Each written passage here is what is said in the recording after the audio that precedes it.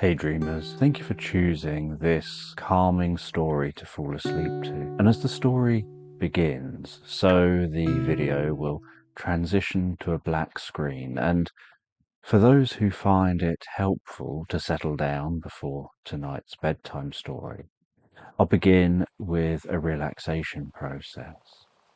And if you don't need this, you can use the chapters to skip straight to the story. And if you'd like to support what I do here, please consider subscribing and perhaps sharing a few thoughts in the comments. So in tonight's sleep story, we follow Raven the hedgehog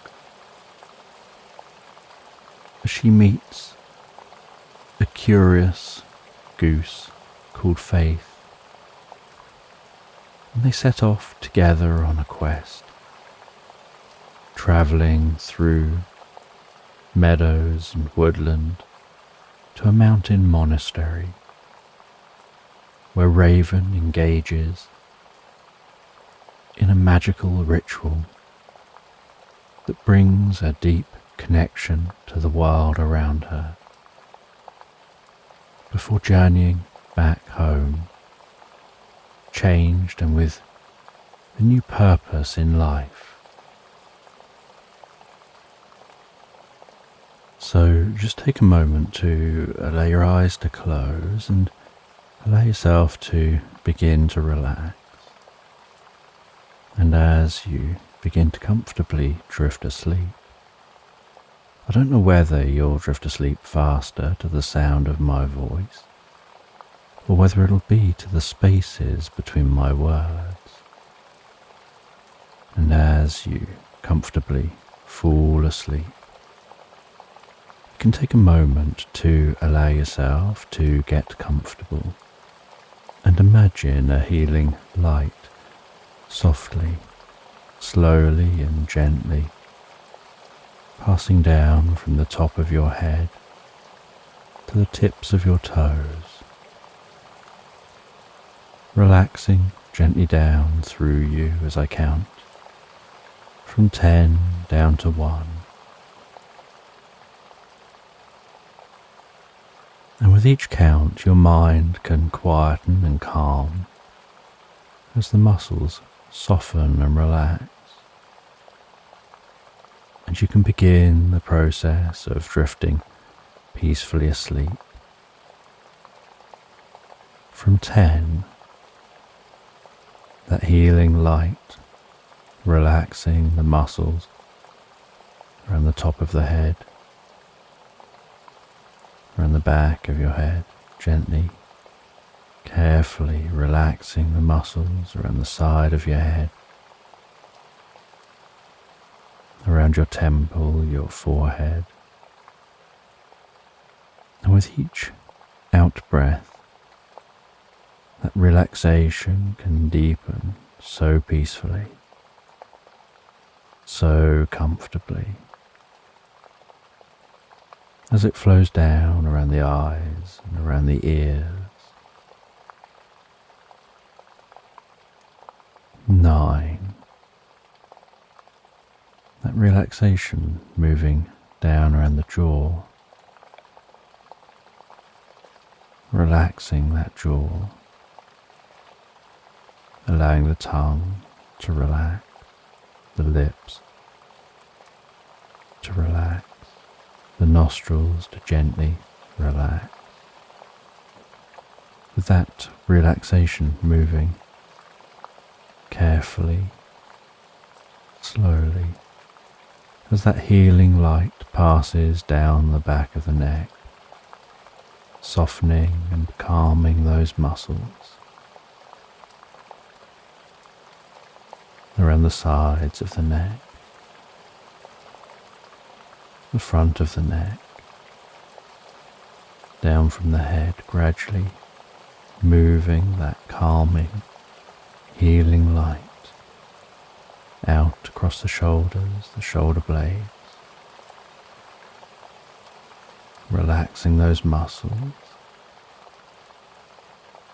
like a deep massage passing through your mind and body. 8. As that relaxation begins to move down those arms, and I don't know which arm the relaxation will move down fastest, whether it'll be the right arm or the left arm. But you can be aware of that healing light spreading gently down those arms, around the biceps, the triceps, down into the forearms. 7. Moving all the way down to the wrist, the palms of the hands, down to the fingertips. And perhaps as that relaxation continues through those arms, with each out breath that you take, the arms can begin to feel heavier or lighter or some other sensation as relaxation sets in. And you know the process for sleep is that the body begins to relax. And while the body becomes physically relaxed, so the mind begins to drift and dream. Initially to brief reveries before settling on the first dream of the night. 6. And that healing light can spread down from the shoulders and down around the chest, the upper back, softening and relaxing those muscles gently, calming the breathing, helping you drift deeper and deeper into the experience. 5. The healing light moving down towards the stomach, the lower back, the sides, relaxing those muscles as it goes, bringing a deep sense of peace and calm to your upper body, releasing any tension. Perhaps occasionally finding yourself shifting just a little to get more comfortable. 4. With that relaxation spreading down around your buttocks, down into the upper parts of your legs. 3. Passing that relaxation down towards the lower parts of your legs, perhaps those legs feeling heavier and heavier. Maybe as the body becomes deeply relaxed and your focus drifts inside more on what's going on for you in your mind. You lose some awareness of the body as it becomes incredibly still. 2. The relaxation spreading down to your feet, calming, softly relaxing, all the way down to the tips of your toes. And 1. As a final wave of relaxation pulses gently through you, from the top of your head, down through your body, all the way down to the tips of your toes, as your mind begins to drift and dream and wander into tonight's sleep story. and the mist clung firm, like a stubborn blanket refusing to lift from a sleeping landscape. As the morning sun lightly raised its head above the horizon, Raven the hedgehog wandered out from beneath a hedge on the edge of the meadow, wading through the mist as it parted around her in soft, slow, ethereal ripples. Raven headed through the meadow to the herb garden for something to eat. She prepared her food and then thought about what she'll do with her day. She decided that she'd clean some of her most precious items in the stream at the far side of the meadow. She headed back home, placed her cart outside of her home. The cart had wheels made of densely woven grass and sticks for spokes, and twigs for the body and handles.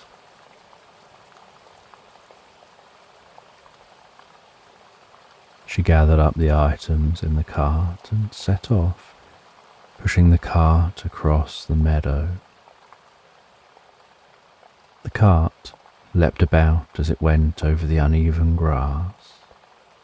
The dewdrops, which had been happily clinging to the grass, spraying everywhere as the cart pushed through that grass, parting the mist. Water droplets rode Raven through the meadow as she continued down towards the stream. The items in the cart clattering and clanging. The mist slowly beginning to rise like a curtain caught in a breeze as the sun climbed the celestial dome. As Raven neared the stream, she could hear its gurgling hidden in the mist and smell the increasing freshness of the air. The rattling reeds lining the stream gradually revealed themselves waving above the mist, signalling the stream's location.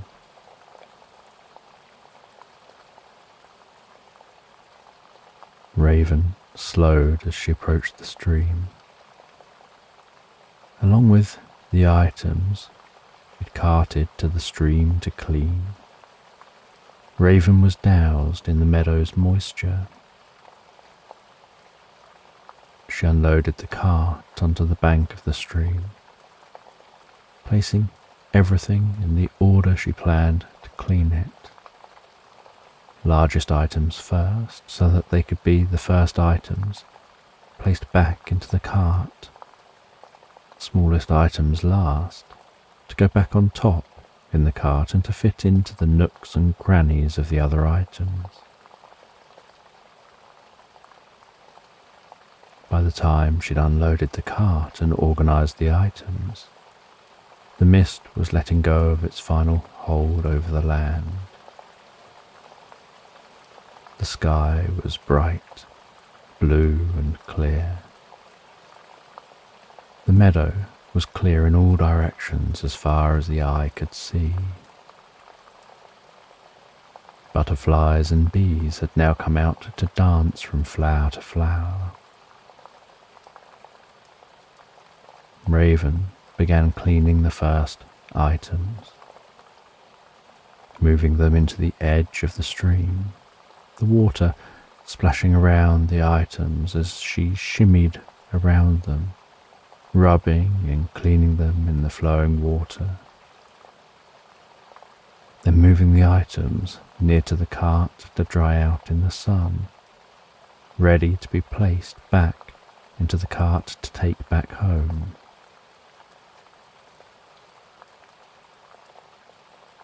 About halfway through the items, Raven was scrubbing an ornate golden goose egg. She'd received this egg as a gift many years before from her good friend Bear the seagull from Senegal, who claimed the egg was magic. Bear found the egg buried in the heart of a stone circle that was thousands of years old. Raven had left the egg as it was given, in a silk pouch and covered in mud. She decided now was the time to clean it. As she scrubbed the egg, she thought she noticed it move. At first, she didn't know if the egg moved itself, or if it was just the water, or perhaps even movement of the stones beneath the egg that moved the egg. But then it moved again, then started to crack.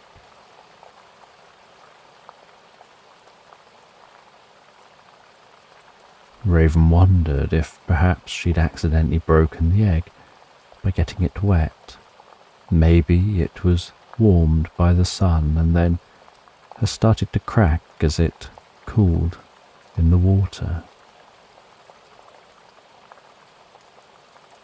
While Raven stepped back, she watched as that egg cracked. She noticed the beak of a bird breaking through the shell, followed by more of the shell breaking and the most beautiful coloured feathers poking through. Another flex from within the shell, and a larger crack appeared, with a piece of shell falling into the stream and, like a boat, floating on the surface of the water, pirouetting with the currents sailing down the stream and out of sight. So much for the present, thought Raven as she watched the shell breaking apart. Within just a few minutes, the only shell remaining was the piece the colourful and majestic goose was stood on. It stretched and flexed its wings, as if waking from the deepest, most pleasant sleep. The goose didn't look young.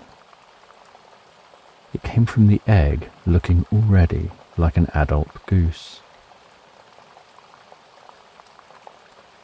In a moment of surprise for Raven, the goose spoke, and she could understand. The goose introduced herself as Faith.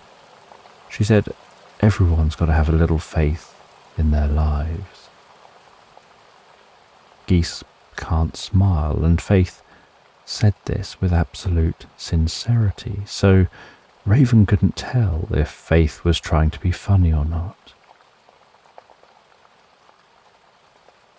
Faith continued to explain that she's a legendary goose.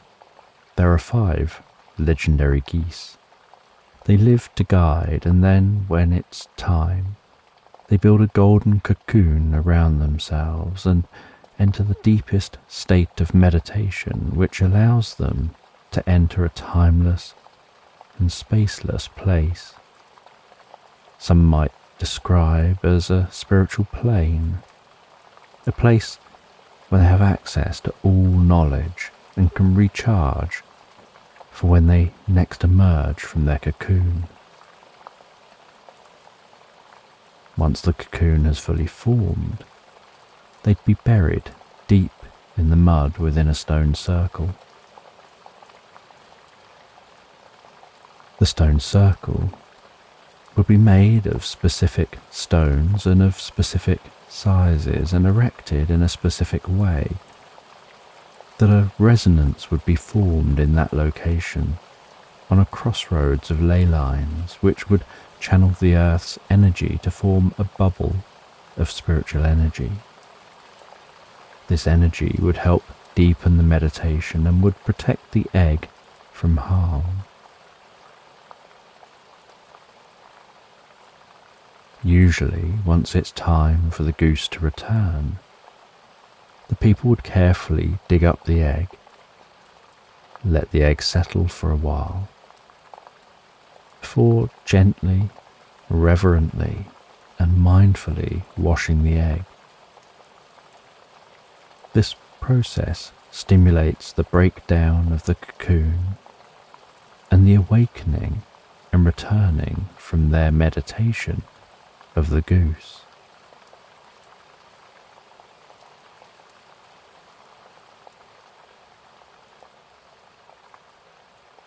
Raven apologized for triggering Faith's awakening, stating that she didn't know. She was just trying to clean the egg. She didn't realize it would wake a goose. She said, "If you've been transported here, a long way from where you were buried, and awoken here by me at this time, does that mean you've been woken at the wrong time by the wrong being in the wrong place?" Faith explained, "There are no mistakes. There is no wrong time or wrong place or wrong being. I awaken for the right being at the right time in the right place. I am here. The time is now. This is the present. This is your present." While talking, Raven begins to carry on washing the other items. "So, if now is the right time for you, then why now and why me?" "You've got to have a little faith," Faith responds. "All will become clear in time." Raven finishes cleaning all the items and places them all, minus the egg, back onto the cart and begins dragging the cart back up through the meadow to her home. The sun sits comfortably overhead as they walk. On arrival home, Raven unloads the cart, putting everything back where it belonged in her home, while still talking with Faith. She's curious what guiding Faith is here to do. Faith explains that is for Raven to find out. She just knows she wouldn't be here if she wasn't going to be a guide, so she must be needed as a guide. There's a meditation that Raven can do that can find out how Faith is needed at this time. So after putting everything away, including the cart, Raven says that she's interested to experience this meditative process, which will reveal why she might need a guide.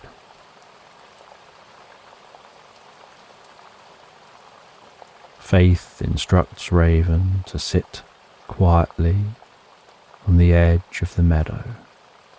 Close your eyes and take a moment to center yourself with a few deep, comfortable breaths. Breathe in comfort and relaxation, and breathe out any tension and worries. That's it.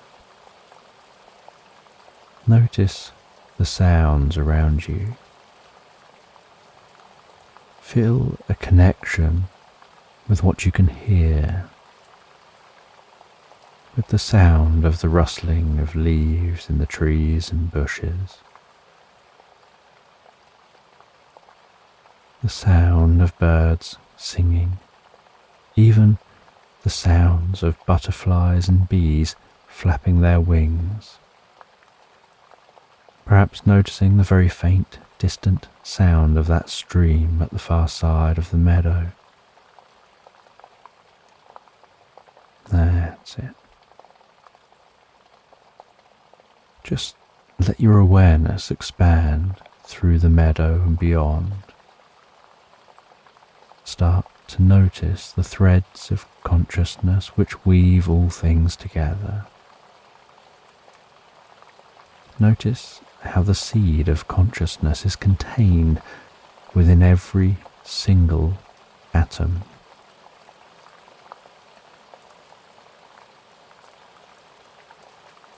Begin to understand that consciousness is about the flow of information. Consciousness arises when enough information can move. And there's a difference between consciousness and conscious awareness.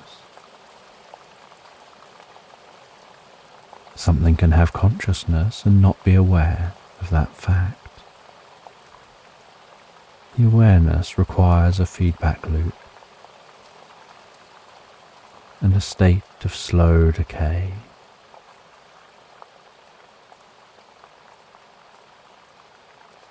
Raven absorbs herself in the meditation, in experiencing that connection with the world around her.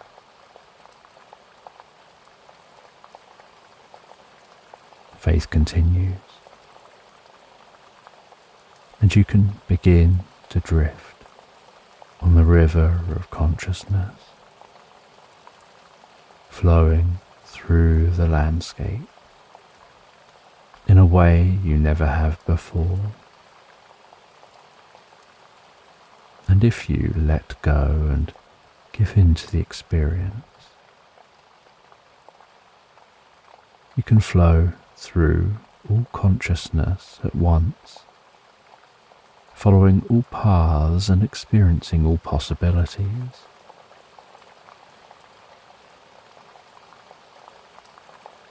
Like entering a flow state where you're so absorbed in the present you aren't paying attention to how you're doing what you're doing. You're just doing.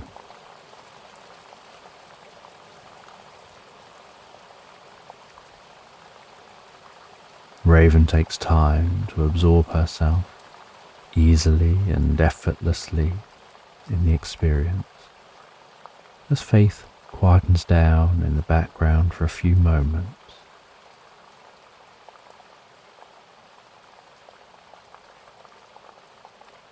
That's it.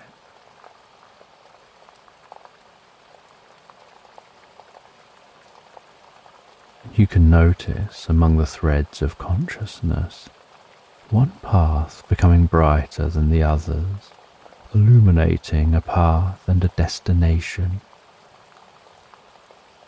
You won't know what that one path has relevance to, but you will discover it.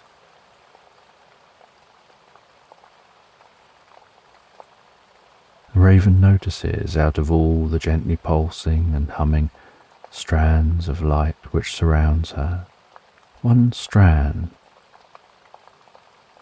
begins to pulse brighter and louder, forming a path through the landscape to a bulb of light in the distance beyond her reach. Hold on to that, Faith says, as you begin to drift back to the here and now. That's it. And Raven drifts back and opens her eyes, feeling so deeply calm and peaceful, while also still having a sense of that path of light in her mind's eye. That path you've discovered is the one to be taken. I'll travel with you on your journey to help guide you. At the end of the journey, you'll meet with the elders where they'll give you a magical elixir. That elixir will do what is needed for you. Once my work here is done, you'll engage in a ritual which will return me to the earth until the next time that I'm needed.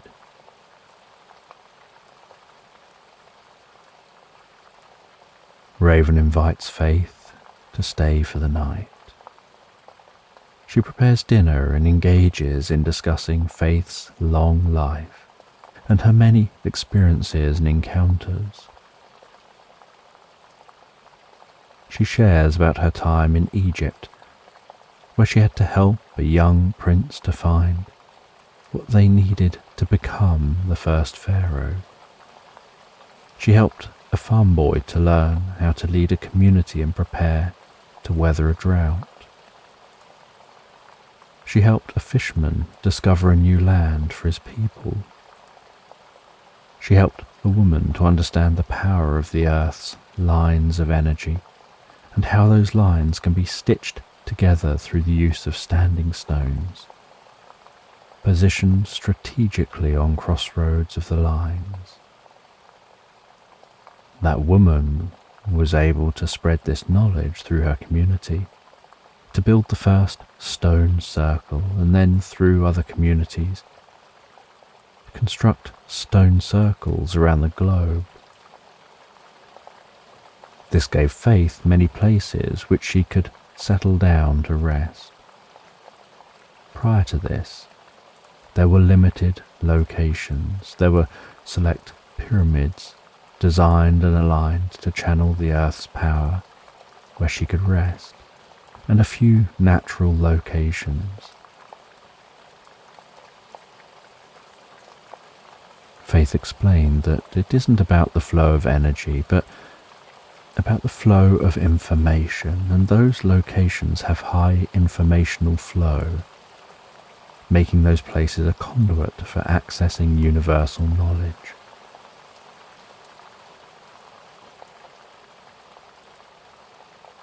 The next morning, Raven and Faith set off on a journey, following that glowing strand of light.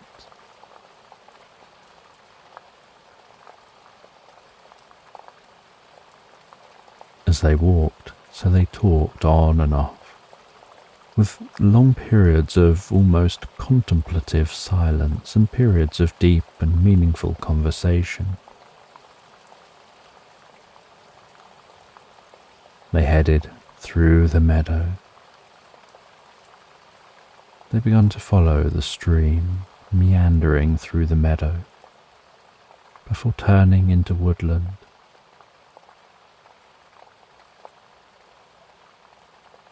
Raven may have smaller feet and legs. She's much more used to walking through this landscape. Faith had to waddle through. She could fly to where they were going, but she would arrive long before Raven, so she decided to walk.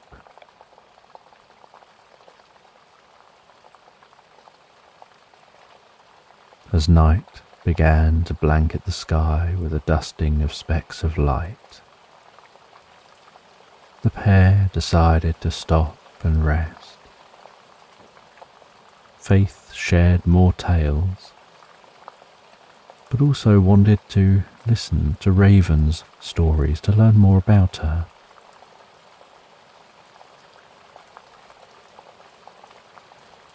And long after the landscape had fallen asleep, Raven and Faith finally joined it, both drifting into the most pleasant dreams and deep reveries.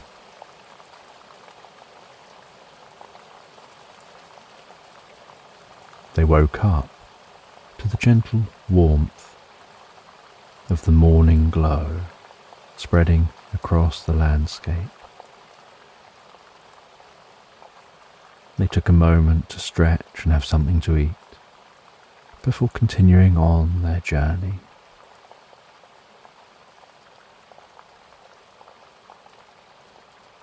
Raven continued to hold on to the instinctive sense of where to go, as if that glowing thread was woven into who she was as a being.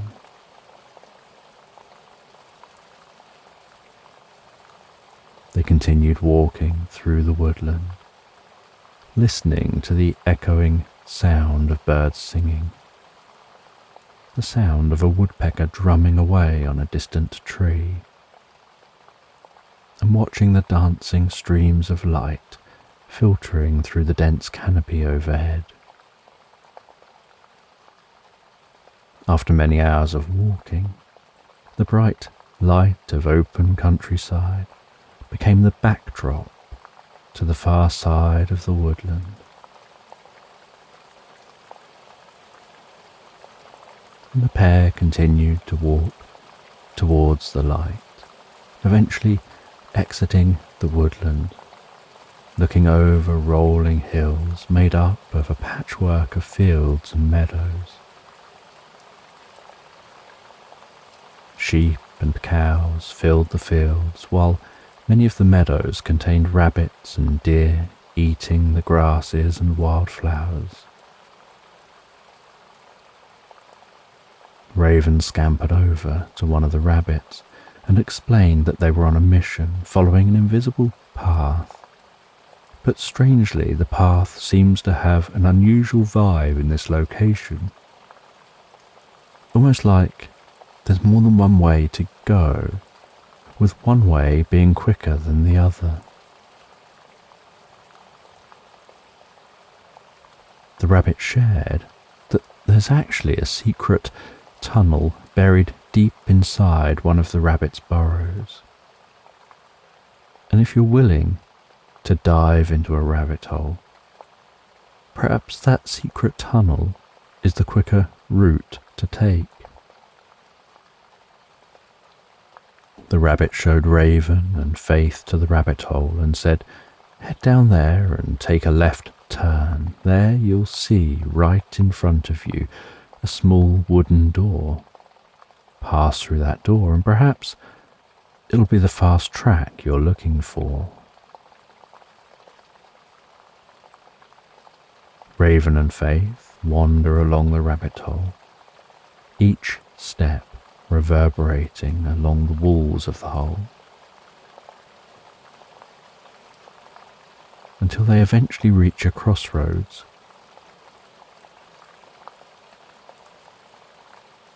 At the crossroads, they turn left and walk to the door they see in front of them.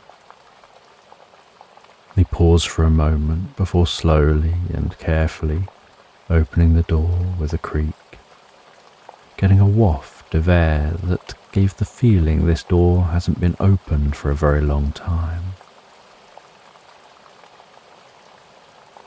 They walk through the doorway, closing that door behind them. And this secret tunnel is different to the mud-walled rabbit hole. The walls are smooth and grey with the texture of freshly moulded clay, each footstep offering just a dull thud.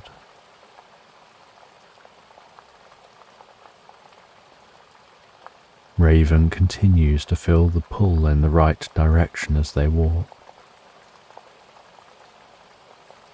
Lining the walls of this path are torches which seem to almost pulse to life as they approach, their light flickering and dancing in the eddies of air caused by their movement through the otherwise still tunnel.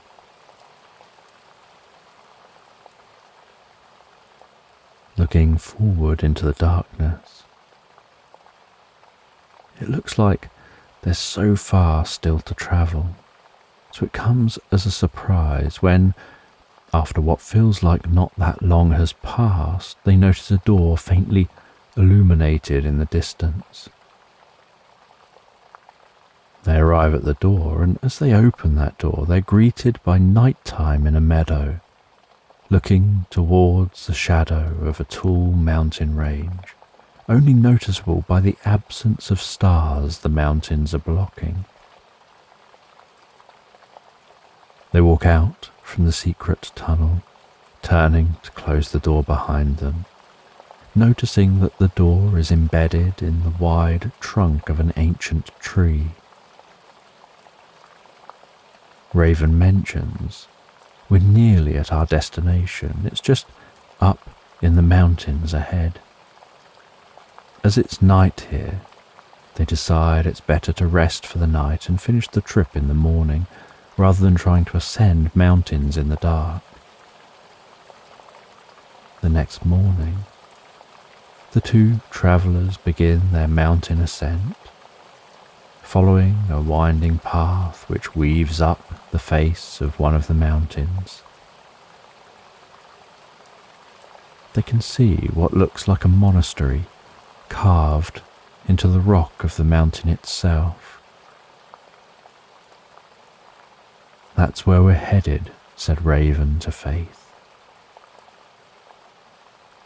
Faith could fly on ahead, but continued to decide to just walk along with Raven, travelling at a hedgehog's pace.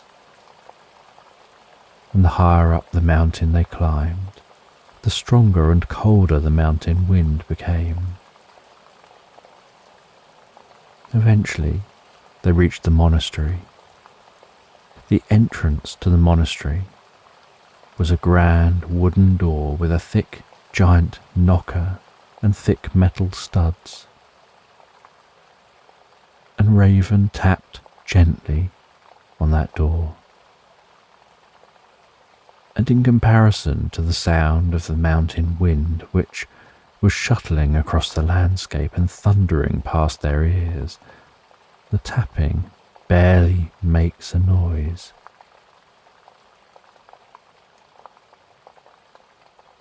They wait for just a moment before the door slowly and calmly swung open, and they were greeted by a monk.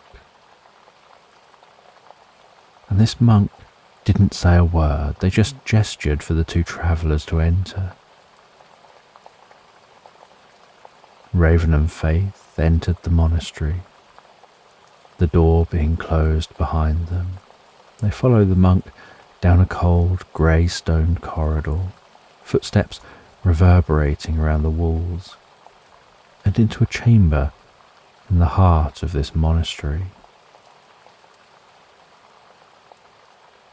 Within the chamber sat a circle of chanting monks sitting around a pool of water, the water vibrating in resonance with their chants, creating somatic patterns.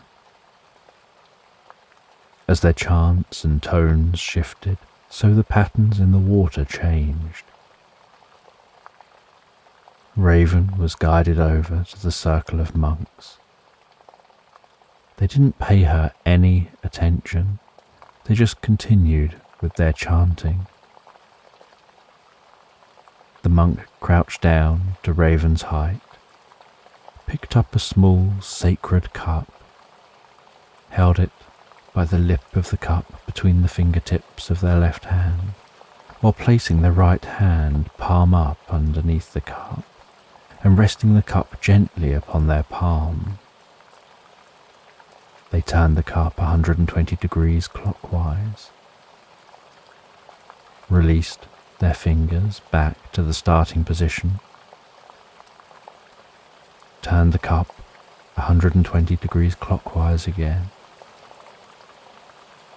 repeated the process of moving their fingers back, starting position, and turned the cup 120 degrees clockwise one final time, before sliding their left hand gently down the side of the cup, moving the cup slowly towards Raven. Raven took the cup from the monk. The monk gestured for Raven to head to the pool of water, then gestured for her to dunk the cup into the vibrating water. She dipped the cup under the water, filling the cup and raising it back out of the water. The monk then gestured for her to drink the liquid. As Raven drank, so she could feel the coolness of that mountain water flowing through her body. She could feel her senses expanding. The water in the pool started to soften until it was as still and reflective as a mirror. Raven couldn't tell if this was in her mind or in reality. She looked into the water and could see herself reflected, but that reflection evolved and shifted. It stopped reflecting what is, started reflecting what could be. It reflected a raven who was connected to all things, who understood the world on a much deeper level, who was a teacher of knowledge, sharing that knowledge and how to find deeper connections with other animals, helping to deepen and enrich their lives.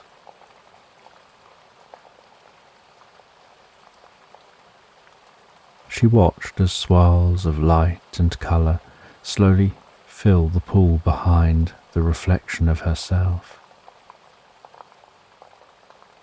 The moment feels timeless, almost like a moment outside of time. As the moment begins to fade, Raven began to notice the sound of the chanting returning, the movement of the water returning, and a sense of time returning. She backed slowly away from the pool, and she could feel that something had shifted inside of her. She handed that cup back to the monk, and Faith said, "It's time to go, time to head to the location where you'll perform the ritual which will return me to the earth until I'm next required." They left the mountain monastery and made their way through the cold, walking back down the mountain. At the foot of the mountain, they decided to stop for the night, as it had been a very long day. They discussed what had happened, the experience Raven had had. Faith shared her thoughts on it. She said that very often the being who needs the support doesn't realise they need it.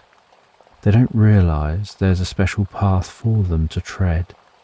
And often, even after they start on their new path, they don't know the impact they're going to have.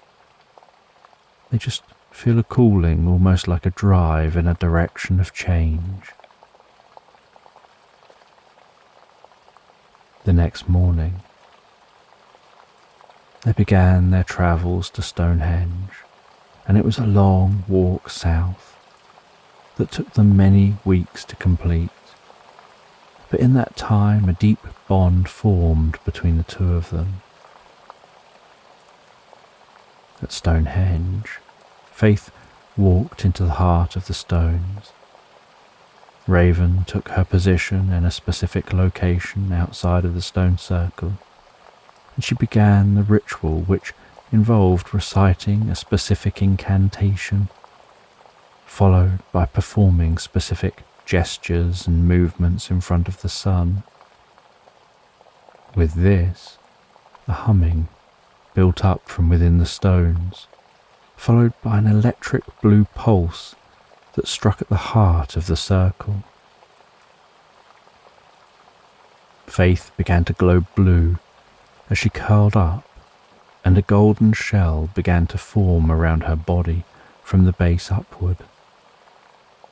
And the process took a few moments to fully form that cocoon. And once formed, the electric blue strands of light began dancing on the ground beneath the egg, churning up and vibrating the mud as the egg slowly and carefully sunk beneath the surface back into the earth. And once fully covered, the light immediately disappeared in a flash of silence. Raven stood watching nothing happening for a moment and reflected on her time spent with Faith. Everybody needs faith in their life, she said to herself, as she turned and began the long journey home. In a moment of rest during her journey, while she was pondering her experience and her connection with all things, she felt a presence, faith. She noticed that faith was here. Faith was a part of all that can be connected with. Faith is always with you. Faith is journeying through universal knowledge, learning, developing and preparing for when she's next needed, while Raven continued to journey home. And once finally home, looking forward to taking on her role as a teacher and a guide in her own right, Raven rested for a while, ate some dinner, took some time to read before heading to bed, feeling that pleasure of settling down in your own bed after time away, and finding it so easy and so effortless to drift and float peacefully asleep into Slumberland.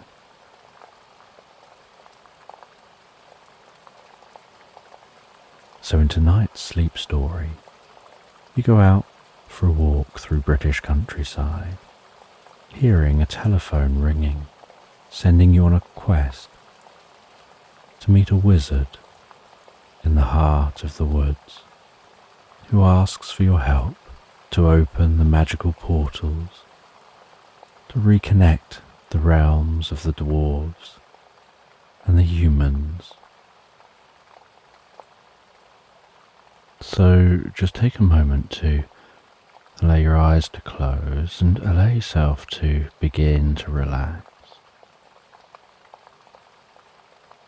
And as you begin to comfortably drift asleep, I don't know whether you'll drift asleep faster to the sound of my voice, or whether it'll be to the spaces between my words. And as you comfortably fall asleep, you can take a moment to allow yourself to get comfortable and imagine a healing light softly, slowly and gently passing down from the top of your head to the tips of your toes, relaxing gently down through you as I count from 10 down to 1. And with each count your mind can quieten and calm as the muscles soften and relax, and you can begin the process of drifting peacefully asleep.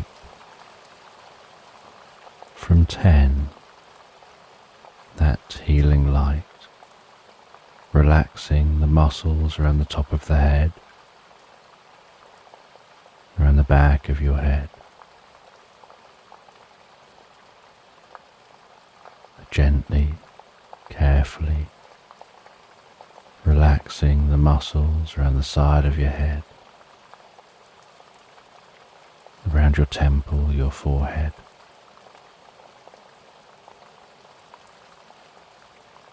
And with each out-breath, that relaxation deepens so peacefully, so comfortably, as it flows down around the eyes and around the ears.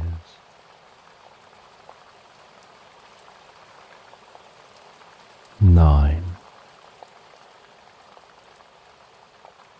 That relaxation moving down around the jaw, relaxing that jaw, allowing the tongue to relax, the lips to relax, the nostrils to gently relax. With that relaxation moving carefully, slowly,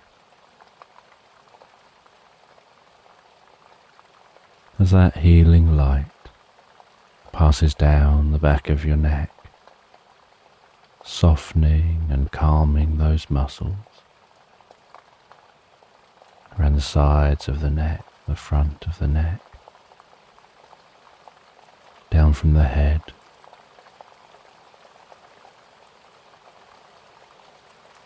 gradually moving that calming, healing light out across the shoulders, the shoulder blades, relaxing those muscles like a deep massage passing through your mind and body. 8.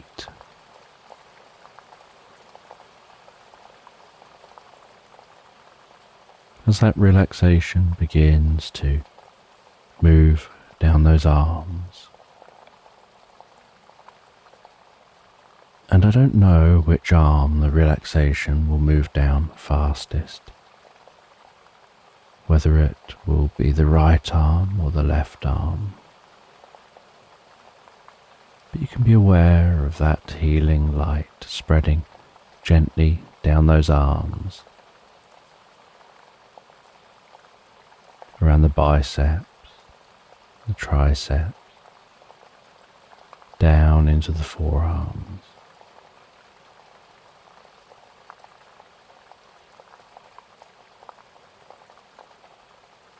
Seven, moving all the way down to the wrists, the palms of the hands,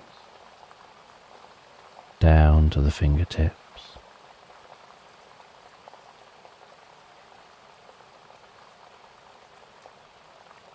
And perhaps as that relaxation continues through those arms with each out breath,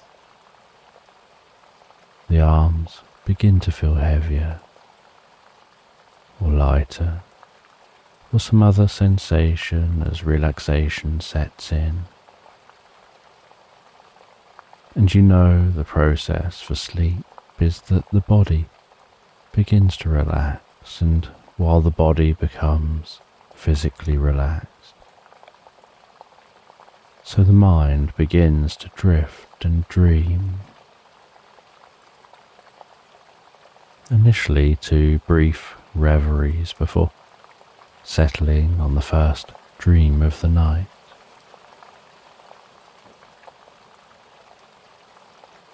6. And that healing light can spread down from the shoulders and down around the chest, the upper back, softening and relaxing those muscles, gently calming the breathing, helping you drift deeper and deeper into the experience.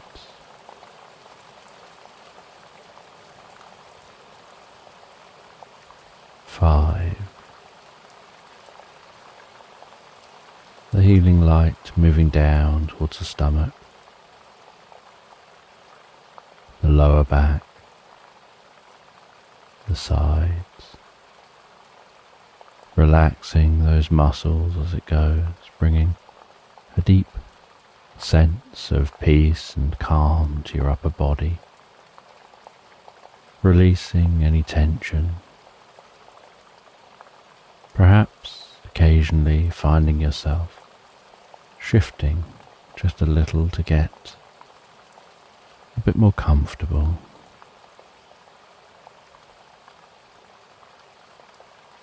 4. With that relaxation spreading down around your buttocks, down into the upper parts of your legs. 3. Passing that relaxation down towards the lower parts of your legs. Perhaps those legs feeling heavier and heavier as the body becomes deeply relaxed, and your focus drifts inside more on what's going on for you in your mind, and you can lose some awareness of the body as it becomes incredibly still. 2. The relaxation spreading down to your feet, calming, softly relaxing all the way down to the tips of your toes.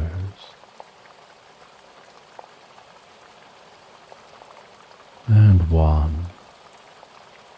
As a final wave of relaxation pushes gently through you from the top of your head down through your body, all the way down to the tips of your toes, as your mind begins to drift and dream and wander into tonight's sleep story.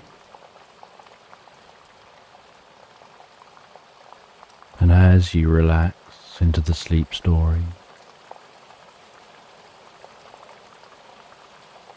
you find yourself wandering down a country lane.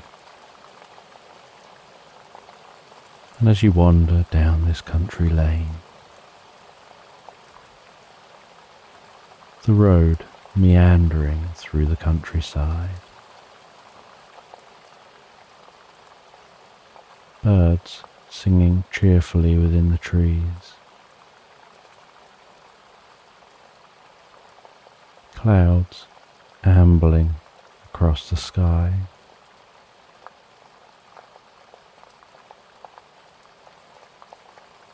you see a red phone box in the distance.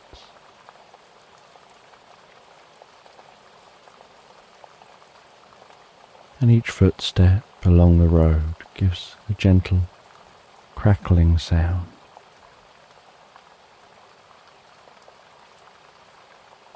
Each stride brings you closer to the heart of this landscape.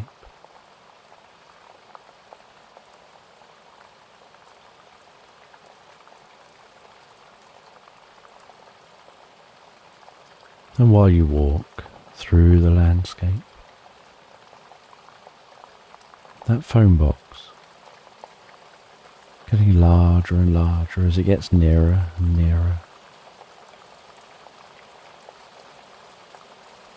You can feel the gentle breeze on the side of your face, the warmth of the sun on your cheeks.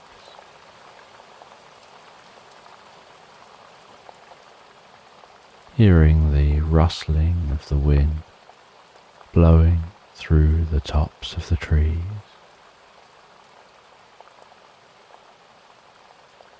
Starlings singing in the bushes that line this road.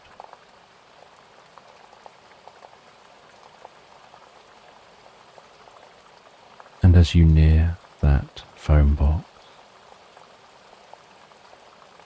you can hear the sound of it ringing.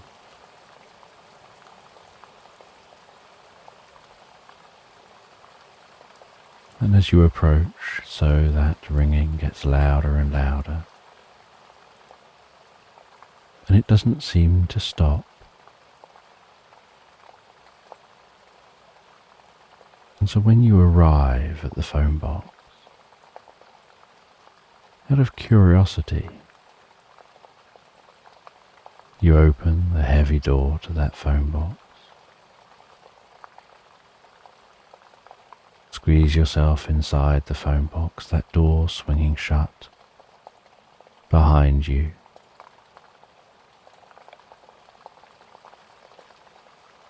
And then slowing down to close very slowly behind you the last few centimeters.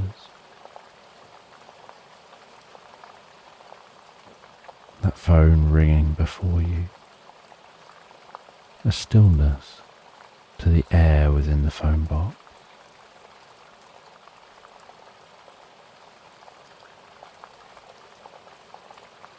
A lack of echoing within the phone box, almost like the walls are swallowing the sound. With curiosity, you pick up the receiver.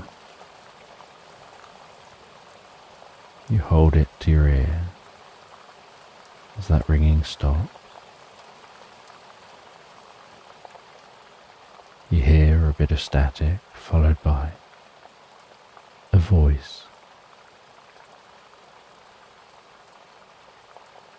And that voice is the kindest, most friendly sounding voice, asking you to come and visit, suggesting that you walk down the road a little further and then turn off and head through the woods.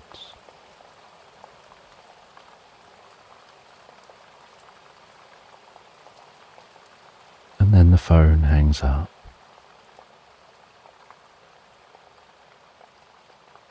And so you place the receiver back down.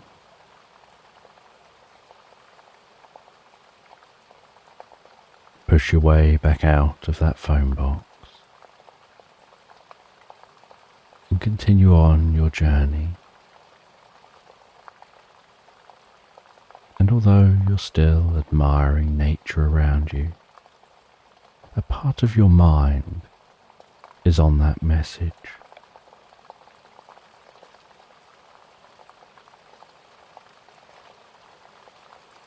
And whether whoever made that phone call made it specifically for you or anyone who was walking past that phone box,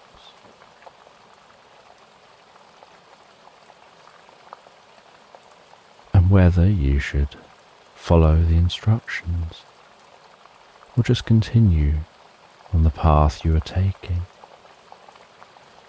Your plan was just to be out walking for a while. You're staying in a nearby bed and breakfast within a local village, and you're out on a country walk. And you're following this road on this country walk. But do you continue to follow the road? Or if that turning exists into the woods, do you take that turning and head through the woods to visit the person who made that phone call?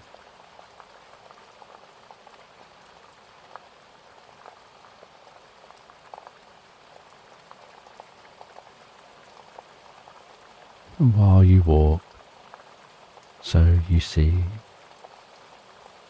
a large bird circling gracefully overhead, observing the landscape below. You see a family of deer in a field. You bob up and down slightly as you walk, so that your head, each time you bob up, can see over the hedge alongside you, until you reach a gate into the field, and you stop for a moment at that metal gate. Head over to the gate. You rest your arms on top of the gate and your chin on top of your arms, looking out across the field, watching that family of deer. How peaceful and still they seem. Just enjoying some food.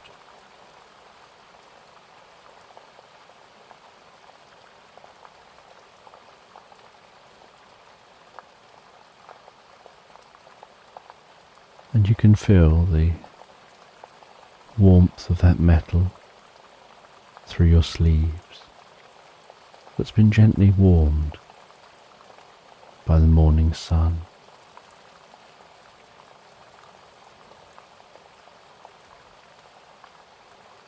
And after watching those deer for a while, you continue on along the side of these fields, heading towards a wooded area. You can see the way that at the wooded area, the trees arch over the road from both sides, almost locking fingers in the middle, creating a comfortable, cool tunnel.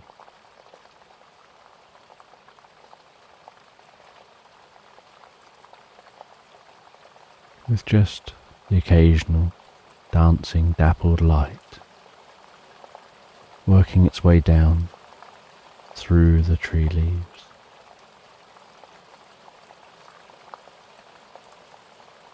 And as you approach the edge of the wood, so you notice that there's a fence running alongside the wood on either side of the road.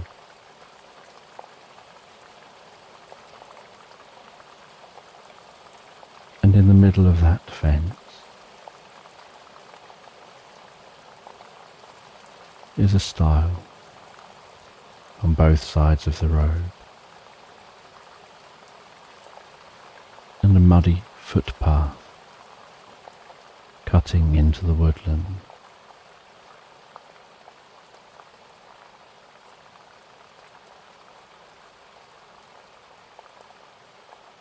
And so you continue on, getting closer and closer to that gap in the fence, thinking to yourself about whether to veer off into the woods or just keep moving forward.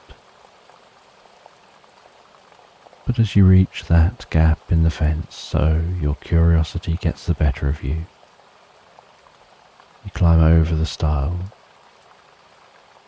jump down onto the mud,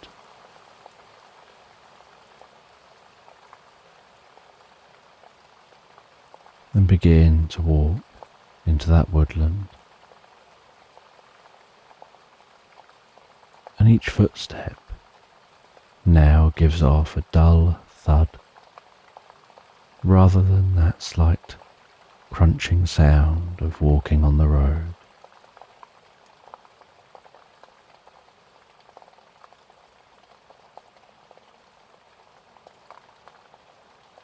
And birdsong echoes through the woodland,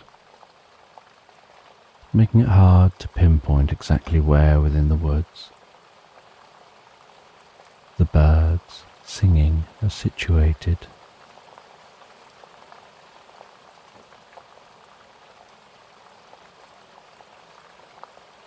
And all around you is the sound of the rustling leaves overhead,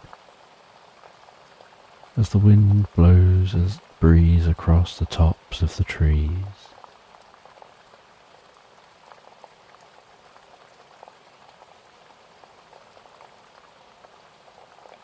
And you follow this path, initially the path being very straight, and then it begins to weave and turn, as if it's been created to avoid causing harm to any of the trees, placing the path where it can go that fits around the nature that's already here.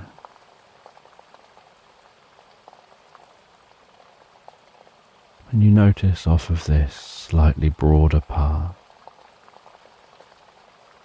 occasional narrow, deeper seeming paths,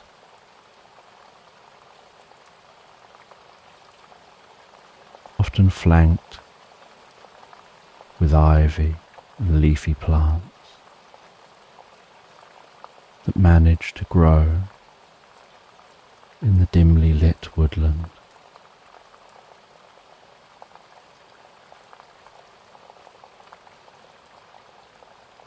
And you recognize that these are trails from centuries of animals finding their own paths through the woodland, which sometimes cross the human path.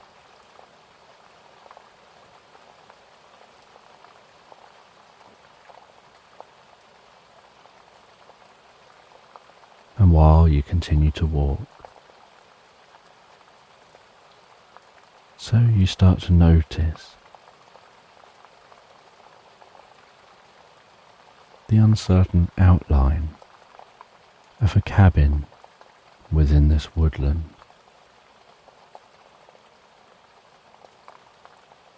Its clear lines broken by the trees and branches between you and it.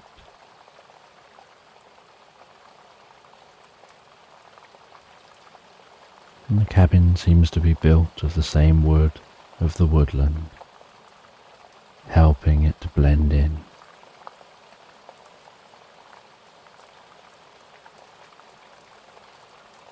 And you meander towards that cabin.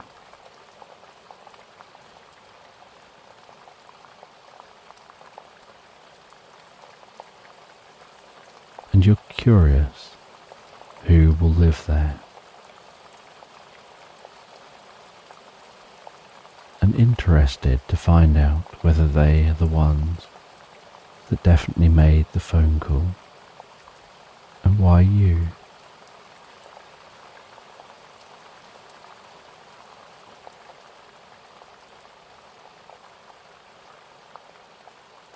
And the cabin, as you head out into a slight clearing, looks like it's growing out from the woodland, like it's a part of the woodland rather than apart from it.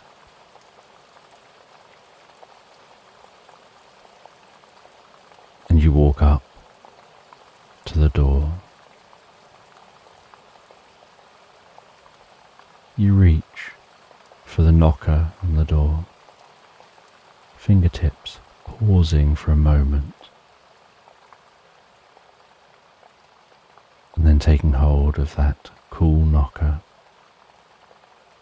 feeling the weight of that in your hand, and tapping it gently against the wooden door. The sound reverberating through the wood. And then you step back and wait. And you don't have to wait long before you hear movement within the cabin. And then a latch going on the other side of the door. And then the door, carefully and slowly, being swung open to reveal the friendliest looking old wizard, the eyes having lines, showing years of smiling and laughing, and their face instantly lighting up on seeing you, and they invite you in a very enthusiastic and excitable way. They gesture for you to go and sit down on a comfy seat in the living space, as they head into the kitchen space, put the kettle on and offer for you to have a cup of tea, and you accept the offer for a cup of tea. And they're talking and almost mumbling in an excited kind of way,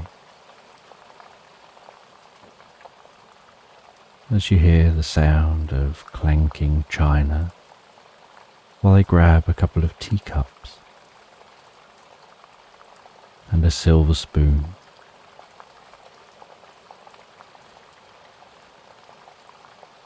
And they grab a teapot, and they make up that tea in the teapot. They place the teapot onto a tray and a tea cosy over the teapot. They place those cups onto the tray and the spoon. And then, with a slight bit of fidgeting, they carry the tray over to the living space. They place it down onto a table beside the chair you're sitting in. They pull around a larger coffee table, placing that between two seats. Then put the tray onto that table. They head back to the kitchen, saying they've just forgotten something. And you hear them pottering in the kitchen space as they place some biscuits onto a small plate. And then they bring those biscuits through and place them down next to the tea.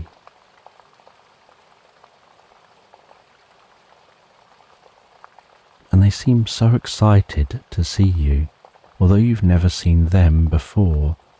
You're pretty confident you don't know them and they shouldn't know you.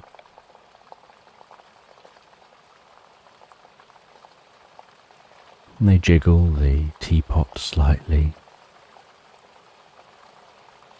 And they say, I'll just let it brew for a little while, as they sit back in their seat. And they start asking you questions about what brought you to this area. How are you?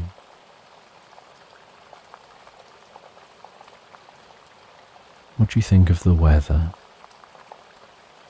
How have you found this place so far?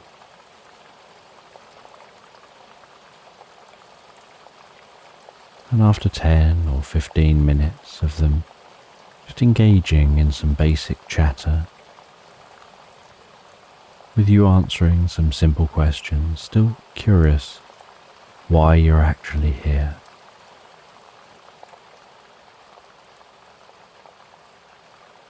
they lift up the teapot,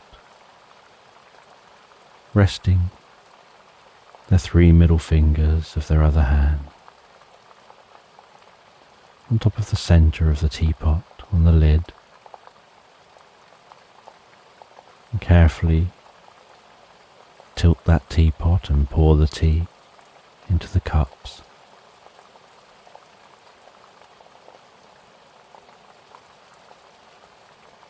They offer you some milk with the tea, some sugar if you want it, some biscuits if you'd like those. And now that the tea has been poured, they feel that they can sit back and really just take their time to engage in conversation.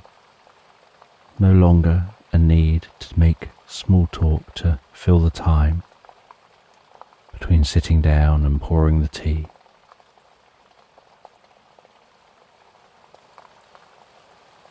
They say that they had heard from a friend about your arrival visiting the village. And that friend who'd seen you in the village recognized something about you that you perhaps wouldn't know about yourself. A deep quality that you have that most others never really cultivate.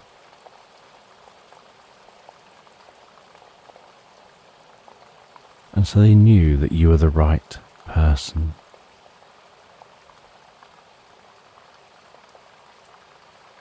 and they came and told the wizard of your arrival. And they told the wizard what you looked like.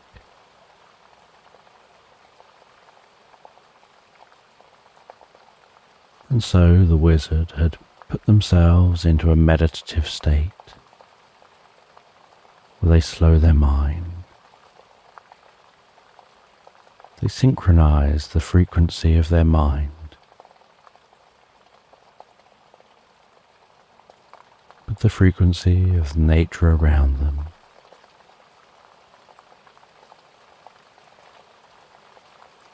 And they perform a meditation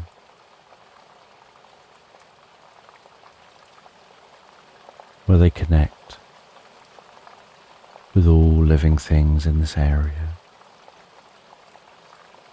And in doing so, they can see through the eyes of birds and other animals.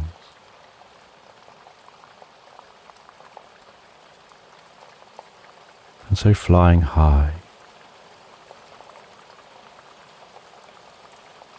as an eagle overhead, they saw you setting off, wandering along that road. And as they saw you getting into earshot of the telephone, they began to ring you to see if you would come here.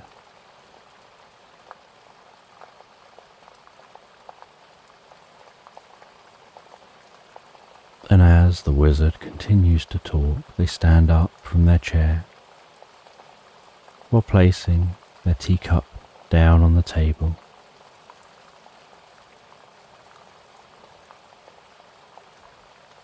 They head around the back of the chairs, heading over to a large wall of books, skimming their finger across the books as if searching.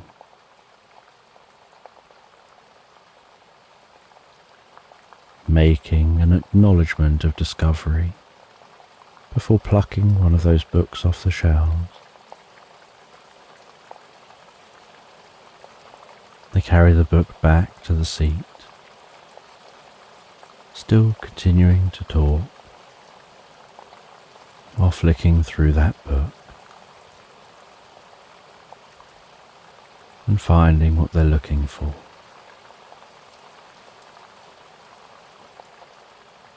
And they talk about how there was a dwarven realm, and one of the access points to that realm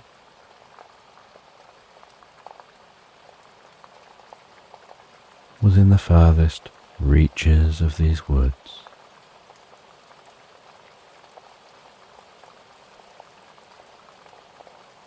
And then a wizard, a long time ago, cast a spell, sealing the portal to that dwarven realm, preventing them from accessing this world and from us accessing theirs. And in doing so, locking off a huge amount of knowledge and wisdom. But only the right person has the power to reopen that portal.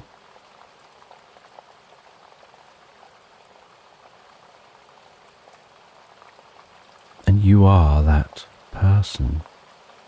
You have the qualities you need, and unknown to you, you have the lineage that's required.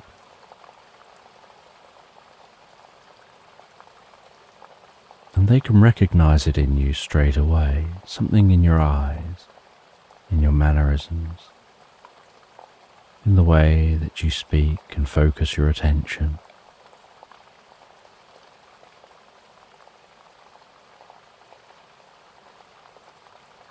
And while they're talking, they're pointing at points in the book.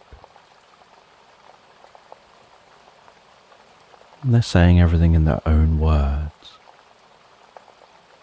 But you can tell that they're talking about what it is that they're reading.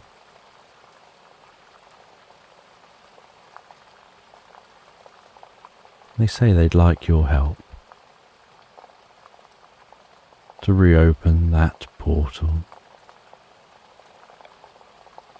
And in doing so, it'll reopen all the other portals that were closed at the same time in all the other locations. It will allow beings from both worlds to interact and communicate once more.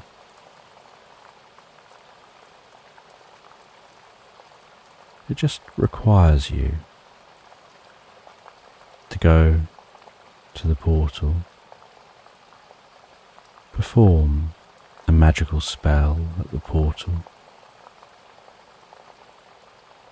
and a small ritual,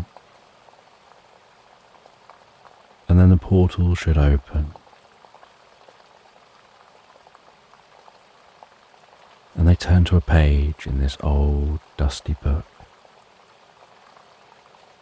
that shows an ancient map of this woodland. They point to where this cabin is on that map.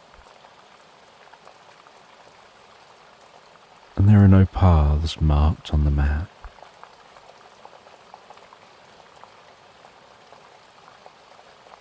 As you take a look at that map, you try and see any landmarks that could help you to know when you're heading in the right direction.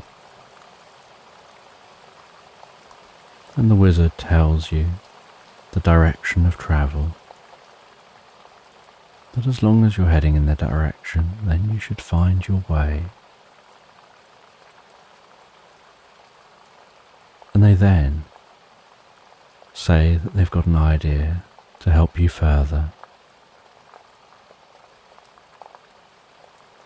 They close their eyes. They rest their hands around the teapot. They begin to deeply and comfortably chant a magic spell.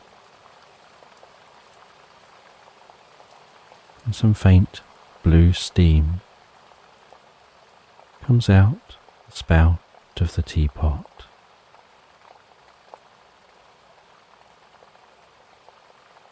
And a gentle bubbling can be heard within the teapot. And then, while seemingly staying in the same trance that they entered to perform that magic spell, they pour out another cup of tea for you. And you can see the top of the tea has fizzing, popping light. They tell you to drink that tea, and that on doing so, it'll infuse within you. And you'll feel an instinctive knowing when you're pointing in the direction of your destination. And so that'll help you to find where you're going. And so you drink that tea, and it takes you a little while. And so while drinking, the two of you just chat.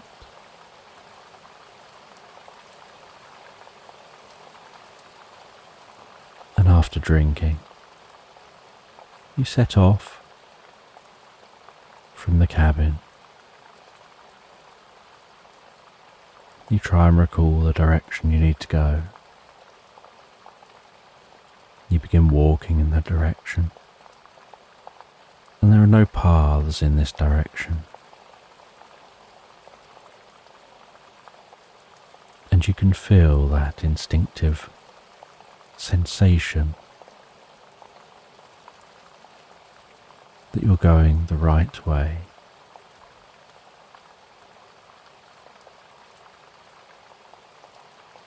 And while walking through this woodland,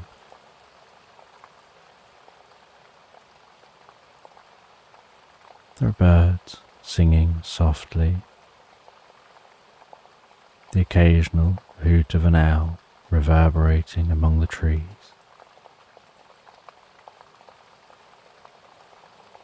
The pulsing of the rustling of the leaves as the wind blows a breeze, sometimes stronger, sometimes the breeze almost comes to a standstill.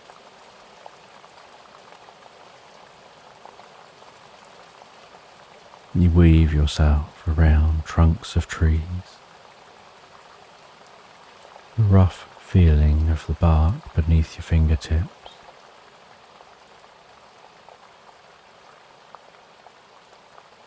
Different types of trees dotted through the woodland, each with its own unique scent.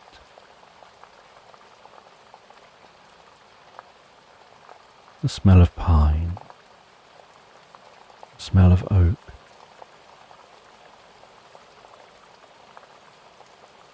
the scent of the undergrowth.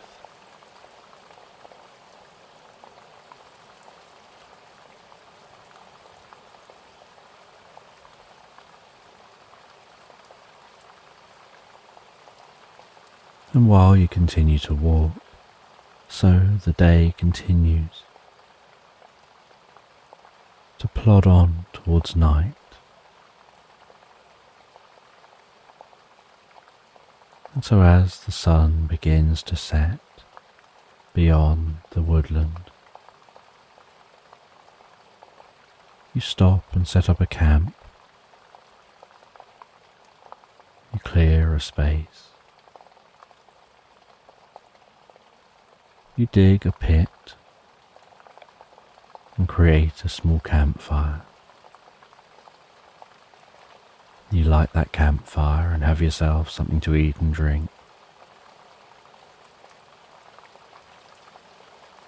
You make a shelter from some branches and leaves. You place many leaves down in your shelter. Add some smooth padding. And after eating and having something to drink, you tuck yourself into your shelter and listening to the sounds of nature around you and feeling so deeply relaxed, you drift comfortably asleep.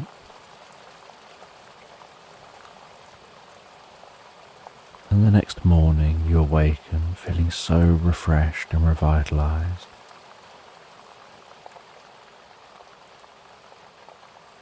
And very little direct sunlight makes it into the woodland, but the glow within the woodland gets lighter and lighter as the sun continues to rise.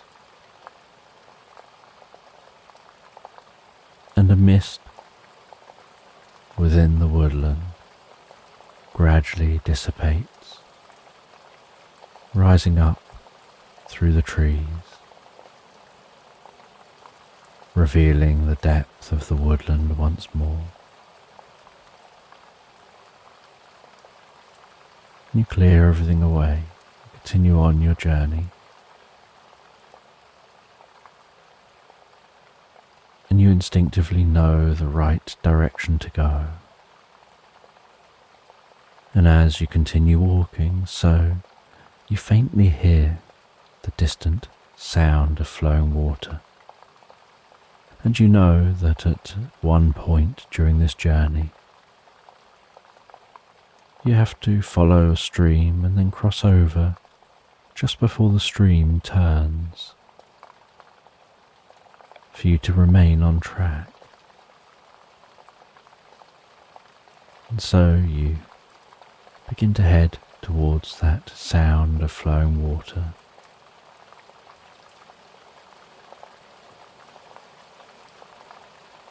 Until eventually you arrive at the stream, and this stream cutting through the woodland allows a bit more light from overhead. And you can notice along the edge of the stream the fluffy patches of grass and other wildflowers, making the most of this light here. And you follow the stream, the air smelling fresher near this water. And just at the point the stream begins to turn, you know that's your cue to cross. And so you give a little leap to the other side of the stream, continue on your journey, the sound of the stream gradually fading into the background behind you.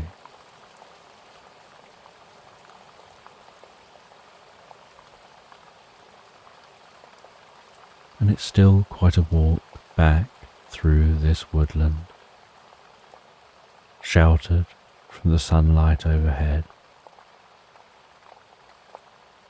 still feeling yourself being on the right direction.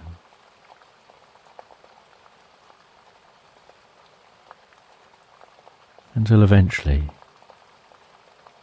that feeling becomes so overwhelmingly strong, you know you're about to arrive where you need to be.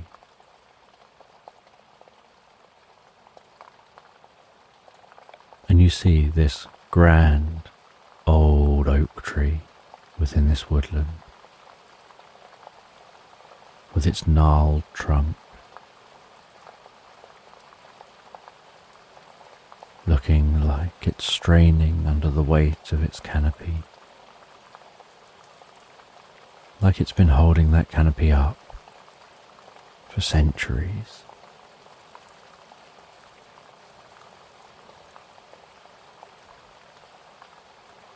You clear a space in front of that old oak.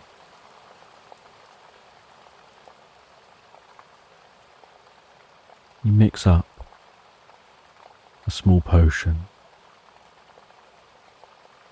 following the instructions you were given, and you begin the ritual. You begin to say the magic spell, pausing at the points you need to pause, to drink some of that drink,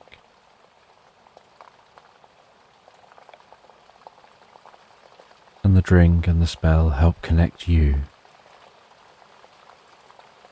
with a different frequency, a frequency between realms that allows you to start to see that portal before you. It begins to form on the trunk of that old oak tree, like a slightly glowing, pulsing, electric blue, swirling tunnel that seems to be blocked off, like there's a door trapped over the front of it, and chains wrapped around that door. And you know that this is only a psychic representation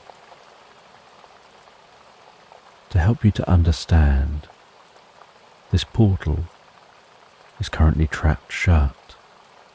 There isn't really a door and chains blocking the portal. It's really magic which is preventing the portal from opening. And so you continue on with the magic spell. And as you do, you see those chains begin to glow brighter and brighter, from electric blue through to white, before appearing like they're becoming brittle and then breaking and falling from the door and the trunk. And the planks blocking the portal can be heard to splinter and crack before shattering and falling away. And the large wooden door blocking the portal begins to crack and splinter until that too explodes and disintegrates, and with a whir and a hum, the portal leaps to life,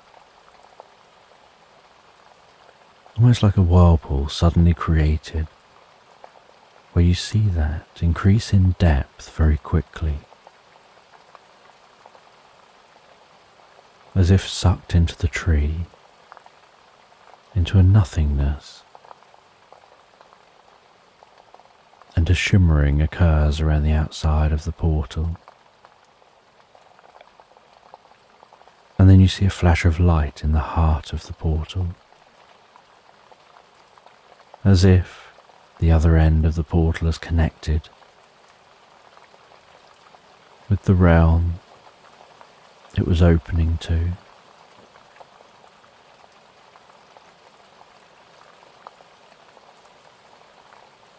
And then you see somebody through the portal peering in, and they're wearing a red hat, green clothes.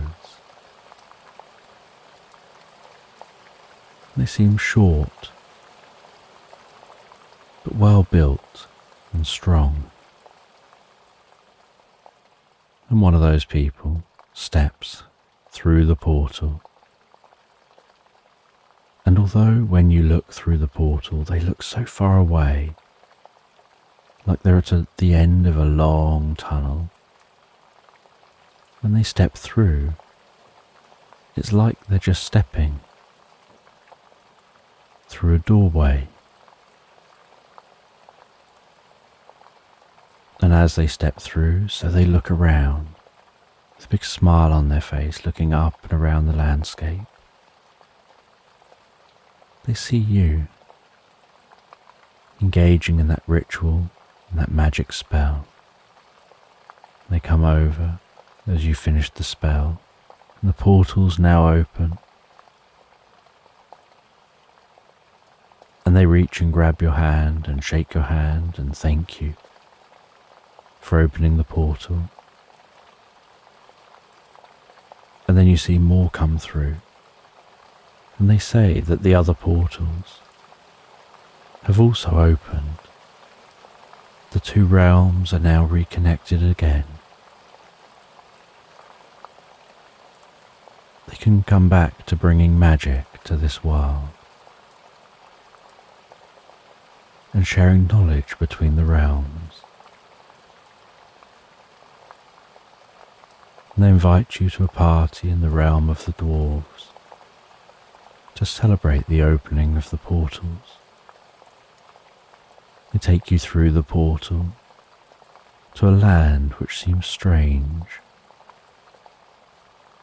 where trees seem to grow upside down,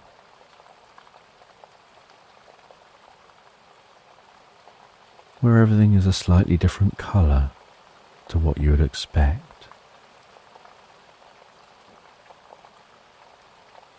Where the gravity here seems to make you feel heavier than the gravity where you've come from.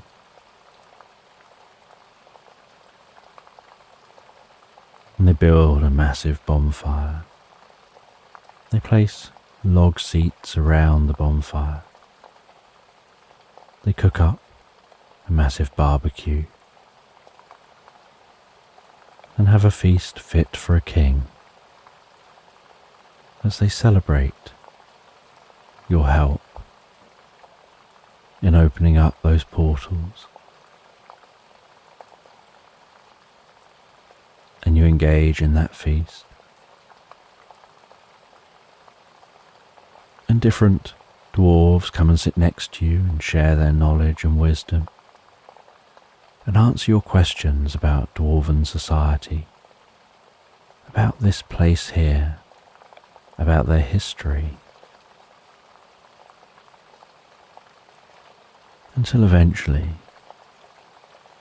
it's getting late and they let you stay with them for a while, and the next day you head back through the portal. You set off early, finding your way through the woodland. You head back to the wizard. You tell them about how you've helped. The wizard already knows.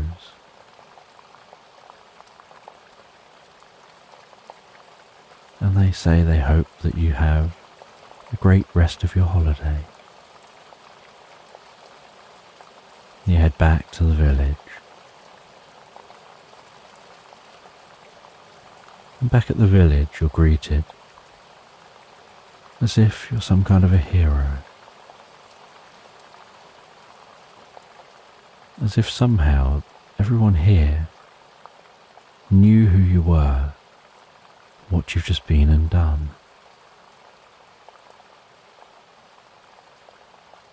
And you head to the bread and breakfast. And you head to bed, settling down so comfortably on your bed,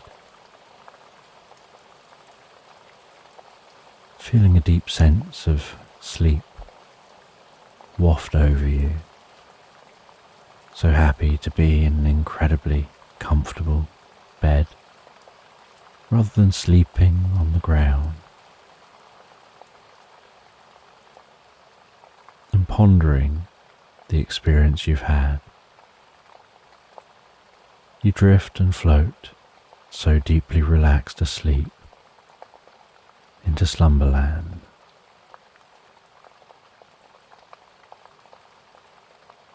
So just take a moment to allow your eyes to close and allow yourself to begin to relax. And as you begin to comfortably drift asleep, I don't know whether you'll drift asleep faster to the sound of my voice, or whether it'll be to the spaces between my words. And as you comfortably fall asleep, you can take a moment to allow yourself to get comfortable and imagine a healing light softly, slowly and gently passing down from the top of your head to the tips of your toes, relaxing gently down through you as I count down from 10 to 1.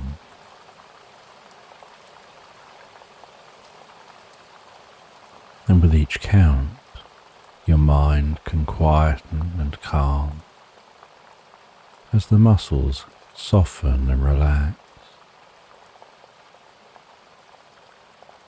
And you can begin the process of drifting peacefully asleep. From 10, that healing light relaxing the muscles around the top of the head, around the back of your head, gently, carefully relaxing the muscles around the side of your head, around your temple, your forehead, And with each out-breath, that relaxation can deepen so peacefully, so comfortably as it flows down around the eyes and around the ears. 9. That relaxation moving down around the jaw, relaxing that jaw, allowing the tongue to relax, the lips relax, the nostrils gently relax. With that relaxation moving carefully, slowly,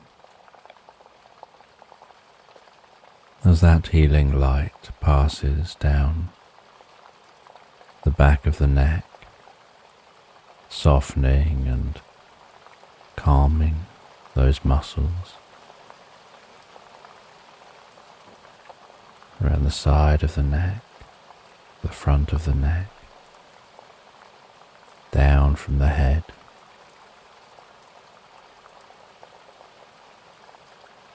gradually moving that calming, healing light out across the shoulders, the shoulder blades, relaxing those muscles like a deep massage passing through your mind and body. 8. As that relaxation begins to move down those arms, and I don't know which arm the relaxation will move down fastest, whether it'll be the right arm or the left arm. But you can be aware of that healing light spreading gently down those arms, around the biceps, triceps, down into the forearms. 7. Moving all the way down to the wrists, the palms of the hands,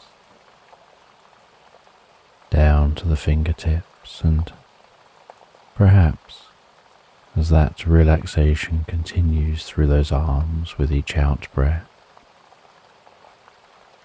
the arms begin to feel heavier or lighter, or some other sensation as relaxation sets in.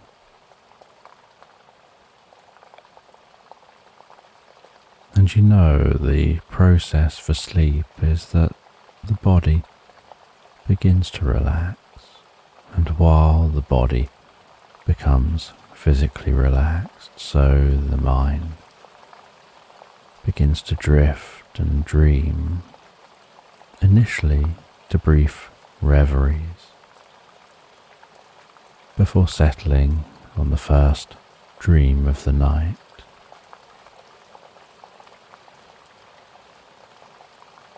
6. And that healing light can spread down from the shoulders, down around the chest, the upper back, softening and relaxing those muscles gently, calming the breathing, helping you drift deeper and deeper into the experience.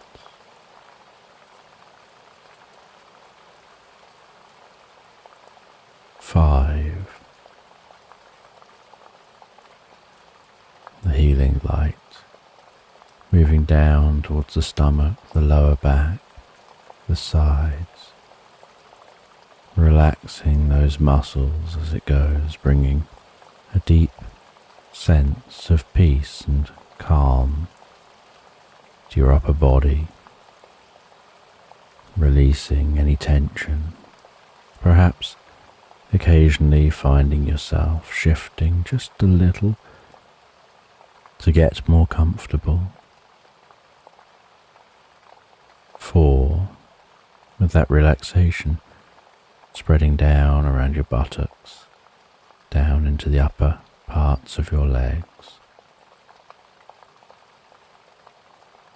3. Passing that relaxation down towards the lower part of your legs.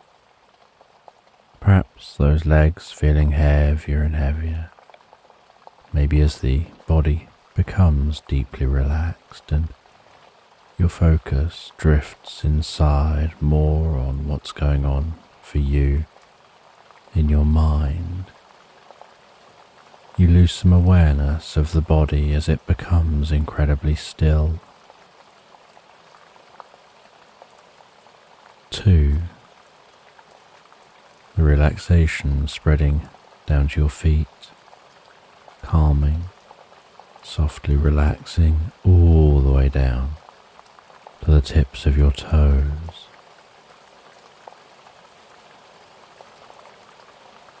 And 1, as a final wave of relaxation, pulses gently through you from the top of your head, down through your body, all the way down to the tips of your toes as your mind begins to drift and dream and wander into tonight's sleep story.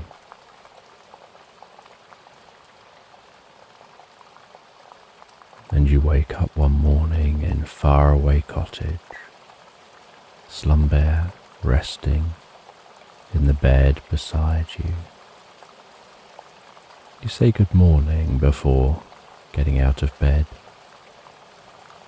making your bed and tucking your teddy Slumberland comfortably into the bed. And the daylight is gently glowing through the closed curtains.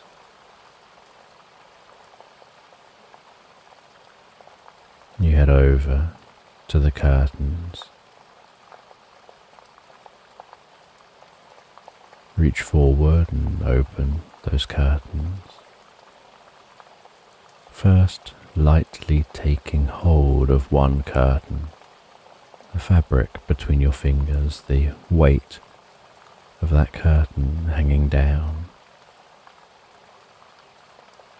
And as you pull the curtain slowly and gently open,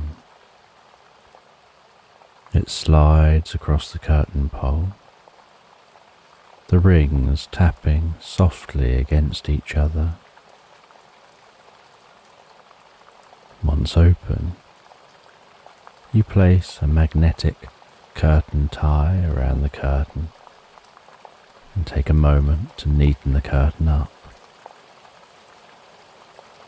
Before opening the curtain on the other side, repeating the process slowly and carefully, sliding the curtain open, the sound of the curtain sliding across the curtain rail, the rings tapping against each other,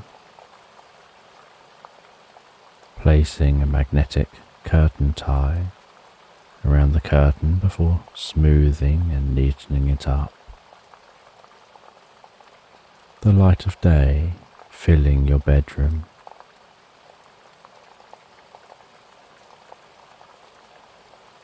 You head downstairs to the kitchen to make yourself something to eat and drink. Carry that through to the living area where you sit in the most comfortable chair to have your breakfast. And this is your first morning living in faraway cottage here in Velwyn on the northern coast of Terramesir. Songbirds sing softly in the early morning sun just beyond an open window. The net curtain over the window waving gently in the slight cool breeze as it finds its way into faraway cottage.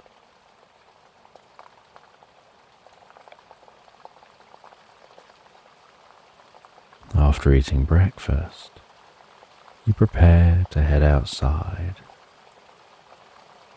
You arrived at your new home here in Velwyn yesterday, so you haven't really explored the area.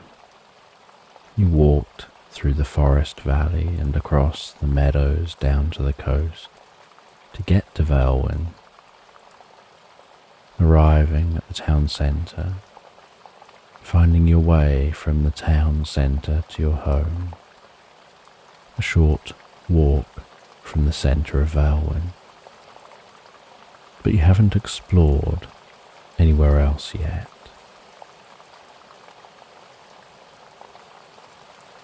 You say goodbye to Slumberland before picking up your bag and heading out of your cottage, walking through your front garden to the gate, opening the latch on the gate clanking as it closes behind you, then setting off to explore for a while. You look at a map of the area and see that there's a nearby lake. So you turn left out of your gate, following the road around in the opposite direction.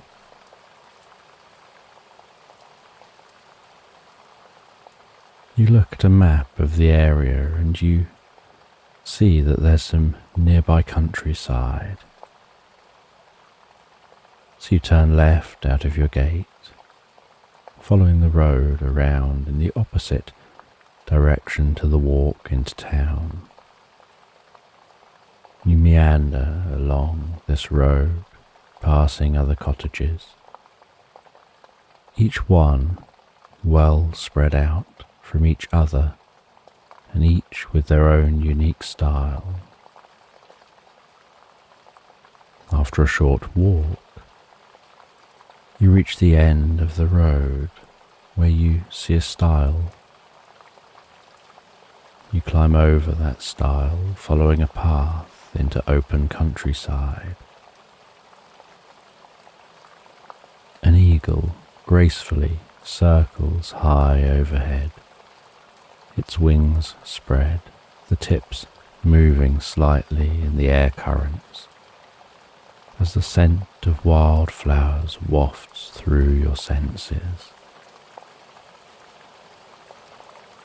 Each footstep slicing delicately through the grasses. Butterflies and bees flitting from plant to plant. Songbirds singing in the bushes. The warmth of the morning sun tingling gently on your cheeks. The tree, standing tall in the middle of the meadow, draws your attention to its shade. You continue to walk through the meadow over to the tree, the leaves rustling softly overhead, shadows dancing underneath. The bark of the tree is smooth, cool and dark brown, with a slight spongy texture, perfect for resting back against. You sit on the ground at the foot of the tree, noticing some vibrant green songbirds with triangular yellow beaks darting around among the branches of the tree, singing the most melodious tunes in their moments of pause, when they settle for a while on a branch, before flitting around some more, occasionally dropping down to the ground, picking up a twig or two, or a beak full of grasses, before flying that up into the tree to work on their nest. resting your back against the tree. You take a book from your bag, shift about a little to make sure you're as comfortable as you can be, and begin to read. You read a tale about a girl and her unicorn friend. The girl, Esmeralda, befriended the unicorn a few months earlier. She'd set off from her home, carrying a wicker basket, foraging for fruit, skipping joyfully into the dark wood.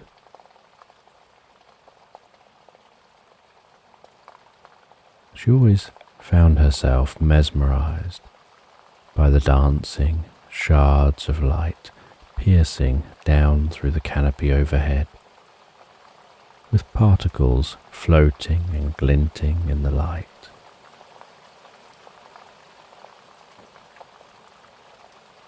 Within the dark wood were small patches of wildflowers and grasses, where ancient trees once stood but had now fallen and returned to the earth.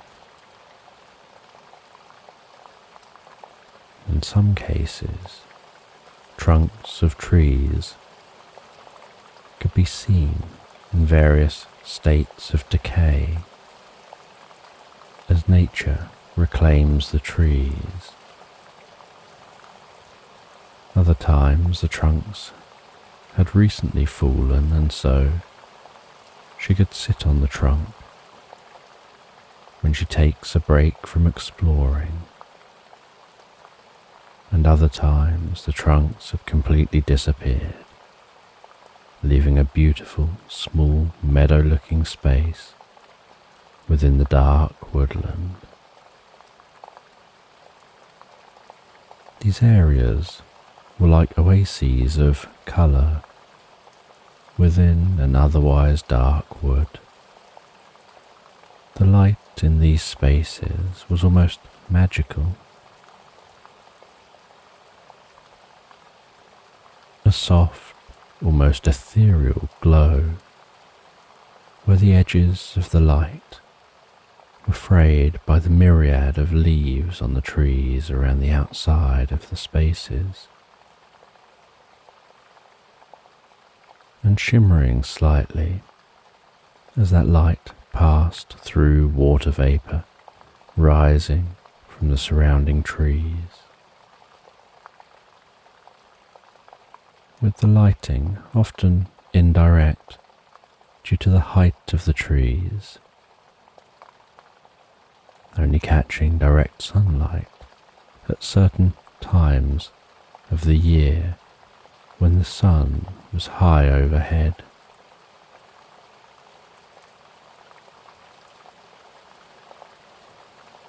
And one day, in one such clearing, Esmeralda saw a unicorn grazing in the glow of the sun, its hair glistening like 1,000,000 diamonds. She noticed that this unicorn had a damaged and blunted horn, with the end third of the horn hanging off, still attached to the rest of the horn, like a snapped branch hanging from the rest of the branch on a tree. The injury exposing the nerves and flesh which grows on the inside of a unicorn's horn. Esmeralda slowly and carefully walked into the clearing, each footstep a gentle crunch underfoot. The unicorn looked up slightly, still chewing on a mouthful of grasses, but it didn't run. It let her get closer and closer, to the point she was able to rest her hand on the side of its neck. She carefully touched its horn. The unicorn flinched. She did an instinctive sympathy flinch, as if she felt some of the pain that unicorn felt. Esmeralda said softly, "Let me help you." She carefully reached for the horn, cutting the end of it fully off. And the outside of the horn is like dense intertwined strands of hair, forming a tough structure, and so removing the bit of horn that was hanging off is no different than cutting your hair or fingernails. The bigger issue was the open wound at the end of what was left of the horn. Esmeralda gathered up some plants and herbs from the surrounding area and broke off the bark of a specific nearby tree. With another tree, she pierced the bark and gathered some of the thick, white, gloopy sap which flowed from the hole in the bark. She placed all of this into a small pot, heated it gently over a campfire which softened the sap before removing it from the heat, resting the pot on a large stone, and using a pestle, she crushed and ground up the mixture to turn it into a paste before returning it to the heat.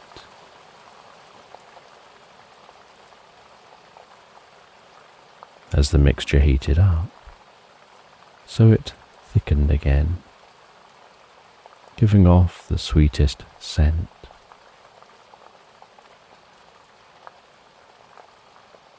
She removed it from the heat, let it cool just a little,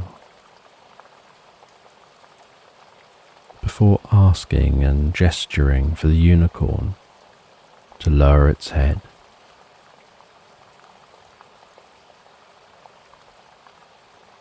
The unicorn seemed to know what was going on, and did as they were asked, allowing Esmeralda to apply the ointment to the wound.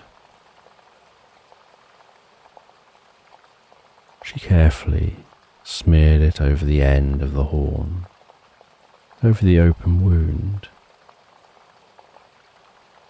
The unicorn flinched in pain but allowed her to continue. She applied the white paste fully within the wound and around the edges of the horn. As the mixture continued to cool, so it firmed up and stuck fast to the unicorn's horn, taking on the texture of rubber, protecting the end of the horn with that healing ointment. It would take a few weeks for the unicorn's horn to grow over the wound before gradually taking back its shape. But in the meantime, the wound would be protected and healing promoted by the mixture. Esmeralda gently petted the unicorn on the side of the neck, while reassuring them that they'd be fine.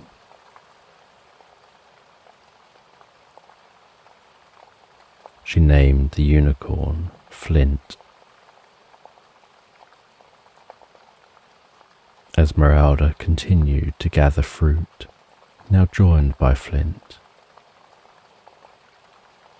Wherever Esmeralda went, Flint followed, and the two of them became best friends having many adventures together.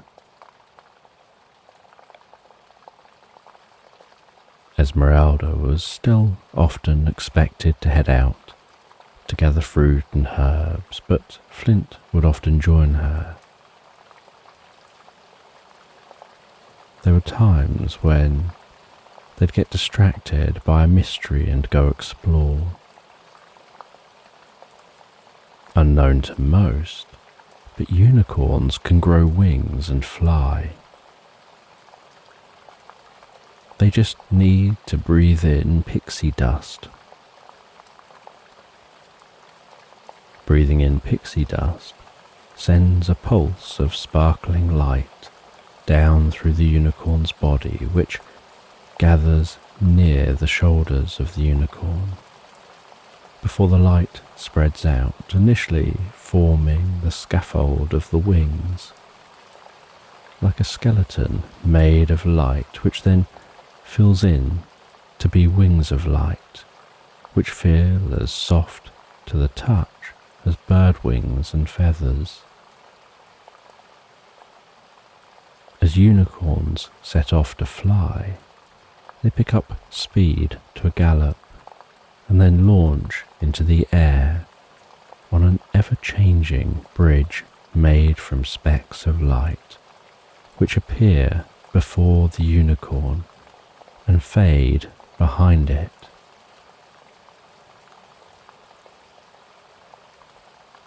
You read their latest adventure as you rest beneath the tree, losing awareness of your surroundings as you delve deeper and deeper into the book.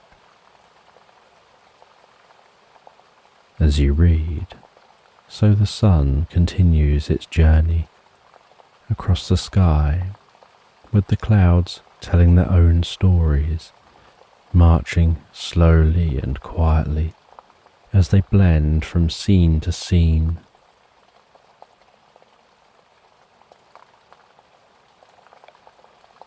As the sun bathes the meadow in the golden light of the afternoon, so you stop reading, place a bookmark into the book, and grab a snack and drink from your bag. While eating, some inquisitive songbirds drop down to the ground, a short distance away from you, cocking their heads and hopping about a little, as if to try to get your attention and food. Their eyes looking at the food as you bring it up to your mouth, take a bite and then lower it back down again. You break off a bit of the food and throw it for the birds. They tentatively hop to the food, pecking off some of that food, before hopping back away from you again.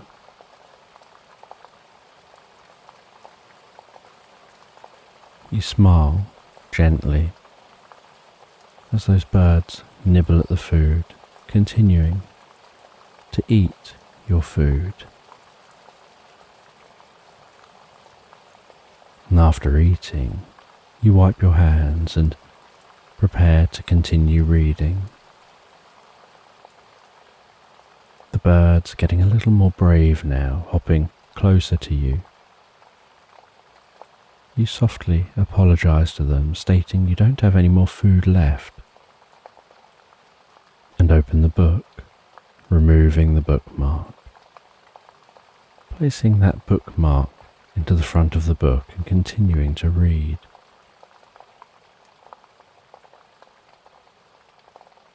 The birds potter around you for a while in the hope of getting some more food, and when this isn't forthcoming, they eventually disperse back into the trees and bushes. By the time you finish the final pages of the book, The sun is creeping below the horizon, and the inky darkness of night is filling the sky. You pack everything away into your bag and head home.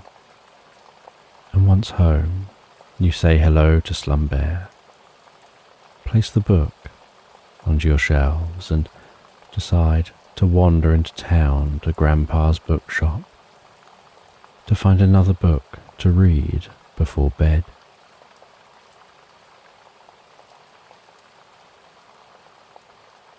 The street lights glow the most delicate orange,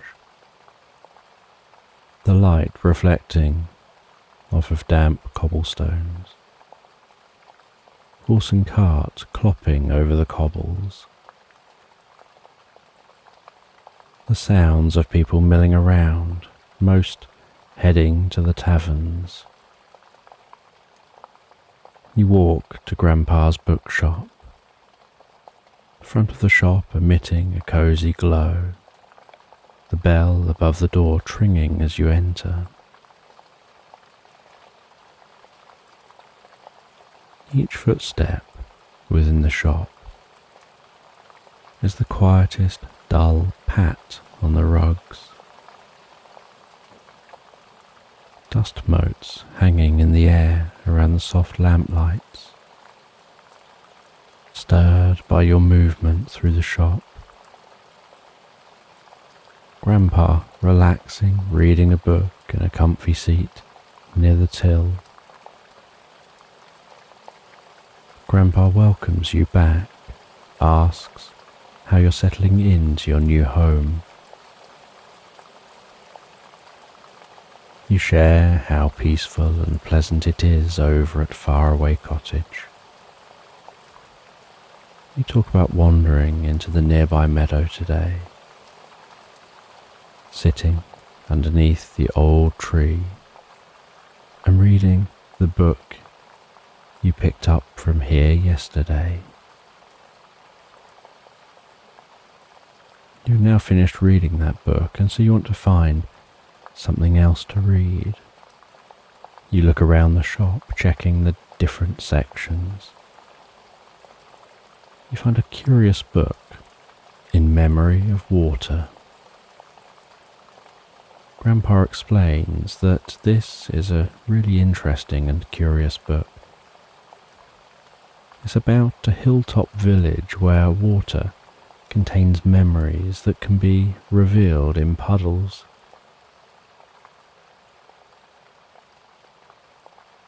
You decide to purchase that book. Grandpa is excited for you to read it and looks forward to discussing the book with you in the future. You pack the book into your bag and head home. Once home, you place the book on the kitchen counter and begin to make some food for dinner. The scents of the food wafting through your home, making your mouth water. You sit in the living space, eating that food, listening to some soft music, and feeling deeply relaxed. After eating, you carry the book over to your chair. You sit in the chair and begin to read that new book. And it doesn't take you long to start to feel sleepy, for your eyes to want to gently close. So you tidy up downstairs and turn the lights off. You head upstairs and get ready for bed.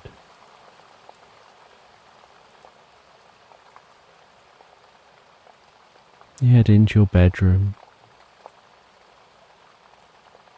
sit on the bed, move Slumber over a little, tuck yourself into the bed, sitting back against the cushions for a while as you read in bed for a bit. Before sleep begins to descend upon you, and so you close the book. You place that down on a small table beside the bed. You tuck yourself down into the bed. Turn off the light. Say goodnight to Slumbear. And drift so peacefully, so relaxed asleep into Slumberland.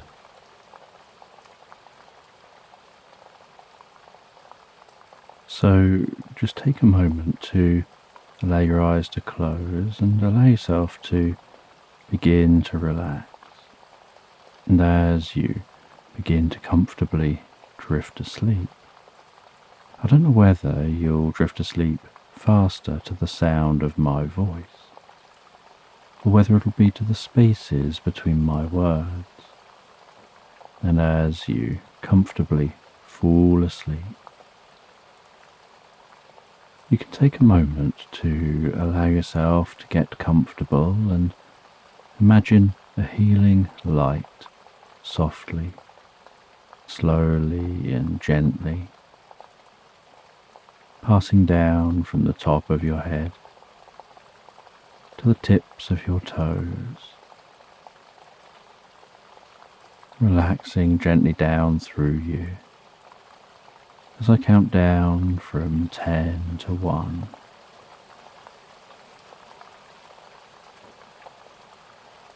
And with each count, your mind can quieten and calm as the muscles soften and relax, and you can begin the process of drifting peacefully asleep. From 10, that healing light relaxing the muscles around the top of the head, around the back of your head, gently, carefully relaxing the muscles around the side of your head, around your temple, your forehead. And with each out-breath, that relaxation can deepen so peacefully, so comfortably, as it flows down around the eyes and around the ears. 9. That relaxation moving down around the jaw, relaxing that jaw, allowing the tongue to relax, the lips to relax, the nostrils to gently relax, with that relaxation moving carefully, slowly, as that healing light passes down the back of the neck, softening and calming those muscles.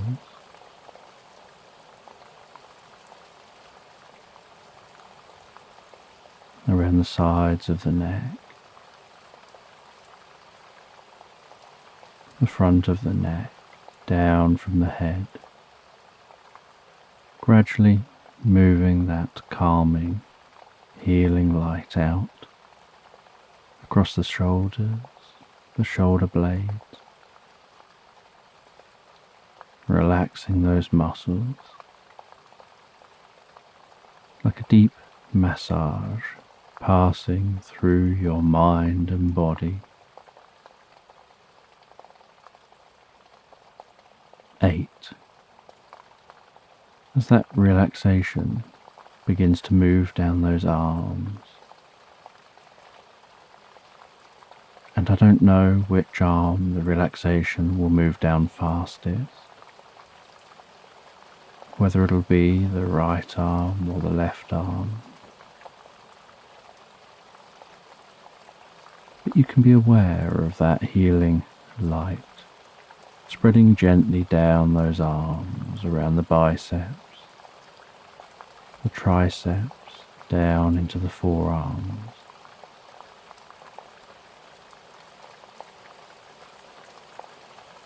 7,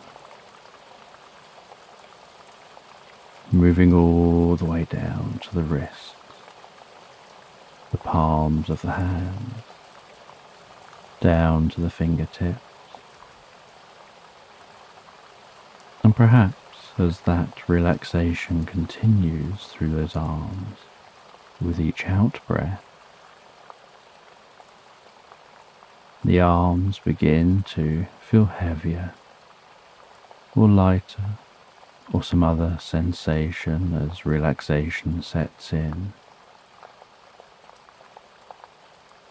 And you know the process for sleep is that the body begins to relax, and while the body becomes physically relaxed, so the mind begins to drift and dream,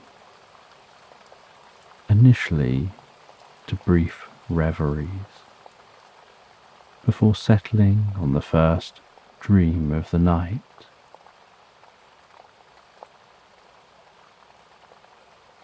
Six, and that healing light can spread down from the shoulders and down around the chest, the upper back, softening and relaxing those muscles, gently calming the breathing, helping you drift deeper and deeper into the experience.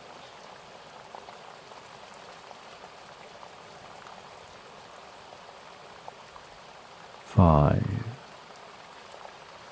the healing light moving down towards the stomach, the lower back, the sides, relaxing those muscles as it goes, bringing a deep sense of peace and calm to your upper body, releasing any tension. Perhaps occasionally finding yourself shifting just a little to get a little more comfortable.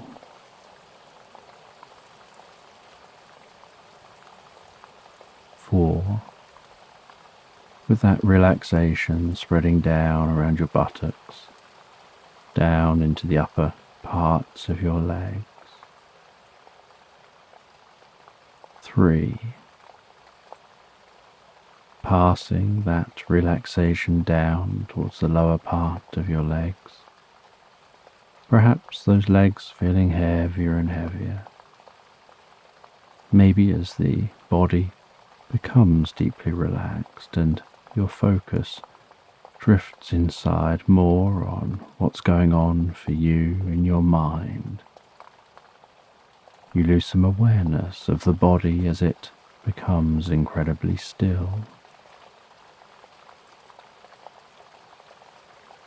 2, the relaxation spreading down to your feet, calming, softly relaxing, all the way down to the tips of your toes.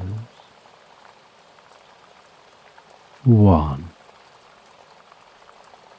as a final wave of relaxation pulses gently through you, from the top of your head, down through your body, all the way down to the tips of your toes as your mind begins to drift and dream and wander into tonight's sleep story.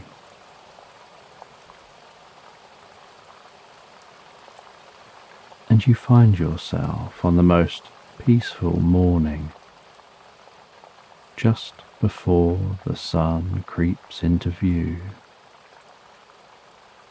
walking through a mist-filled meadow. The mist wrapping around your ankles like water on the calmest seashore.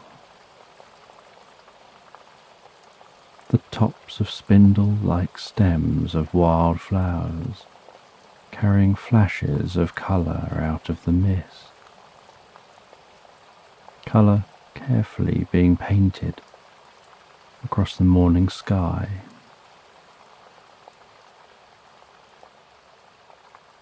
The sound of each footstep seemingly held within the mist, as morning songbirds wake from their slumber, singing notes of joy to the morning sun. Each step that you take through the viscous mist makes the mist slowly swirl around your legs. In the distance, you can see a family of deer grazing, their noses disappearing into the mist as they enjoy the moist grass hidden beneath the undulating milky white layer. As the first rays of sunlight creep up over the horizon, so the mist begins to evaporate. Soft, fuzzy clouds rising gently into the air, slowly revealing the landscape, bathed in the golden light of morning.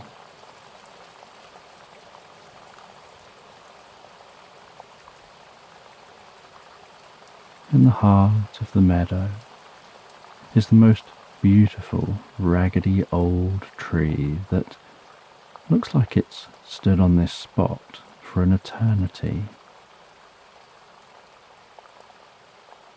Branches growing in every direction, crisscrossing each other, a dense canopy of leaves and thick, slightly bulbous trunk, as if the tree has started to sag under a lifetime of holding up its own weight.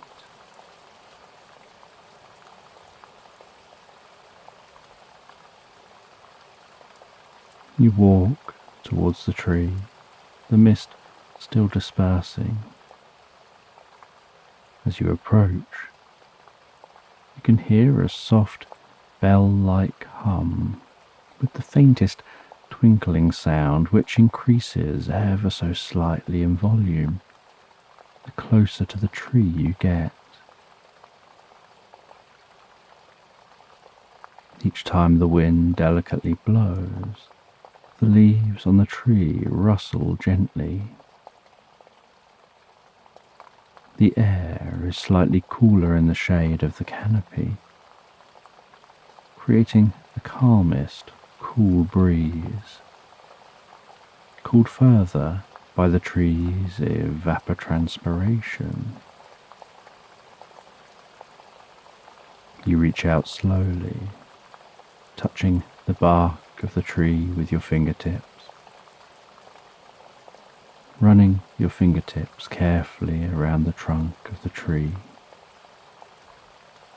feeling the rough yet slightly soft and cool texture of the bark.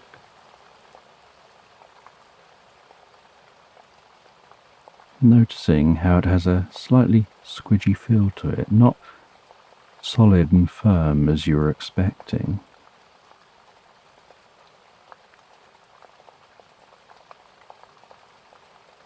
In the coolness under the tree, as the sun continues to climb into the sky, you decide to stop and read a book.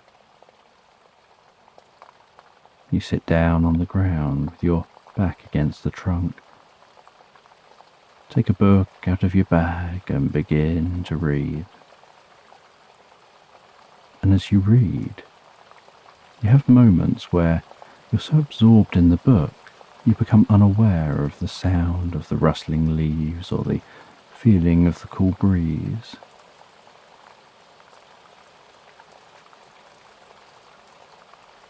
From time to time, often at the end of chapters, you gaze up and look out across the landscape, noticing how it changes slightly as the sun continues to arch its way across the sky. The way shadows change shape, getting shorter as the sun climbs before lengthening again as the sun begins its descent once more. Watching the shadows of clouds glide silently across the landscape.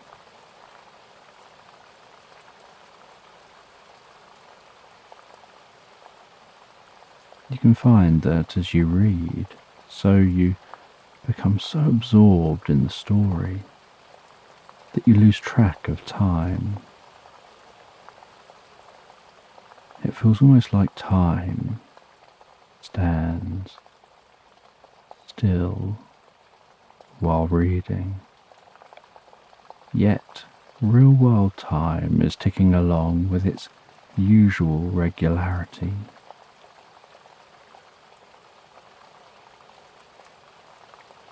You notice that you're nearing the end of the book and so decide to keep reading to finish it.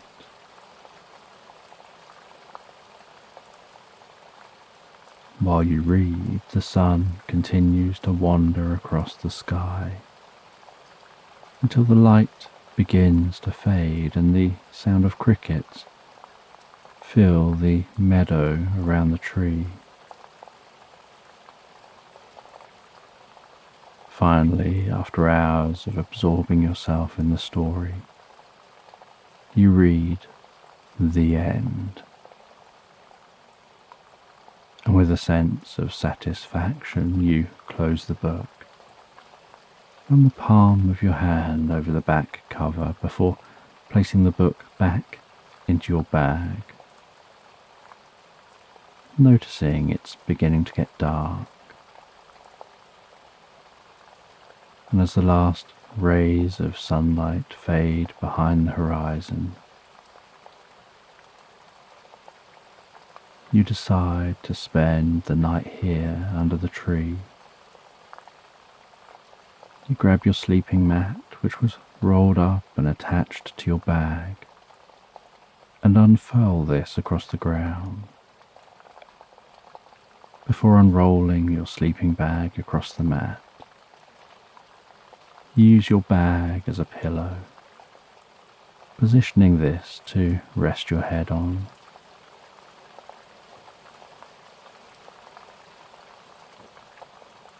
You have something to eat and drink before settling down into your sleeping bag, absorbing yourself in the peacefulness of nature,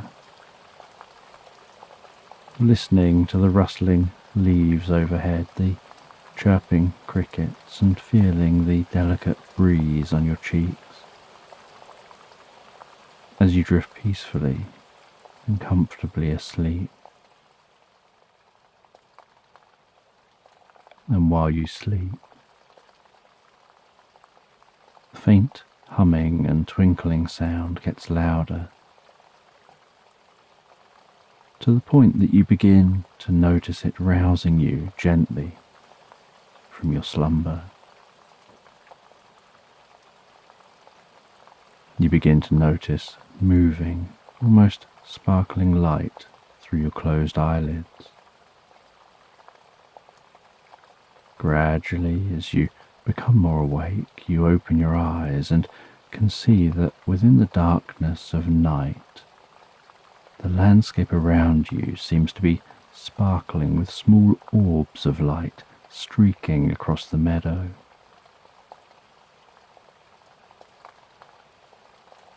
The sparkling light seems to be emanating from this tree, almost pulsing with the hum of the tree, each sparkle of light making a twinkling sound as it moves. One of the flying orbs of light flashes close past you. You notice that it looks slightly fuzzy around the edges, then the orb flies back towards you again, this time hovering before you. As your eyes adjust to the light of the orb, you can see that it's a small fairy, its body glowing golden, sparkling light, twinkling and crackling gently around the body, the blur of their wings beating rapidly behind them. They carefully maneuver themselves closer to you and begin to talk with the softest voice. They seem surprised that you can see them. They're intrigued by this. They say that normally the world of fairies is invisible. You mentioned that as you got closer to this tree, you could hear that hum and twinkling sound, which is now louder than it was then.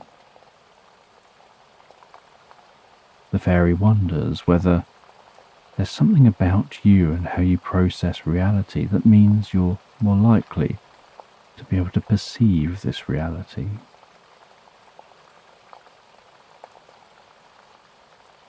They explain how usually people can only perceive this reality through a specific deep meditation which synchronizes their brainwaves with the frequency of reality, allowing you to perceive what's always there but unseen or experienced.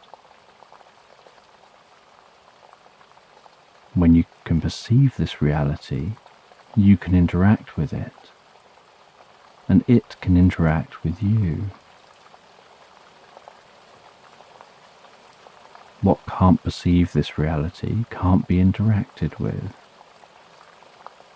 Perhaps you're already partially attuned to the frequency of this reality, and as you fell asleep and stopped directing your attention to other things, your brain naturally synchronized.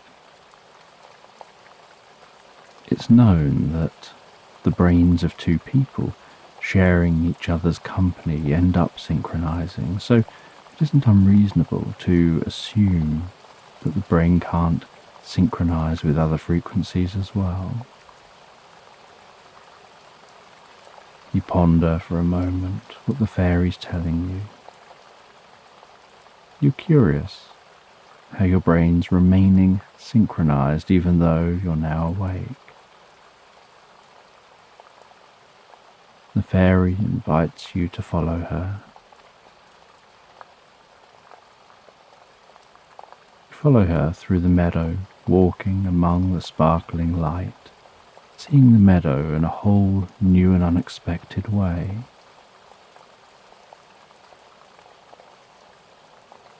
Each footstep you take leaves a patch of light behind which slowly fades.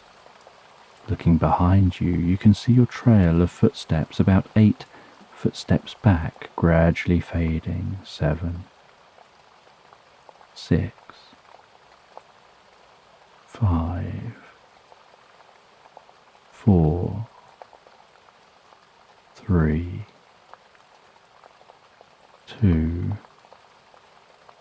1. You continue walking with the fairy, flying alongside you. She constantly flits around you, circling overhead, pulling back up next to your shoulder before flying around again. It's almost as if she has too much energy to fly slowly alongside you at the pace of your walking, so she feels the need to move around a lot while keeping nearby. The fairy guides you through the meadow to a narrow stream which cuts across in front of you. She flies down close to the water, her glow illuminating the water below. You crouch down to the water's edge, the gentle sound of that water lapping at your feet. You notice in the water, under the glow of the fairy, is a beautiful golden bracelet. You carefully reach into the cold stream water, lifting the bracelet from the bottom of the stream, pulling it carefully out of the sediment. The gold of the bracelet looking so pure, crisp and golden that it looks like it could have been made yesterday. The bracelet is dense and heavy with intertwined, plaited gold strands woven together and melted down at the ends of the weave into solid gold balls. The fairy suggests you try the bracelet on. As you place it onto your wrist, a pulse of light flashes from the bracelet and spreads out across the landscape. Around the meadow, you now notice the glow of window lights. You know that this meadow was in the middle of open, empty countryside. There wasn't a building for miles. You stand up and look around you. The fairy flies up to keep at about the height of your head. She's quiet, just flying with you, as if to give you time to figure things out for yourself, and to only share her thoughts or knowledge if asked for.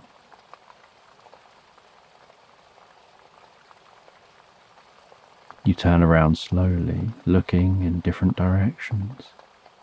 There seems to be multiple window lights in most directions. You begin to walk towards the largest cluster of lights, with the fairy flying alongside you. As you walk through the darkness of night among the sparkling light, you realize that the lights look like they're coming from a small town. You walk to the town, seeing people milling around from the buildings into the streets, heading to a communal campfire where people are sitting around singing and telling stories and beating on drums. The fairy explains that this is an echo of the past contained within the bracelet. It's of a time there was a Viking settlement in this location. Eventually, the Vikings moved on, but for a time, they made this place their home. You walk among the villagers, watching as they go about their business around you. You feel drawn to what looks like a forge at the far side of the town, where you see a woman pumping air into a fire and working with strands of gold. She's pulling the hot, pliable gold out, making it like a narrow, long string, twisting it and folding it over itself, then repeating this over and over again, gradually making that pliable gold like rope, before letting it cool a little so that it's still pliable but firmer. She shapes it into the shape of a bracelet around a wooden arm before melting and shaping the ends into balls of gold, and then using water to quickly cool that bracelet. After doing this, she removes the bracelet from the wooden arm and places it into the water to cool quicker. Once the bracelet's cool enough to be completely solid, she places it onto a shelf. You continue to explore this town, people watching, listening to their music, watching their dancing, feeling deeply connected to the atmosphere here, so absorbed in the experience. You're surprised when morning arrives. You feel that it's arrived so quickly. With morning, you watch as people buy food from different market stalls in the town and other items. You see a mother and daughter head to the woman who made the bracelet, and the mother gets the bracelet for the daughter and carefully places it on her wrist.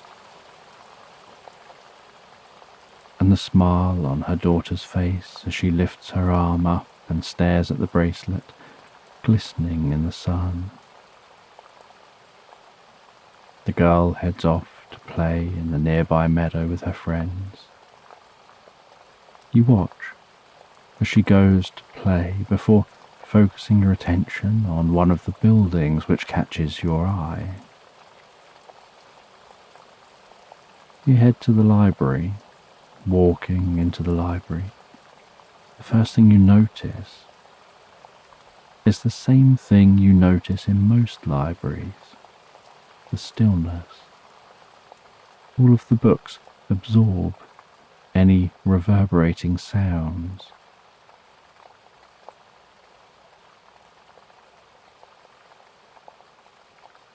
You see a curious book on a plinth at the back of the library.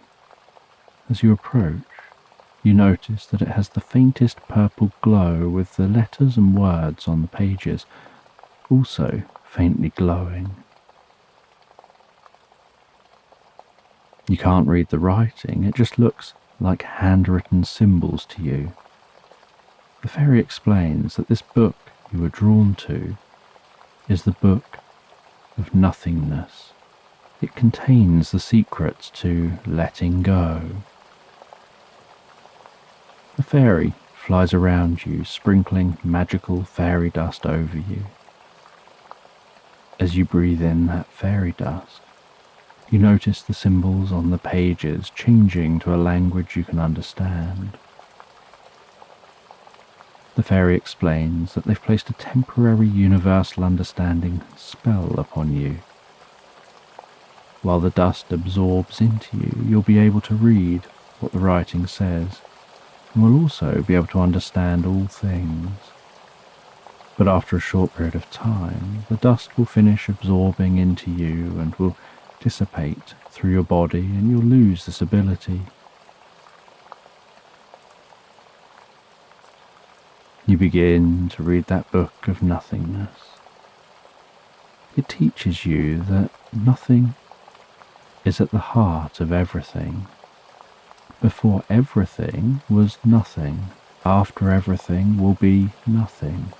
Between everything is nothing. Within everything is nothing. Outside of everything is nothing. Nothing brings peace and calm. Nothing brings clarity and focus. Nothing opens your mind to everything. Everything can't be anywhere without nothing there first to make space for everything to come later. As you read, so you gain a deeper and deeper understanding. With each word, you become increasingly absorbed in the experience, as if being drawn into the book. You start to have a sense of walking through an ornate door into a dark, serene room, where everything, including your footsteps, is silent. You walk through this room to another door that's less ornate but more magical. Through that doorway, you find yourself in a room that's so dark and peaceful that you can't see anything around you, just the faintest outline of a distant door. You walk to that door, a very basic door. You carefully open that door, walking into the room beyond the door, discovering that you can't even feel the floor beneath your feet. All you feel is like you're a mind floating in space, where there's no up nor down, no left nor right, no back nor forth, no past nor future, just here and now, just stillness. You absorb yourself in that stillness, as if drifting deeper and deeper into some profound understanding, happening outside of conscious awareness, before discovering that the magic is slowly wearing off as the library begins to weave its way back into reality around you.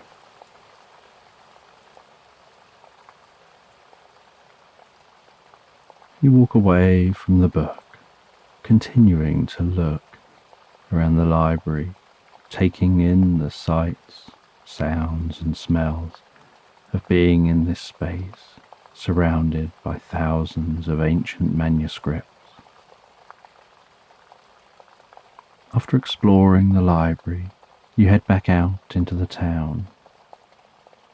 You see the girl who had the bracelet crying. She's describing how her and her friends were in the meadow playing. They're running around playing tag, running and splashing in the stream. They'd been out playing in the meadow for a number of hours and even climbing that grand old tree. She describes how, as they were heading back to town, she noticed her bracelet was missing. They went back to search for it, checking through the meadow and walking along the side of the stream, looking in the stream, and even looking under the tree, but she couldn't find it. They'd been playing for hours and in that time had covered a lot of the meadow, so she didn't know where it could have fallen off her wrist. You head over to the girl. She can't see you or interact with you. You take the bracelet off and place it on a log in front of the girl. As you take the bracelet off, so the town begins to fade around you and the darkness of night begins to return. But you notice that the bracelet, which is also fading for you, is appearing for the girl. You see her face light up as she notices and reaches for it, just as the experience fades from view and you find yourself in that meadow at night time, as if no time had passed.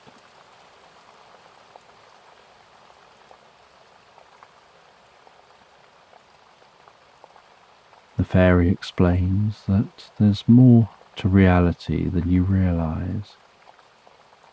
It's multi-layered and everything contains a memory trace of its history, and these memory traces can be observed and even occasionally interacted with.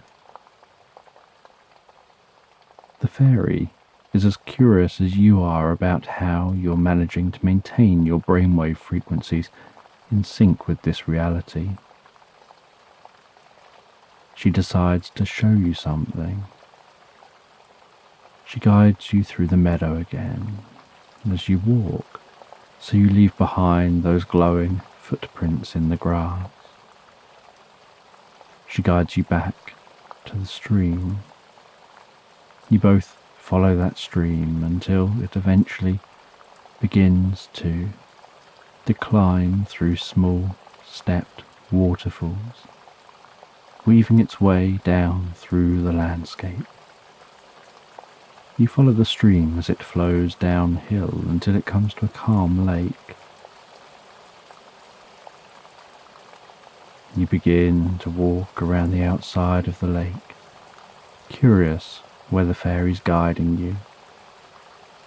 After what felt like quite a long walk, the fairy stops at a large stone embedded within the grass.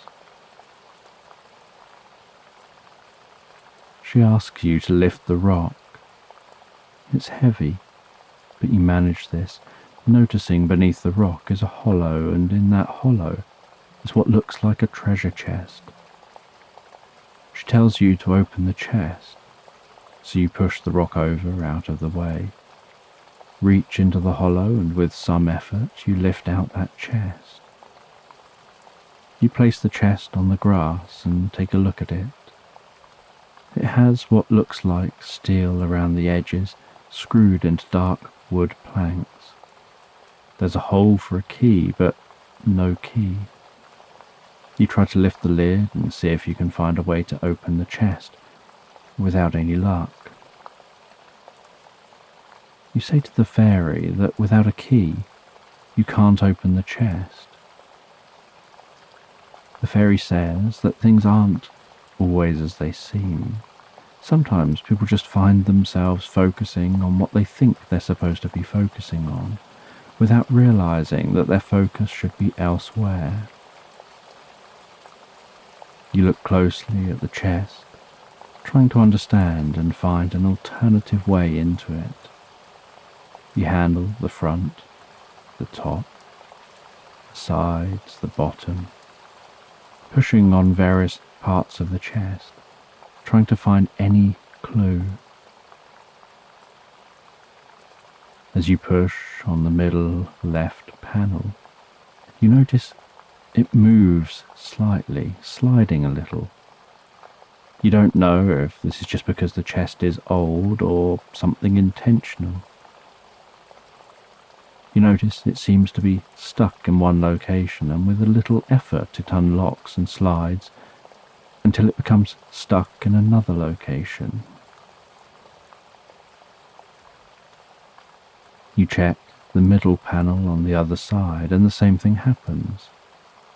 So you move that over to the other location until it clicks into place. Then you try the lid again, and with very little effort and the slightest creak, it lifts open.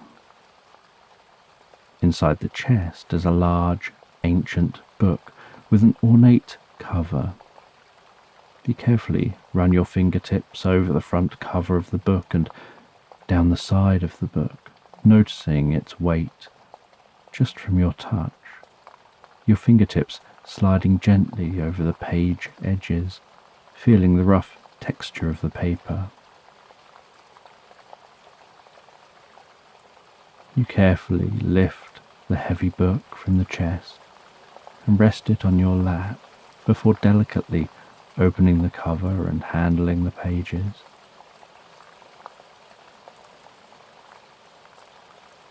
The writing on each page is elaborate, detailed cursive, carrying with it the feeling and effort the author put into crafting this work. You can tell that this is writing, however, you can't actually read what any of it says.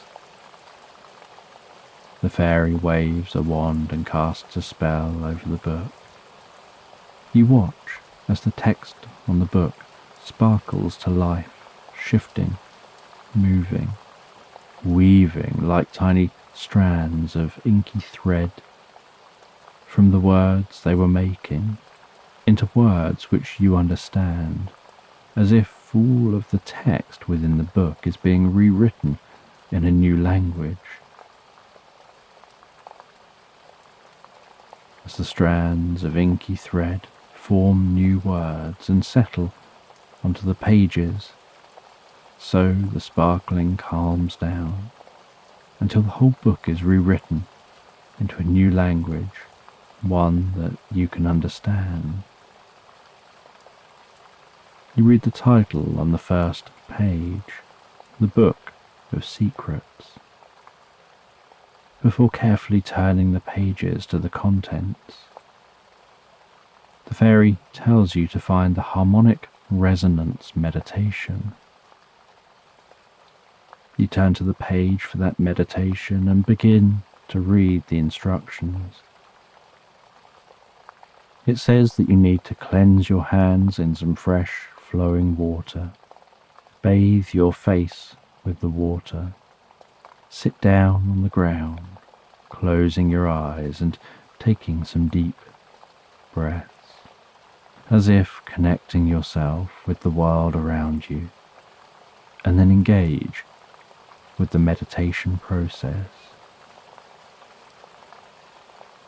You head over to the water's edge, lowering your hands into the lapping water, splashing and holding that water to your face before heading back to the book, sitting down beside the book, reading the steps of the meditation and then closing your eyes and following the instructions. The fairy continues to fly around you. As you do this, and with your eyes closed, you can notice the fairy's light through your closed eyelids as she moves. You focus on doing some deep, comfortable breaths, as if breathing in the world around you connecting you with this place. The book describes this as synchronizing with the universal breath.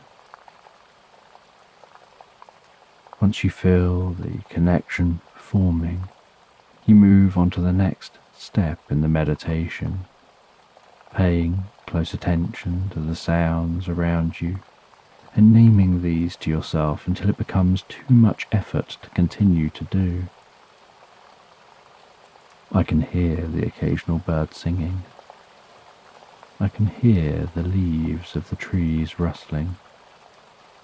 I can hear the faint sound of the water lapping on the shore. I can hear the gentle sound of crickets. I can hear the hum of the fairy. I can hear the wind passing my ears. I can hear the grass moving in the breeze. I can hear each breath that I take. I can hear the occasional hoot of an owl. After naming everything you can hear to yourself, until it becomes too much effort, you move on to the next step, naming what you can feel. I can feel my bottom against the ground. I can feel my ankles touching. I can feel the movement of my chest with each in and out breath. I can feel the air as it passes through my nostrils with each breath. I can feel the slight movement of my eyes under the eyelids. I can feel the touch of the breeze on my cheeks. I can feel the weight of my hands resting in place. I can feel a sense of inner peace and calm. After naming everything you can feel, you move on to the next step, naming what you can see with your eyes closed. I can see the faint light of the fairy as she flies around me. I can see the faintest hint of the other lights around me. I can see subtle flashes of light. I can see faint shades of colour. I can see a gentle pulsing. As you continue to say what you see, something unusual happens. The faint shades of colour, the gentle pulsing, the subtle flashes all begin to form into something more, like the sun rising, revealing a hidden world you couldn't previously see.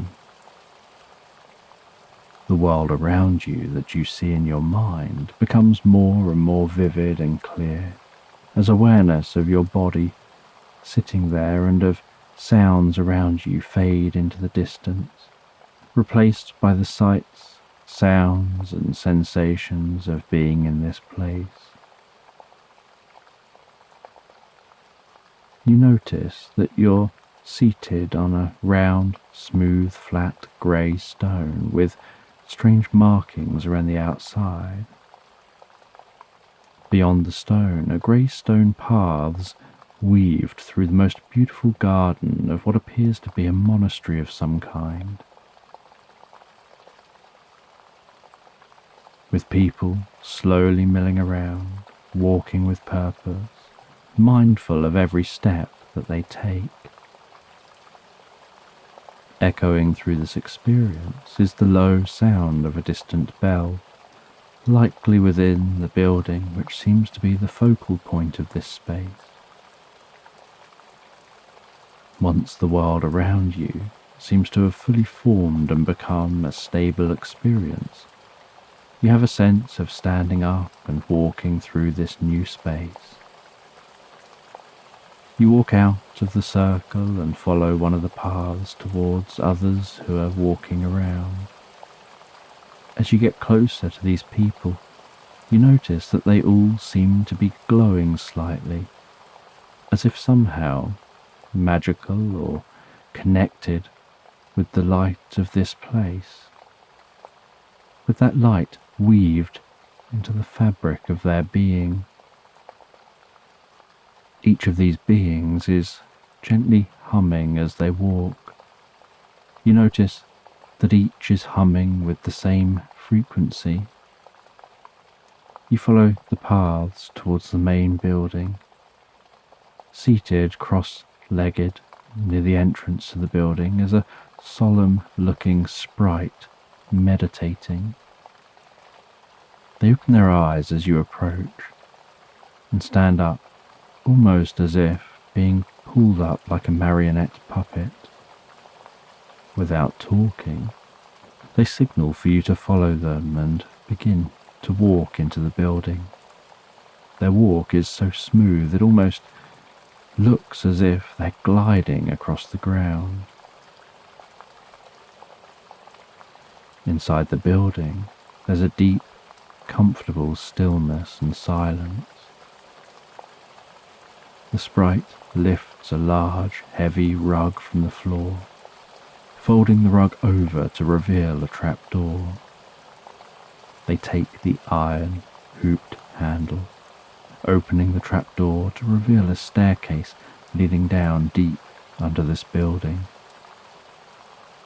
As the door opens, so torches lining the staircase spontaneously burst to life, flickering with soft light, illuminating the path to be taken.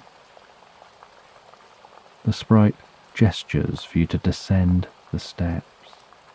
You slowly and carefully descend, hearing the slight echo of each footstep on the wooden steps, dancing around the stone walls, the slight echo of the torch flames flickering along the walls.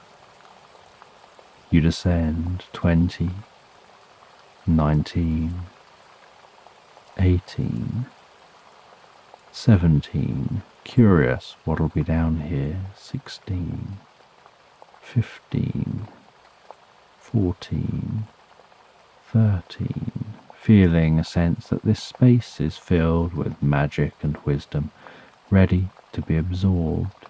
12, 11, 10, 9, 8. You begin to notice at the foot of the staircase is a dark arch, as if there's a large unlit room down there. 7, 6, 5, 4. As you descend closer to that space, you notice light flick on, the way the lights of the staircase flickered to life before you began your descent. 3, 2, 1. On reaching the bottom of the staircase, you walk into the newly illuminated space. The walls are lined with gold, which glistens and shines, helping to brighten the room and give the room a magical feel. In the heart of the room is a stone table, and on that table are what look like two precious stones, one green, one blue, a gold necklace and a chalice of water. Both stones are the same size. In the necklace is a space for a stone to attach. You handle both stones. They feel the same as each other, both smooth and cool to the touch, both weighing about the same. You see a riddle written before you. As above, so below. What lives returns to the land. You ponder the riddle for a few moments before getting an aha feeling of instinctive understanding. You place the green stone into the necklace. It clicks comfortably into place. You then place the blue stone into the chalice of water. It begins to fizz and dissolve into the liquid. As the stone finishes dissolving, an ethereal figure with the kindest eyes appears before you. They glisten, sparkle and crackle with light and energy, hovering just off the ground. Their voice is soft and gently echoey as they speak. They congratulate you on finding your way here and on solving the riddle. They explain that this is a choice point, one of those moments in time when you decide what path you'll take. They tell you that if you drink the liquid and wear the necklace, you'll forever be able to perceive and interact with the multiple layers of reality and all that this entails. If you decide not to drink the liquid and wear the necklace, but instead you turn around and walk away, then you'll be turning your back on this opportunity and your life will continue as normal. They explain that this opportunity has only presented itself because you already seem to have an affinity with this reality. Your brain is already wired to notice something others rarely notice. You slowly drink the liquid. It tastes like the freshest, most pure water you've ever had. You then place the necklace around your neck, and with this, the experience around you begins to fade. You find yourself back in the meadow, meditating. Following your experience, you open your eyes. The fairy says that they can tell what decision you made. As they fly near to you, so you can see the necklace around your neck, yet when they fly away from you, the necklace disappears. They say that it's a part of you now. You touch the top of your chest where you saw the necklace, and there's nothing there. They say that you now have the ability to see all layers of reality that very few people ever get to experience and interact with. The fairy spends a number of hours teaching you how to control your perception of realities, how to experience just your regular reality, how to change your state slightly to perceive this reality, how to see and interact with reality echoes. The fairy travels with you back to that old tree and says it's time for them to leave. You say your goodbyes before settling down again to sleep beneath that tree. You quickly drift into the deepest, most pleasant sleep. The next morning, you wonder if it was all just a dream. You test out what you were taught about changing state slightly. As you do, so you notice that other reality return. You then change state again, and that reality fades from your experience. Realizing the experience was real, you head home, curious about how this will shape your future, how you see and interact with the world around you.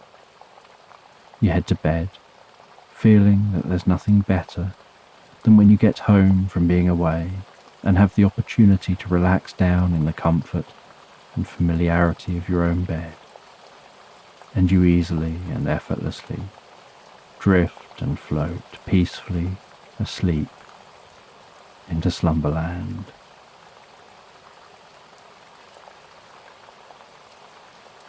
So just take a moment to allow your eyes to close and allow yourself to begin to relax.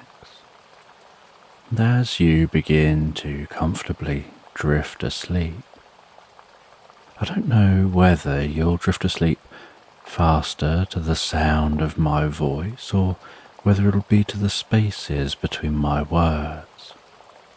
And as you comfortably fall asleep, you can take a moment to allow yourself to get comfortable and imagine a healing light softly, slowly and gently passing down from the top of your head to the tips of your toes, relaxing gently down through you as I count down from 10 to 1. And with each count, your mind can quieten and calm as the muscles soften and relax, and you can begin the process of drifting peacefully asleep. From 10, that healing light relaxing the muscles around the top of the head, around the back of your head, gently, carefully relaxing the muscles around the side of your head, around your temple, your forehead. And with each out-breath, that relaxation can deepen so peacefully, so comfortably, as it flows down around the eyes and around the ears. 9. That relaxation moving down around the jaw, relaxing that jaw, allowing the tongue to relax, the lips to relax, the nostrils to gently relax, with that relaxation moving carefully, slowly, as that healing light passes down the back of the neck, softening and calming those muscles around the sides of the neck, the front of the neck, down from the head, gradually moving that calming, healing light out across the shoulders, the shoulder blades, relaxing those muscles like a deep massage, passing through your mind and body. 8. As that relaxation begins to move down those arms, and I don't know which arm the relaxation will move down fastest, whether it'll be the right arm or the left arm, but you can be aware of that healing light spreading gently down those arms, around the biceps, the triceps, down into the forearms.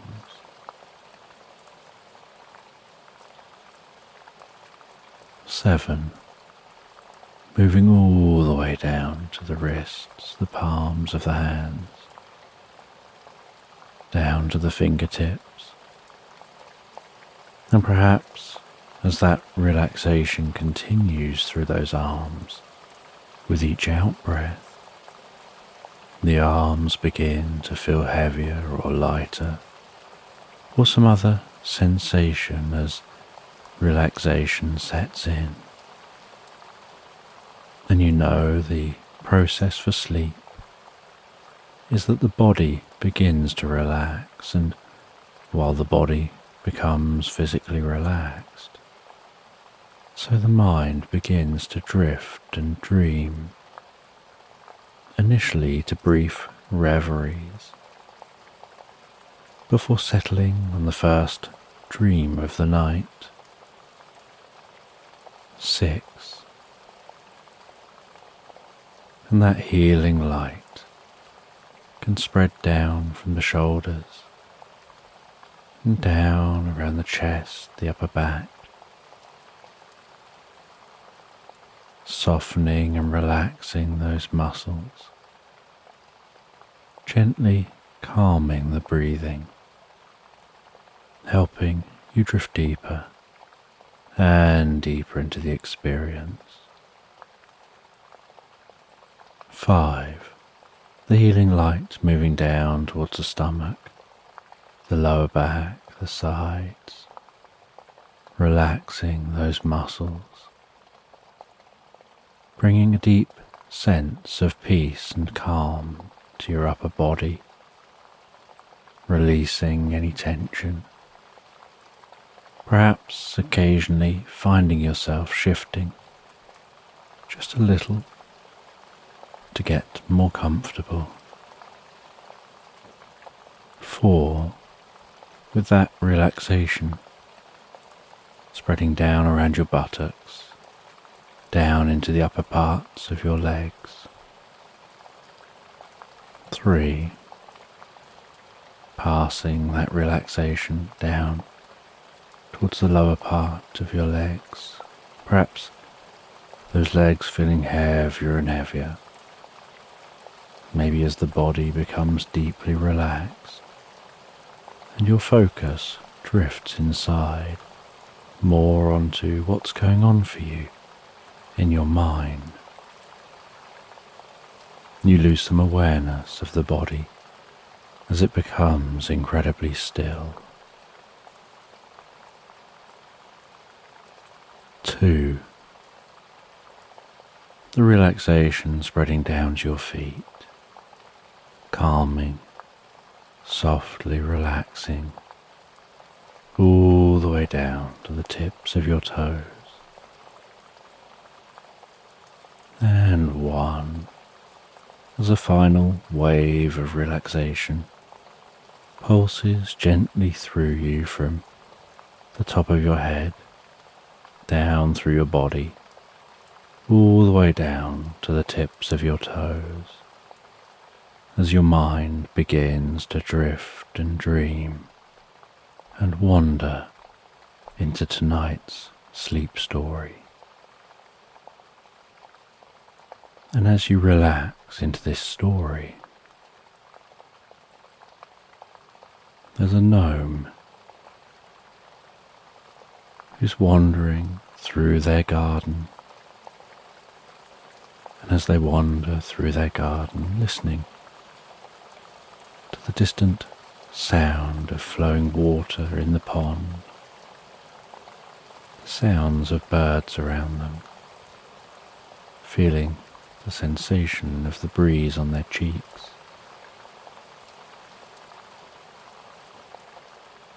They smell an unusual scent. It doesn't smell like the scent of a flower they're familiar with. And they close their eyes and take some deep breaths in through their nose. They move their head around as they smell, to try and pinpoint where the smell is coming from. They follow their nose around the garden.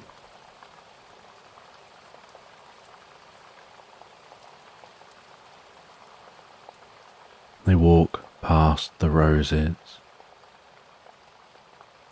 the scent of the roses dominating in this area of the garden.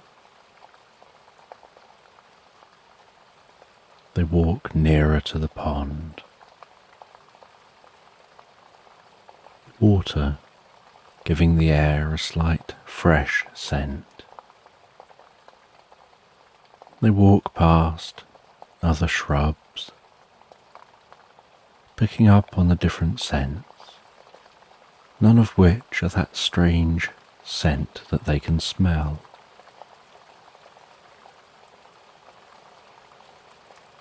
They find their way through their garden to the gate at the end of their garden.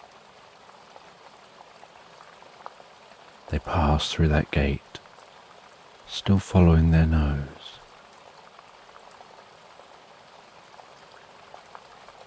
They walk along the side of their garden.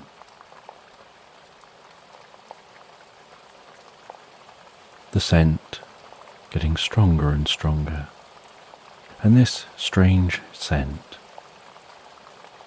isn't an unpleasant one. In fact, it's a very pleasant fragrance. It's just unfamiliar. And as they wander round the outside of their garden, following their nose in search of that scent. I think they spot what it is they're seeking. There appears to be some unusual flowers growing beneath a tree. And they walk over towards that tree. A grand tree, a sturdy trunk, bushy leaves overhead, rustling in that gentle breeze.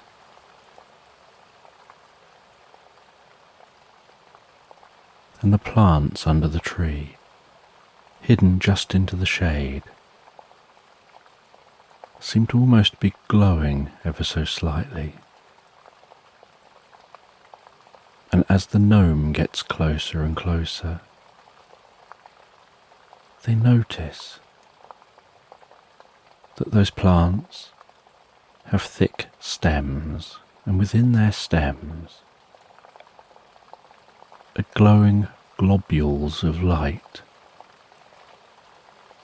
rising up through the stems and then falling back down again, as if each stem was a narrow lava lamp,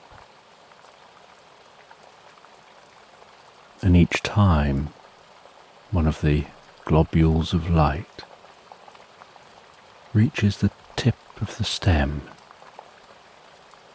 a slight puff of mist sparkles from the top of the flower, and that seems to carry with it that pleasant, strange scent. And the gnome gets closer and closer to take a look. And as they get very close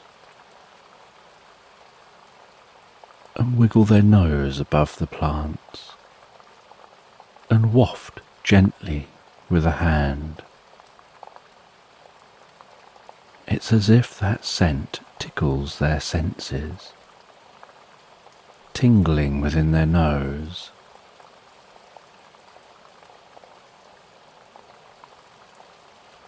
It begins to shift their consciousness, like a Trojan horse sneaking in to their mind, lured in by the pleasantness of that scent.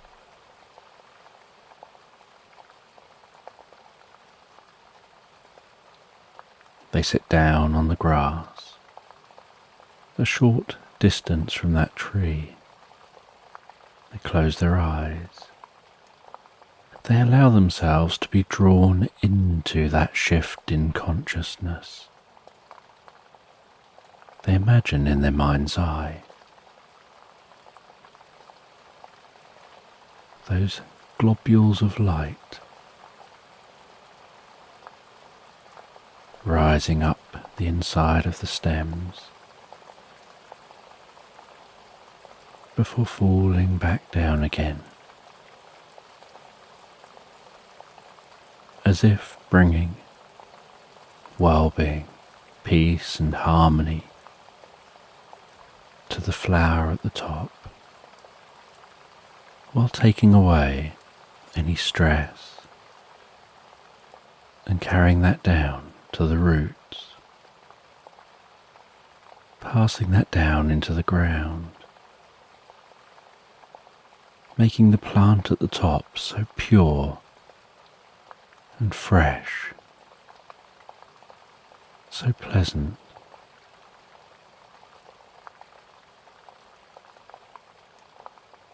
And in their mind, as their consciousness shifts, they see a second plant in their mind's eye, then a third, then a fourth, each one following the same process.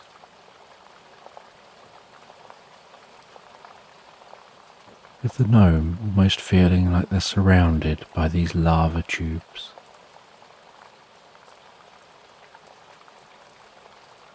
And they notice in their mind's eye that the petals of the plants begin to hum and whistle the most pleasant and delicate tune.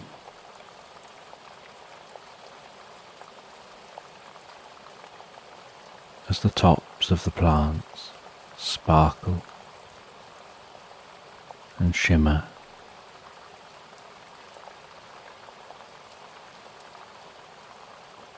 and they feel themselves drawn deeper and deeper into the experience. They notice themselves drifting away from an awareness of their surroundings into the inner experience.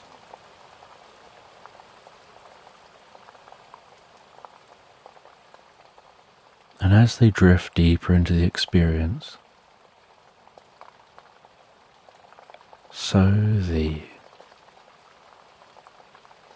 plants part and move aside. They see a landscape stretched out before them. They stand up. They begin to walk across this landscape. A little way through the meadow is a grey, ragged rock. And sitting on that rock is what looks like a handmade envelope. They walk over towards that rock. They reach down. They carefully pick up that envelope, feeling the weight of the letter, the movement of the envelope, the way the air catches it as they turn it in their fingers. They move that envelope carefully in front of their nose. They smell that this envelope is delicately perfumed. The back of the envelope, they can see, has been so carefully sealed.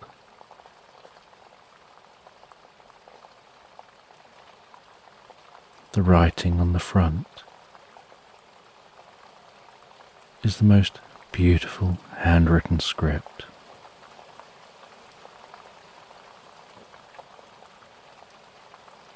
They run their fingertips gently across the envelope, feeling the texture of the paper.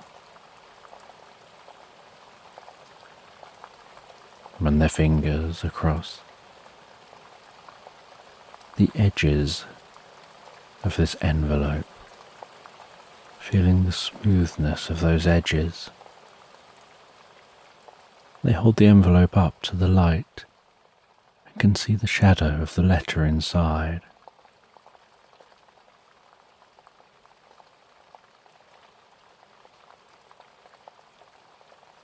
They go to put the envelope back down on the stone, curious whether they should just leave it there or what they should do with it. But as they go to lower that envelope, they hear a soft whistle that draws their attention. Before noticing, the whistle fades into the sound of a million twinkling, sparkling lights rising from that stone.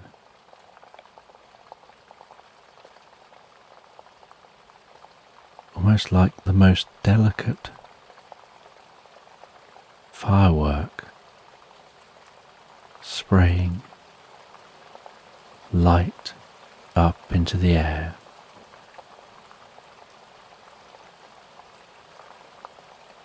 the slightest hiss, looking down at that stone as the sparkling light recedes.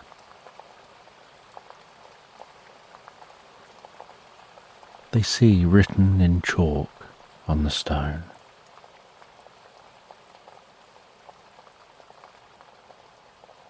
"Take this letter in the direction of delight,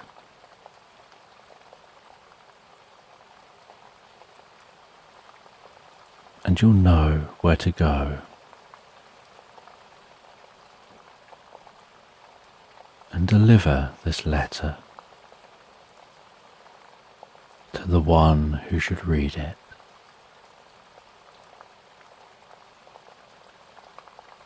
And the gnome carefully places the letter into a bag. They set off in the direction of the sun, walking through the landscape.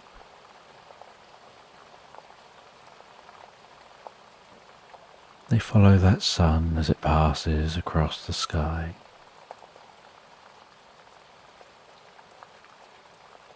They watch as it begins to slide itself delicately down behind the horizon, tucking itself away for the night. And as it does, they take this moment to stop and rest, and they wonder if they're following delight.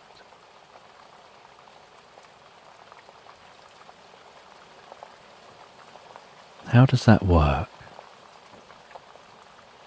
Because if they follow it from first thing in the morning, they'll be walking one direction. If they follow it last thing at night, they will have walked in another direction.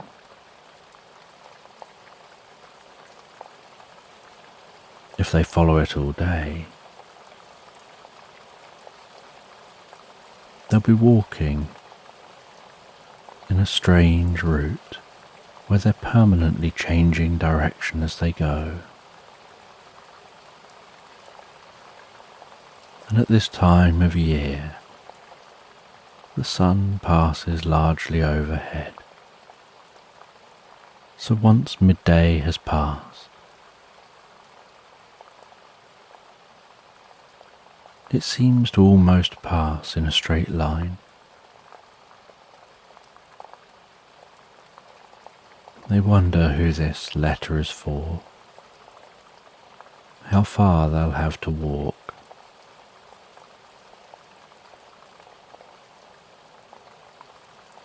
They rest their head back on their bag, gazing up at the stars overhead.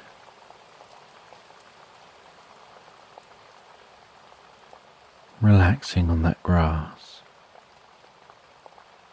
feeling the cool breeze as evening turns to night.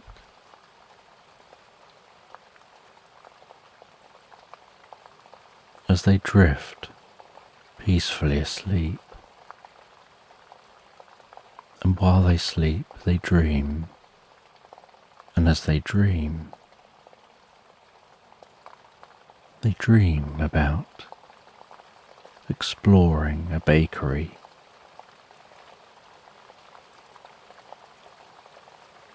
and they're looking at the products on sale in this bakery. And they find what looks like a jar of jam. Only when they open the jar, it's filled with starlight. They dream of spreading that starlight onto a scone, applying the cream. eating that scone and starlight.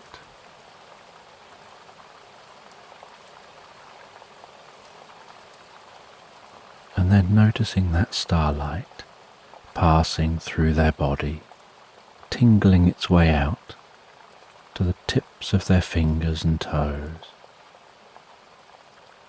buzzing its way through to each and every hair follicle, almost making the hair seem static.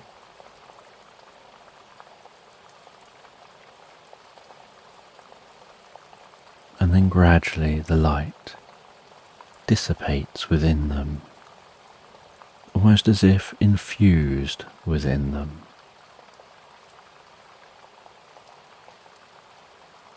They leave that bakery, and they notice as they walk that they give off a slight glow, almost directed by their own light.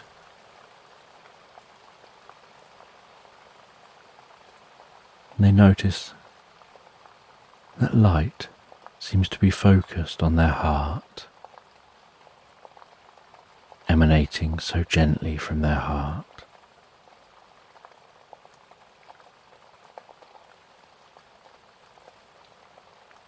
And they gradually drift and float deeper and deeper asleep. And on awakening from the most healing, recuperative sleep,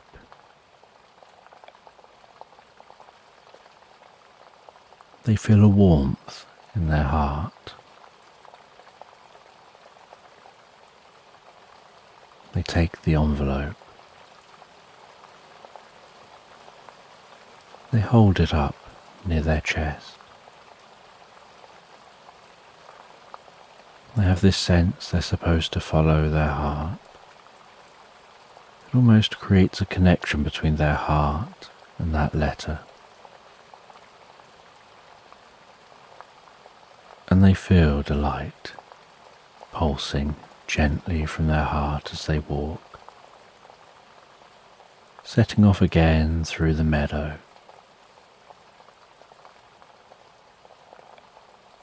The heart seeming to almost sing and pulse and hum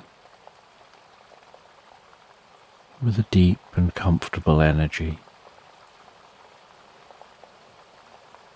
They walk through the landscape, admiring the birds they see. Rabbits gnawing on grass. Deer chewing away on that grass.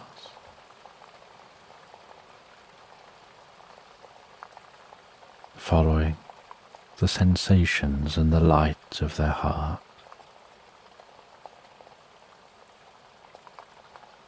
Eventually finding their way down to a river,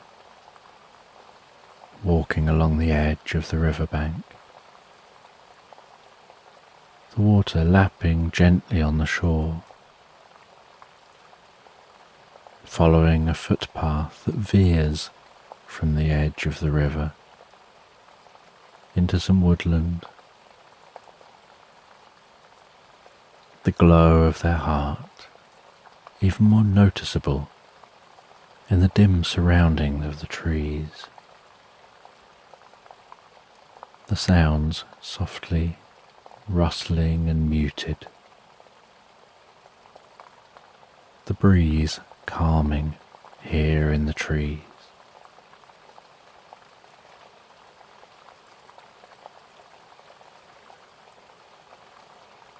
Aware that it's starting to get darker and darker again on another day.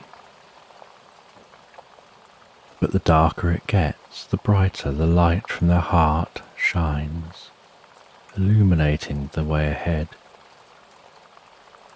And so they continue to walk.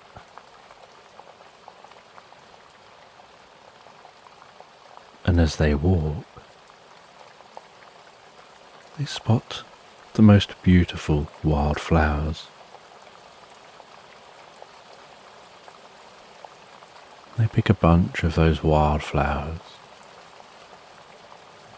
continuing to walk through this woodland.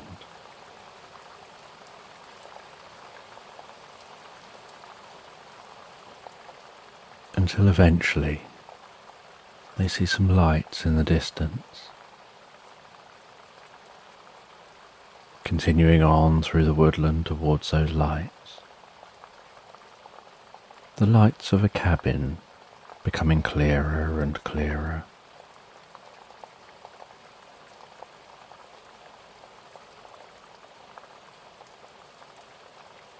They arrive at that cabin, knock softly on the door. The light from their chest guiding them to this point. They wait for a moment.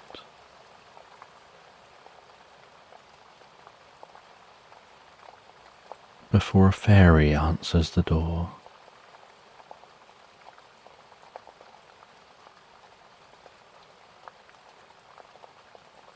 The gnome takes that letter from their bag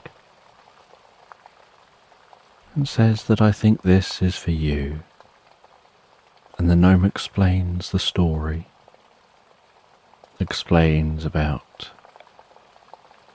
seeing that letter on a rock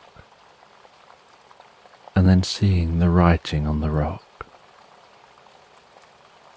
and then following the light of their heart all the way here. The fairy thanks the gnome, takes the letter and invites the gnome in. Gestures for the gnome to sit on the most comfortable chair near a fireplace.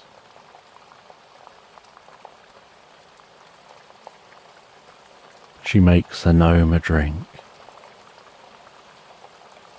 Says you must be thirsty from your journey.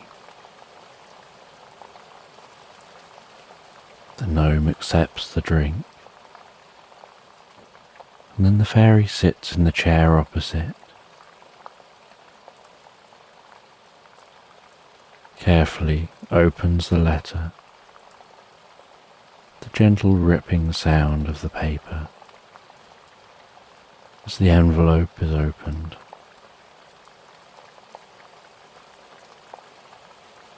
She unfolds the letter inside and silently begins to read that letter.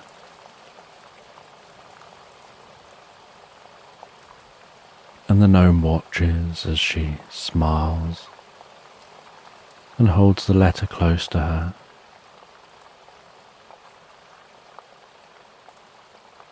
A slight sparkling like diamonds form around her eyes.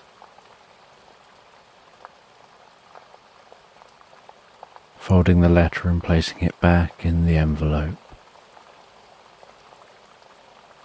Placing that down on the table beside her seat. Saying that the letter brings good news, but not really elaborating.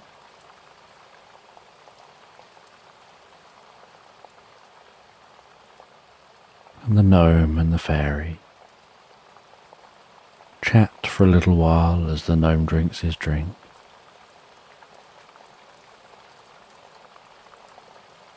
And it's now quite late, so the fairy asks if the gnome would like a room made up for them to spend the night. They spend the night settling down in that room, drifting so peacefully, so comfortably asleep,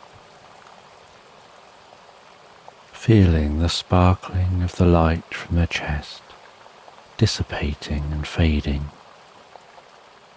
Now their task is done.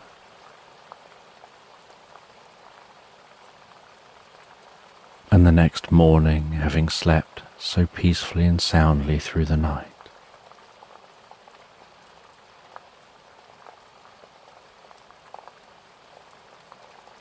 the gnome awakens. They smell a breakfast being prepared. The fairy greets them at the kitchen, offers them some breakfast and a drink.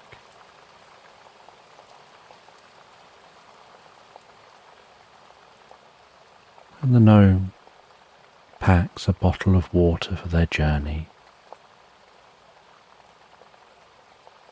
eats that breakfast, and says they'll set off back the way they came. They don't fully know where they're going.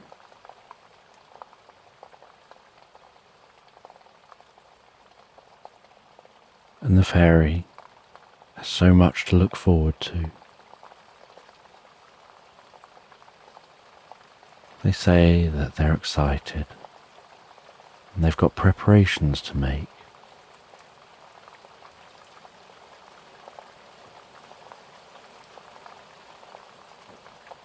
And the gnome says goodbye.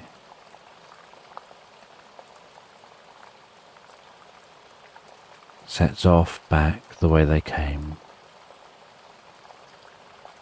walking through that woodland, fortunately in daytime for the return journey. Now they no longer have the light of their heart guiding them.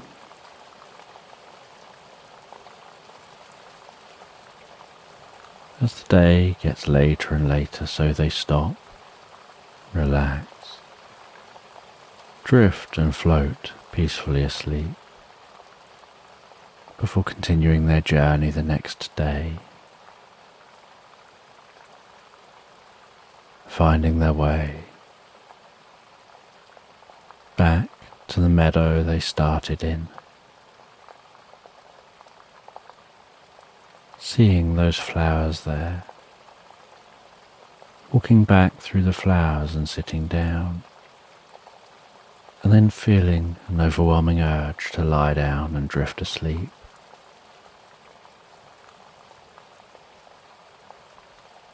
Before awakening near that tree,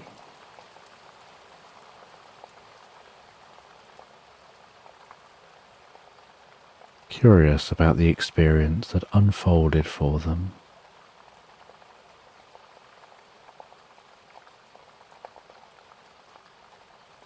Noticing those flowers have now started to wither, as if they've now done their job, and the day seems so peaceful and calm, like very little time has passed.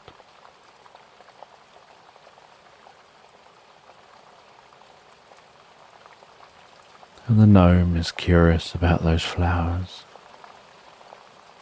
and decides they'll try to find more information about them, try and learn what they were, before heading back into their garden. They sit down in their garden for a while, reading a book, enjoying the evening sun.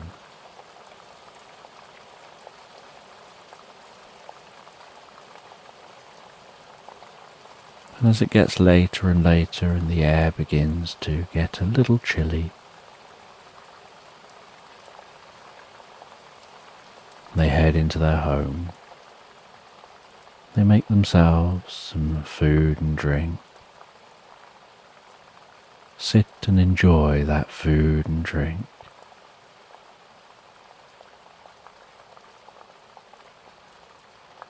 Before going and looking in their library, finding a book of old plants and searching for that plant that they saw. They can't find the plant in the book. They try to think of other books to search, Eventually they see the plant in a book of myths and legends. They see that the plant is the call of the fairies. When fairies require additional assistance to do tasks, like carrying messages they can't carry for themselves because they're not present, they can lure other beings, and a curious being will carry out their task. And with that, the gnome smiles and closes the book. They wonder who the sender of the letter was and whether the excitement on the fairy was that that sender was due to visit.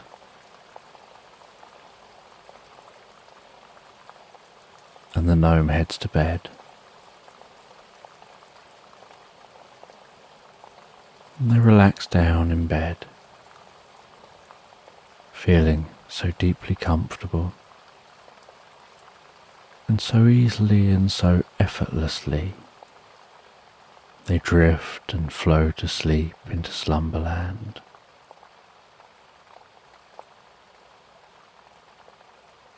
So just take a moment to allow your eyes to close and allow yourself to begin to relax. And as you begin to comfortably drift asleep, I don't know whether you'll drift asleep faster to the sound of my voice, or whether it'll be to the spaces between my words. And as you comfortably fall asleep, you can take a moment to allow yourself to get comfortable and imagine a healing light softly, slowly and gently passing down from the top of your head to the tips of your toes, relaxing gently down through you as I count down from 10 to 1. And with each count your mind can quieten and calm as the muscles soften and relax, and you can begin the process of drifting peacefully asleep. From 10, that healing light, relaxing the muscles around the top of the head, around the back of your head, gently, carefully, relaxing the muscles around the side of your head, around your temple, your forehead, and with each out-breath, that relaxation can deepen so peacefully, so comfortably, as it flows down around the eyes and around the ears. 9. That relaxation moving down around the jaw, relaxing that jaw, allowing the tongue to relax, the lips to relax, the nostrils to gently relax. With that relaxation moving carefully, slowly, as that healing light passes down the back of the neck, softening and calming those muscles around the side of the neck, front of the neck, down from the head, gradually moving that calming, healing light out across the shoulders, shoulder blades, relaxing those muscles like a deep and comfortable massage passing through your mind and body. 8. As that relaxation begins to move down those arms and I don't know which arm the relaxation will move down fastest, whether it'll be the right arm or the left arm. But you can be aware of that healing light spreading gently down those arms, around the biceps, triceps, down into the forearms. Seven, moving all the way down to the wrists, the palms of the hands, down to the fingertips. And perhaps as that relaxation continues through those arms with each out-breath, the arms begin to feel heavier or lighter, or some other sensation as relaxation sets in. And you know the process for sleep is that the body begins to relax, and while the body becomes physically relaxed, so the mind begins to drift and dream, initially to brief reveries before settling on the first dream of the night. And that healing light can spread down from the shoulders, 6, and down around the chest, the upper back, softening and relaxing those muscles gently, calming the breathing, helping you drift deeper and deeper into the experience. 5. The healing light moving down towards the stomach, the lower back, the sides, relaxing those muscles as it goes, bringing a deep sense of peace and calm to your upper body, releasing any tension. Perhaps occasionally finding yourself shifting just a little to get a little more comfortable. 4. With that relaxation spreading down around your buttocks, down into the upper parts of your legs. 3. Passing that relaxation down towards the lower part of your legs, perhaps those legs feeling heavier and heavier, maybe as the body becomes deeply relaxed and you focus and allow your mind to drift inside onto what's going on in your mind. Perhaps you lose some awareness of the body as it becomes incredibly still. 2. The relaxation spreading down to your feet, calming, softly relaxing all the way down to the tips of your toes. 1. As a final wave of relaxation pulses gently through you from the top of your head, down through your body, all the way down to the tips of your toes, as your mind begins to drift and dream and wander into tonight's sleep story. And as you sleep, so the fairy is in their home, and they're cooking a meal. You can notice the food hissing and popping and bubbling away as they cook. The fragrances of the herbs used, the other ingredients, the scent of the cooking wafting through their home. and that scent is wafting through the home and then infusing itself within the walls of the mushroom in which they live. And once they've cooked their food, they plate that food up. They take the plate of food to the most comfortable chair, sitting down in that chair with what resembles a fireplace beside them, only instead of fire, this sparkling, twinkling light, pulsing, undulating, giving off a gentle warmth that permeates through the living space.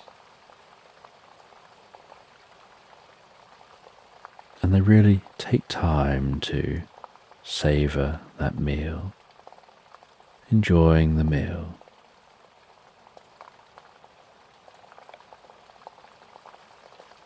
And after finishing their meal,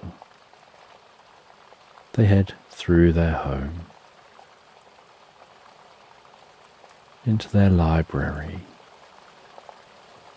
And the library is down a spiral staircase to a basement level of their home, and the curved walls of this space, floor to ceiling with books.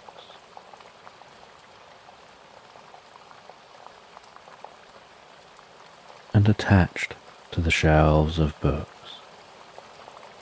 is a ladder on wheels.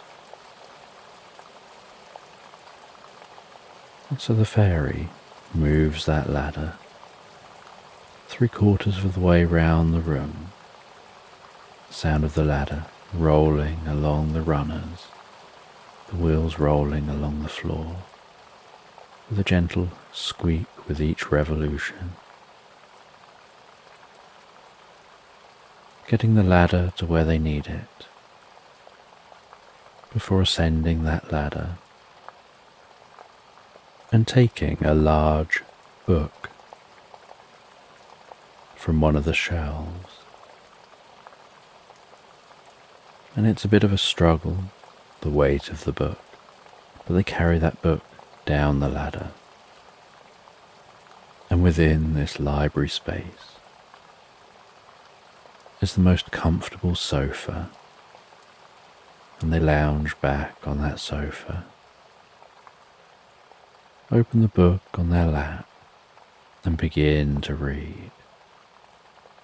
And each page that they turn gently glistens and sparkles, as if this book is infused with magic.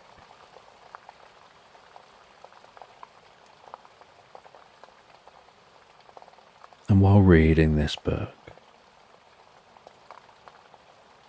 they're reading about an old legend. A legend set on a distant planet.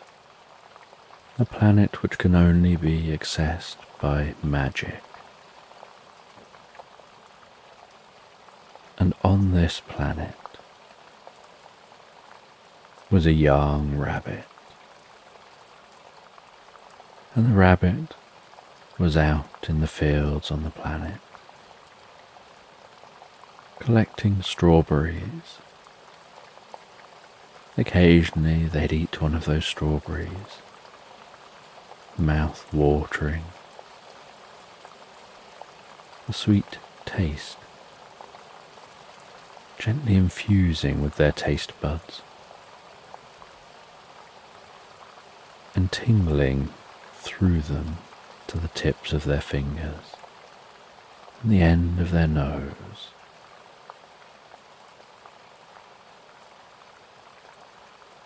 And they collected an entire basket full of strawberries.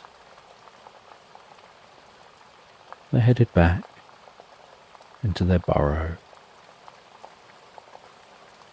placed the strawberries to one side, sat down comfortably in their burrow,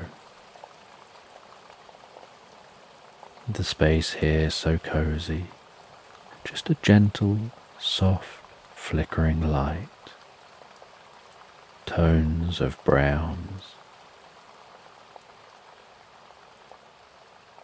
the air very still, just the right temperature for a deep sense of comfort.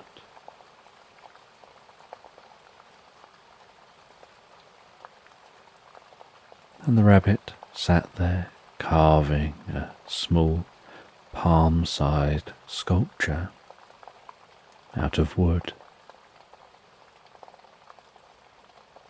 carefully slicing off layers of wood, gradually shaping that wood, sometimes getting some sandpaper and smoothing bits out, having an idea in their mind of what this little sculpture should look like,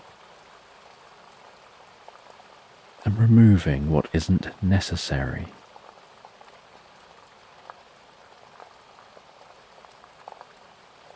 Once they carved that wooden sculpture,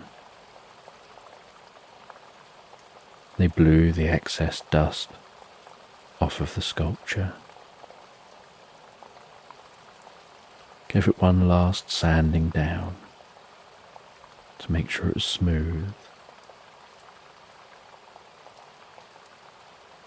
and it looked like a small person.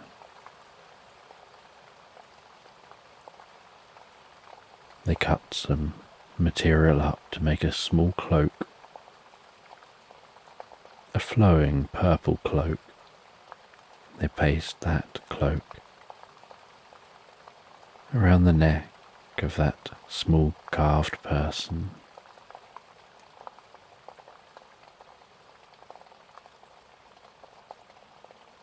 They then poured a small amount of oil onto that carving,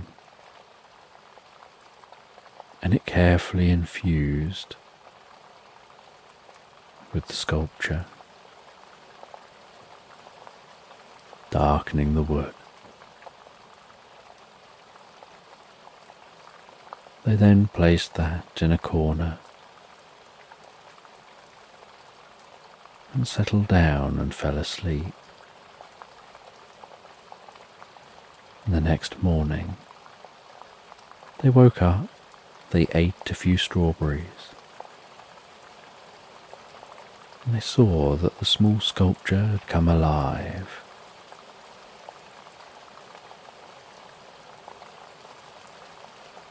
And with this small sculpture, they set off out of the burrow. They walked through a meadow and into ancient woodland that was filled with gnarled trees,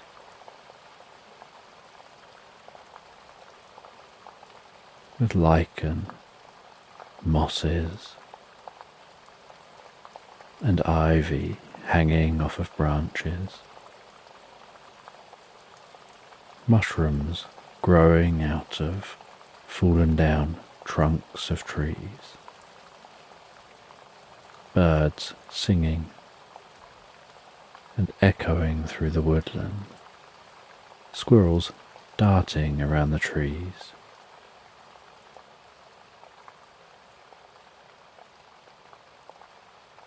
And the small man followed the rabbit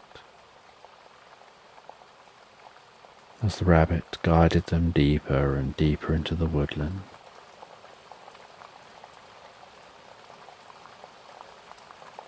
And the rabbit explained that they're needed for a mission.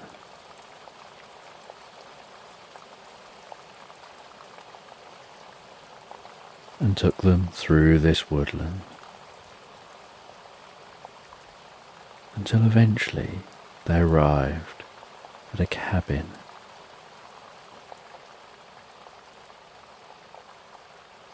And the rabbit could see that in the cabin was a wizard,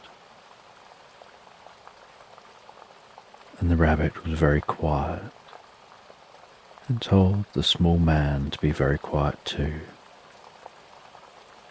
They watched, seeing the wizard through the window pottering around inside their cabin.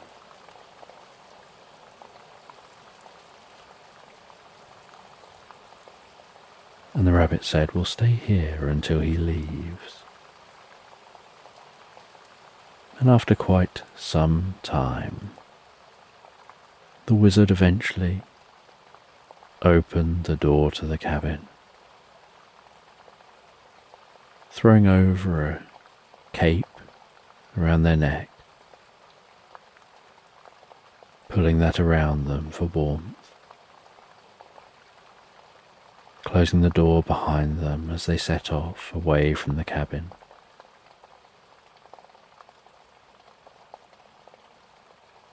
And the rabbit said, "Now's our time." And together they headed to that cabin. And in the door of the cabin was a small cat flap. And they carefully snuck through the cat flap, walked across the wooden floor, trying to avoid the loose floorboards, seeing that cat sleeping on a thick rug in front of the fireplace.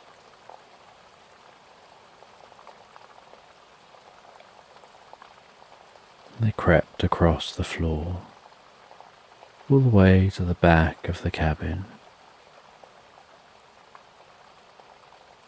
found their way into a room at the back of the cabin,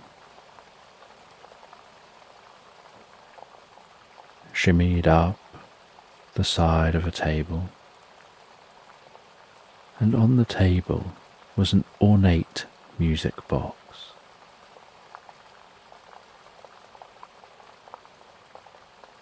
And the rabbit carefully opened the music box.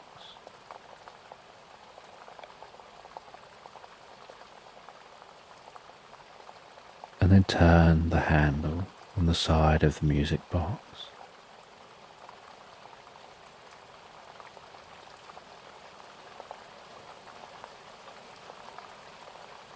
And as that wound up,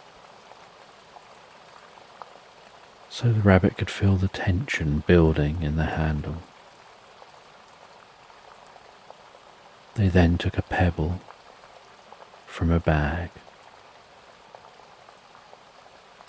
They handed it to the small person. They said, "Place this pebble on that lever over there," gesturing to a lever at the back of the music box. And as the pebble was placed on the lever pushed down.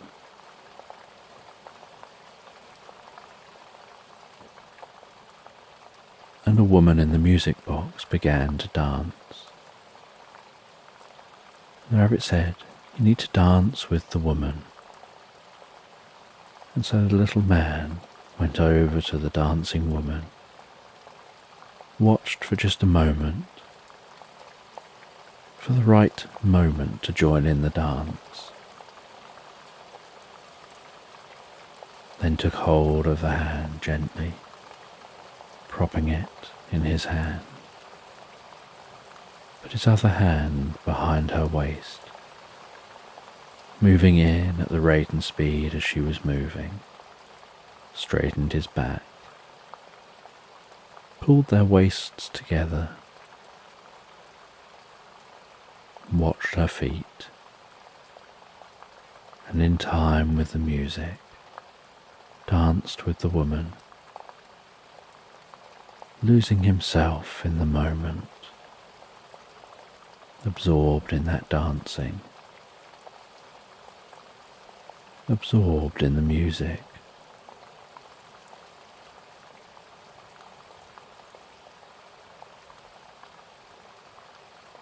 And the man danced with the woman all the way through to the end of the dance. which ended with the two of them on a certain point within the music box. And something about their combined weight, the fact that they had both done this dance together, made the music box sound like a lock just unlocked. Some mechanism shifted, and a drawer on the front of the music box opened up.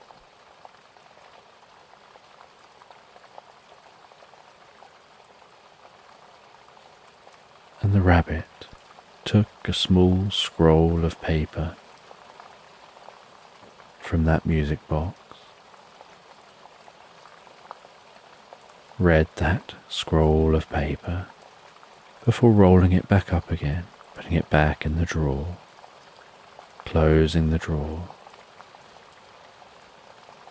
asking the small man to come with them to climb off the music box, closing the music box and removing the pebble, and together sneaking back out of this cabin. And once back outside the cabin, the rabbit explains that contained, locked inside the music box,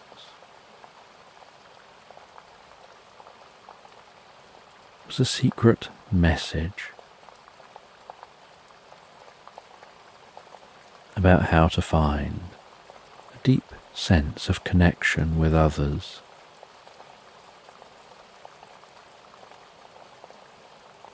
And they've been looking for love, and they hoped that that connection spell, that scroll teaching about connection,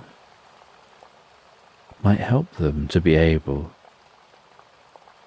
to find someone to share their life with.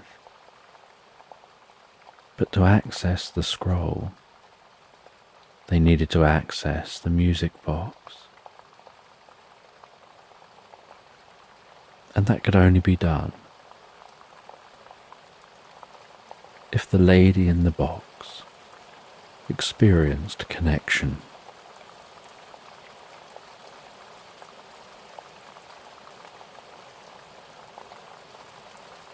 And so, when she experienced that connection and completed the dancing, the drawer slid open.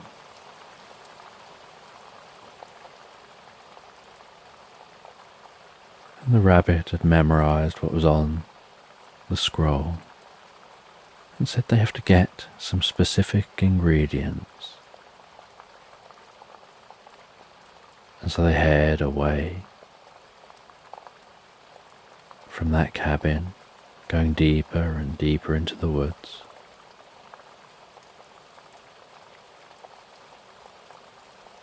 And deep in the woods, the rabbit starts picking certain ingredients, different herbs, different plants, taking some gratings of the bark of certain trees,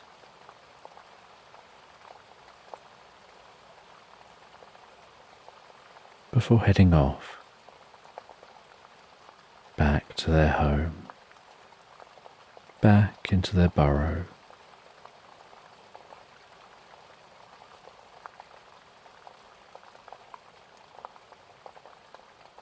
Cooking up that potion, drinking the potion, and then falling asleep. And when they awaken the next day, so the oil infused in the wooden man has dried out, and the consciousness has drifted from that wooden man, and they're back to just being an inanimate carving.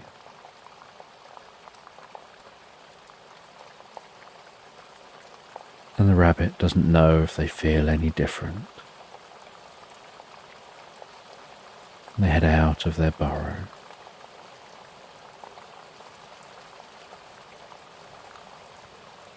They head off into the fields to see the other rabbits. They decide to test to see if the potion has worked. They hop over near some other rabbits. They say hello to those rabbits. The rabbits engage back, and they engage in conversation. And they talk with each other for some time.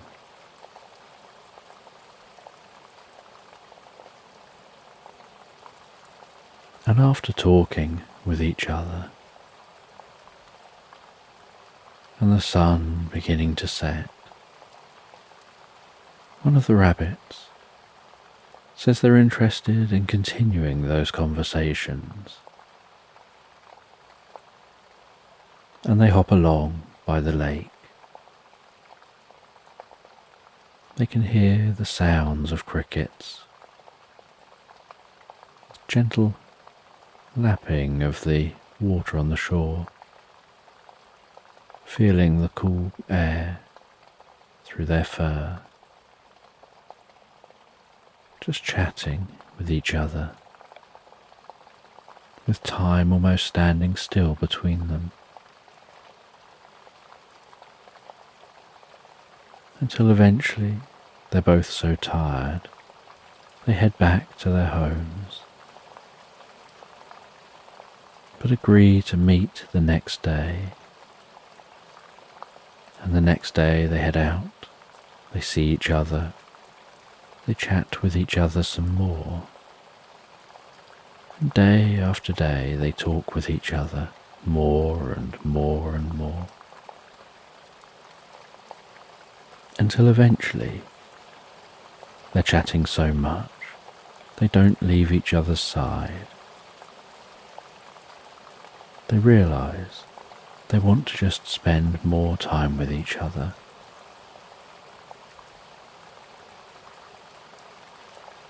Until they end up living together.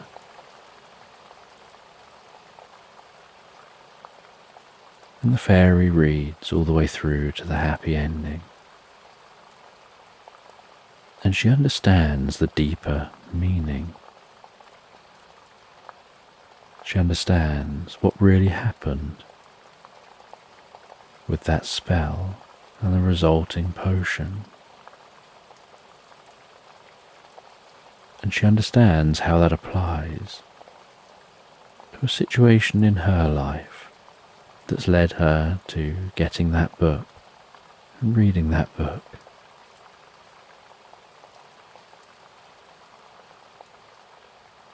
She places the book down next to the sofa, heads back upstairs, leaves her home and heads down into the fairy village. And down in the fairy village, she goes to the bar. She talks to others in the bar and finds that with one fairy they strike up the kind of conversation where you're so engrossed in each other's company that you lose awareness of everything else going on around you. You lose awareness of time that's passing. You find yourselves locked almost in a mutual world, as if you're both one. And a bit like in the book, every day for the next few weeks, the fairy agrees to meet up with the other fairy. And they meet up and they talk They go to pleasant locations and just sit and chat, sometimes just sitting and being silent, enjoying nature. Each time feeling a deeper sense of not wanting to separate from each other, of wanting to spend more time together.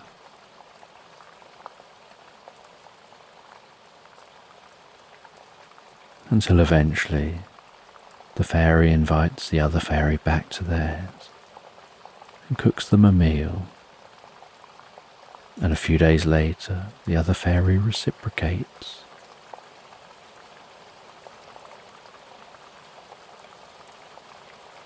Another time, the two of them head off and have a meal out together.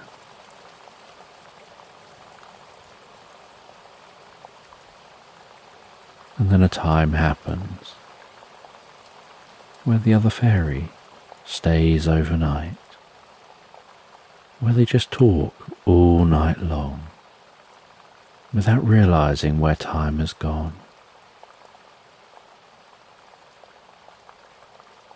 And over the course of a few months,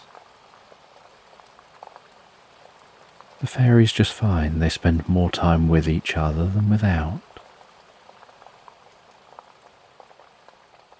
And the fairy deeply understands what was taught within that book, how that was applied, what it all really means,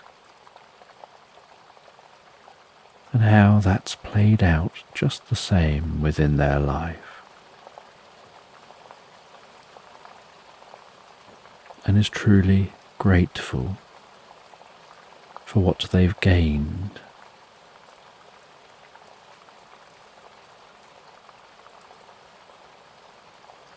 And as time goes on, they become so comfortable with each other that every touch of each other triggers a deep sense of relaxation and inner well-being, a deep sense of safety and security, a deep sense of comfort and peace. They find, lying down together, wrapped in each other's arms, that the act of being so close and calm, feeling so safe together, helps them fall asleep so quickly, so deeply, peacefully and comfortably, relaxed asleep into Slumberland.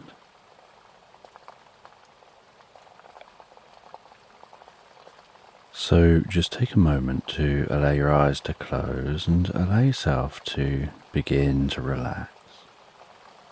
And as you begin to comfortably drift asleep, I don't know whether you'll drift asleep faster to the sound of my voice, or whether it'll be to the spaces between my words.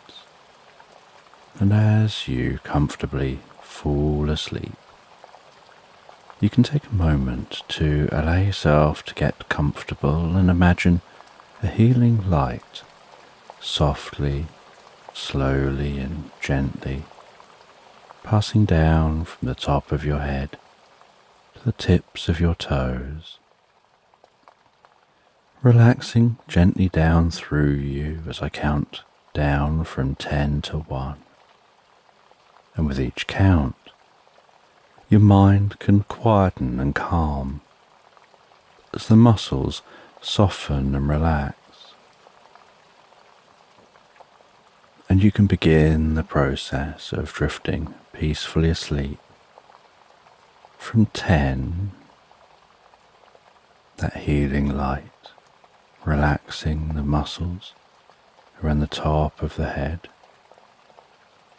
around the back of your head, gently, carefully, relaxing the muscles around the side of your head, around your temple, your forehead, And with each out breath, that relaxation can deepen so peacefully, so comfortably, as it flows down around the eyes and around the ears.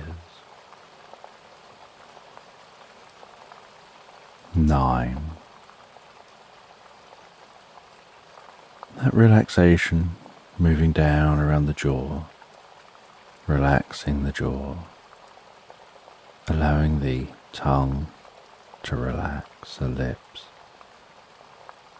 to relax, the nostrils to gently relax, with that relaxation moving carefully, slowly, as that healing light passes down the back of the neck, softening and calming those muscles around the sides of the neck, the front of the neck, down from the head, gradually moving that calming, healing light out across the shoulders, the shoulder blades relaxing those muscles, like a deep massage passing through your mind and body. 8. As that relaxation begins to move down those arms, and I don't know which arm the relaxation will move down fastest, or whether it'll be the right arm or the left arm. But you can be aware of that healing light spreading gently down those arms, around the biceps, triceps, down into the forearms. 7. Moving all the way down to the wrists, the palms of the hands, down to the fingertips,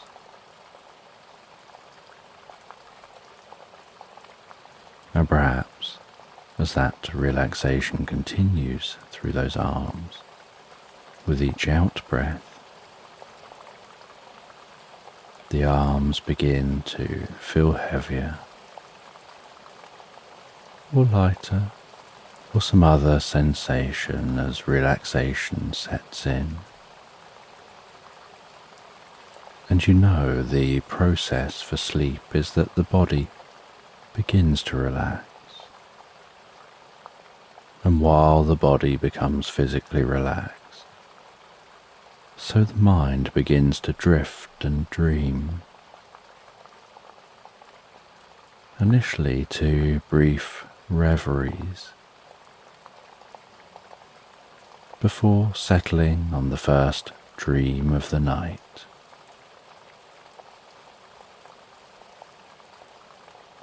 6.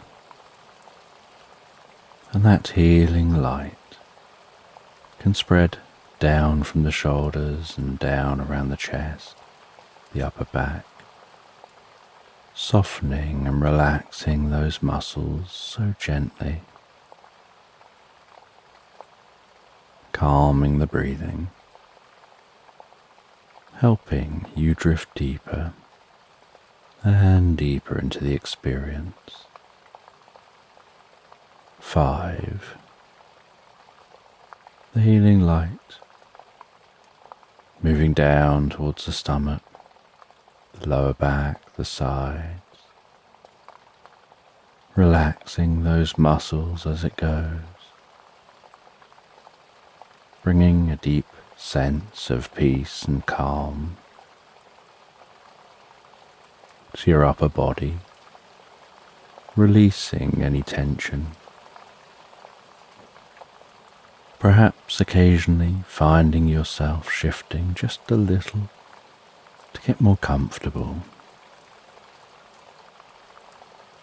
4. with that relaxation spreading down around your buttocks, down into the upper parts of your legs.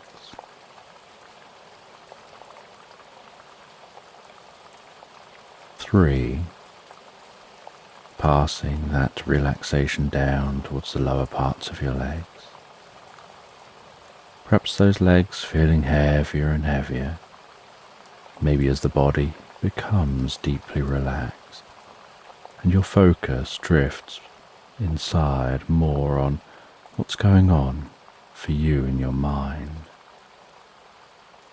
You lose some awareness of the body as it becomes incredibly still. 2.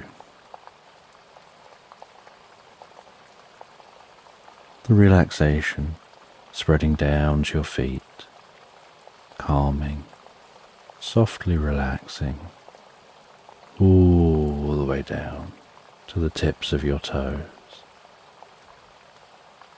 And 1. As a final wave of relaxation pulses gently through you, from the top of your head down through your body, all the way down to the tips of your toes, as your mind begins to drift and dream and wander into tonight's sleep story. And you find yourself out in your garden, tending to the plants, clearing away any old plants, trimming things that need trimming.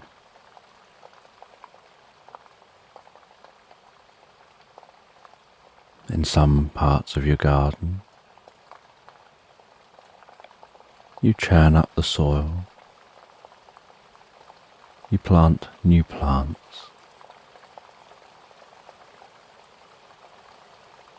You then go around areas of your garden, placing new grass seed, where the grass has begun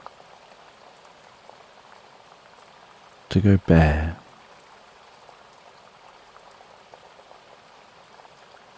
At areas where you walk a lot across those bits of the garden, and then you go around with a watering can, watering what you need to, before heading to a deck chair here in the garden and relaxing into the deck chair, proud of all the work you've been doing, feeling that you've earned this moment of rest.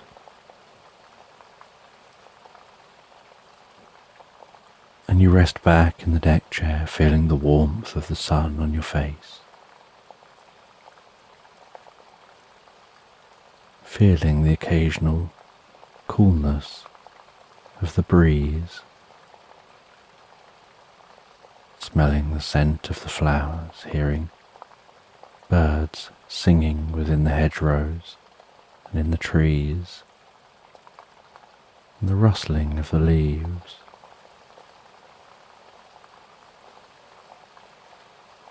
Almost feeling a part of the nature around you.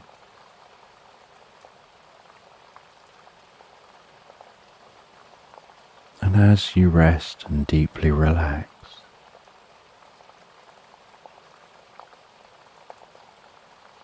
you get this sense like you hear a soft, distant voice. And at first you think it's just in your mind, perhaps like a dream gently tapping on consciousness. But then, as you move your head very slightly, you realize that gentle voice is coming from outside of your mind.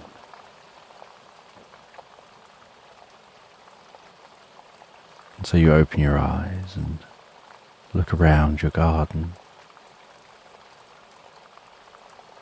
You can hear that voice. You look in the direction you hear it coming from.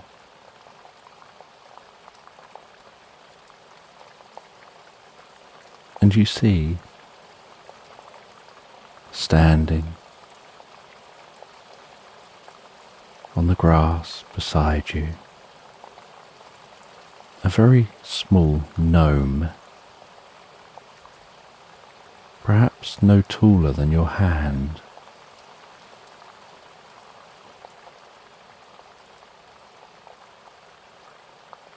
And that small gnome has a delicate voice. You swing your legs around off of the deck chair. You lean down to get closer to that gnome.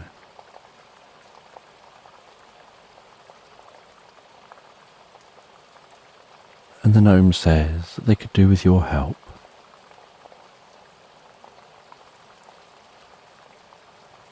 And they start to explain how they need you to follow them into a world of gnomes.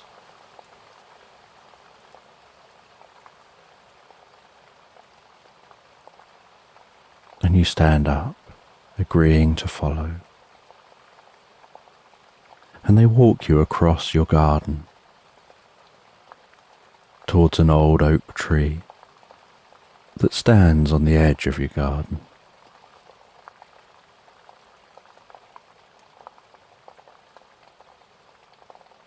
And then they walk up to the trunk of the tree.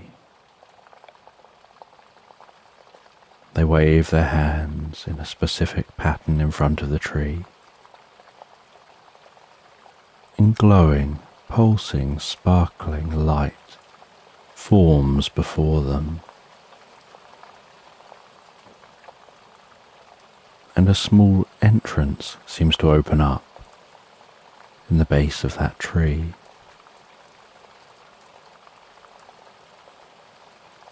And the gnome walks in and looks back towards you. And you tell them that you can't fit in that hole.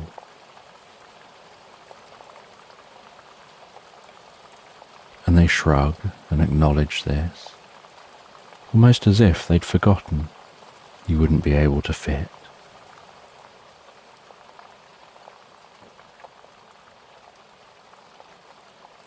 And they pull their bag around the side of their body, opening the pouch. They take out a small mushroom, no larger than a pea. They hand you that mushroom and tell you to eat it. You eat that pea-sized mushroom. You feel a tingling through your mind and body, right down to the tips of your fingers.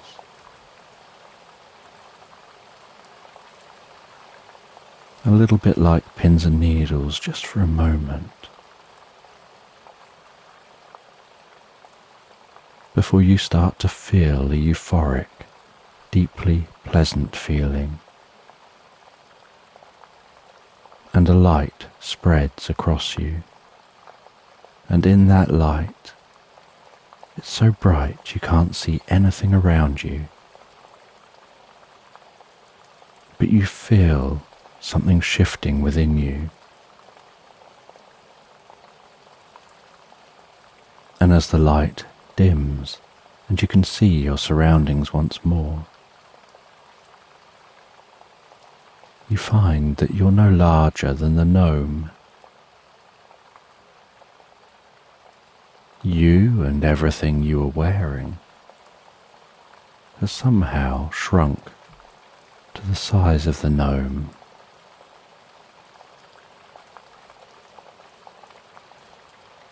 And the gnome explains that there's another type of mushroom that you can take that will reverse the effects of the first mushroom. But for now, you can follow them. And so you follow them through that portal into the tree. And instead of walking into the tree, you find walking through the portal that you come out in a whole different landscape. As you look back, it's almost like you can see the same oak tree with the same portal-like entrance, except this tree is situated in an open field, and before you is a hustling, bustling town of gnomes.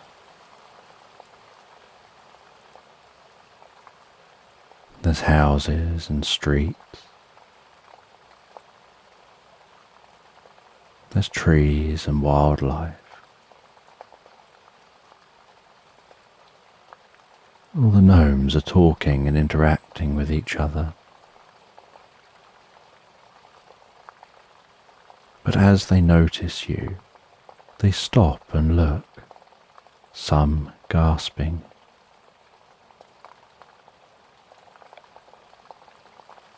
And the gnome guides you down through the street, heading down towards a grand-looking building. Knocking on the door of that building before opening the door and entering and guiding you in with them. And inside the building is wooden floor with large, dense rugs covering that floor. The two of you walk across the large, dense rugs,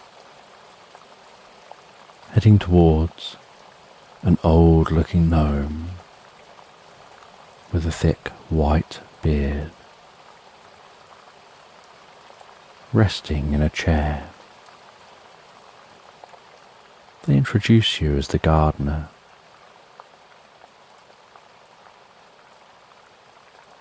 And the old gnome talks to you and says that they need your help.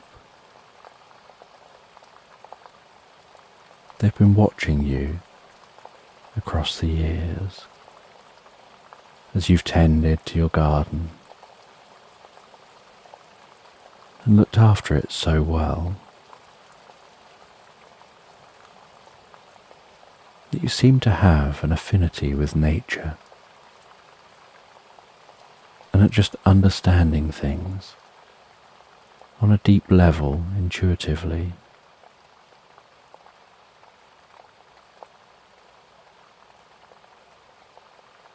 And they tell you about a tree in their land.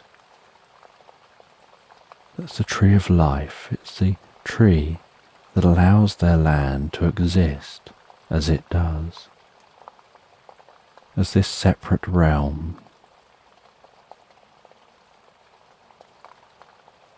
But recently that tree has been damaged and has started to die.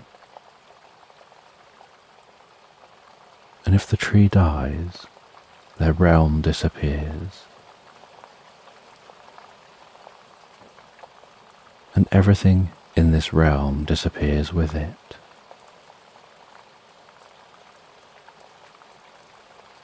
And they need your help to look at that tree and see if there's anything that can be done.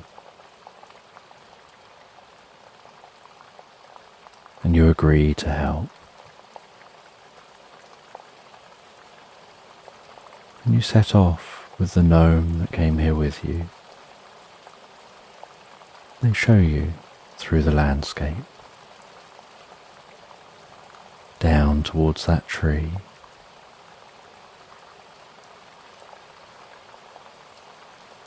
And the tree is some distance from this space.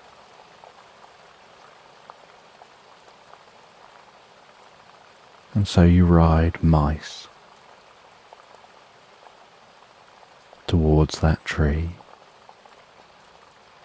riding through the landscape. You asking the gnome about this place, where it is, how it formed, what happened before the tree, and what would happen if the tree disappears,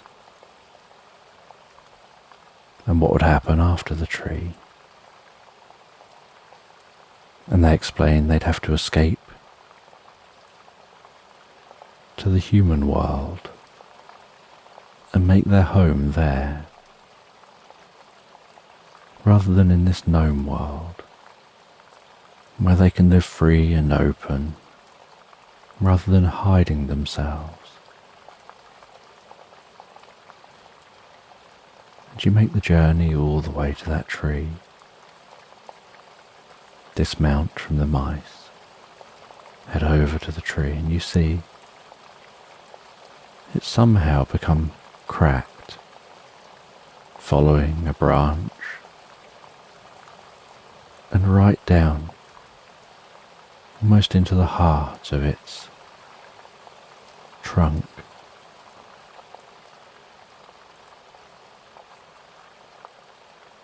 And to these gnomes, this is a large tree, but to you, you know it's probably a bonsai tree.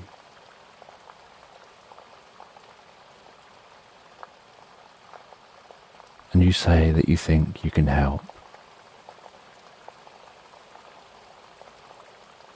And you start getting to work on the tree. You get some natural fibres. You wrap them around the trunk, pulling the trunk together. You start fixing up that tree.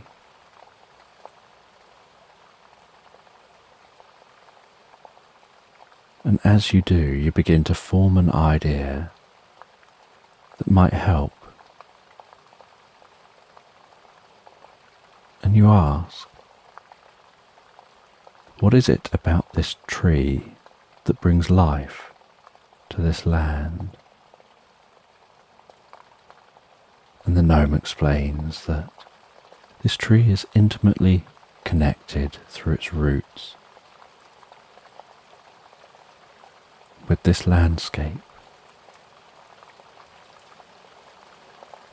And this is the only one of its species here.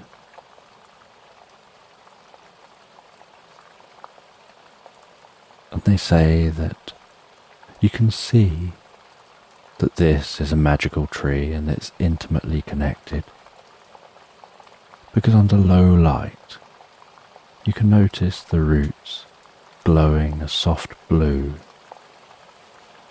that signals their connection with the landscape.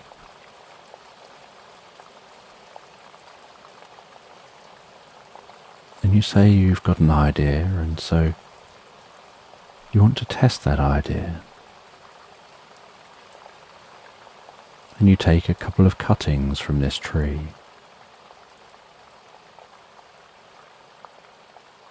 And you head to different locations away from the tree. You plant those cuttings. You water them.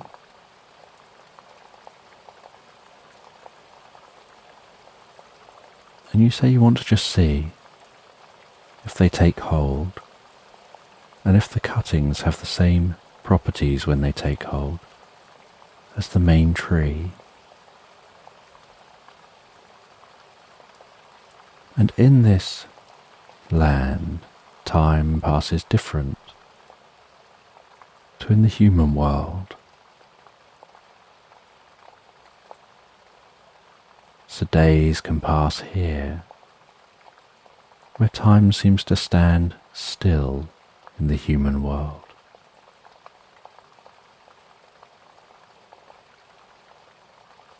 As if the portal itself is just a point in time.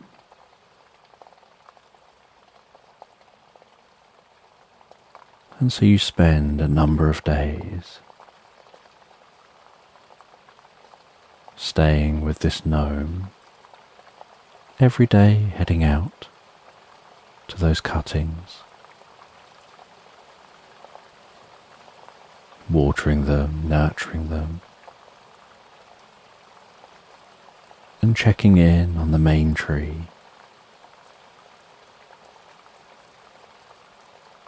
And after a number of weeks, you notice that the cuttings have started to grow roots and take hold, and under low light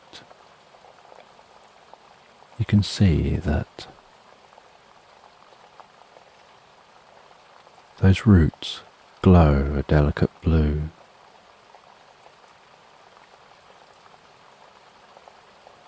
And seem to be equally as connected to the landscape as the main tree.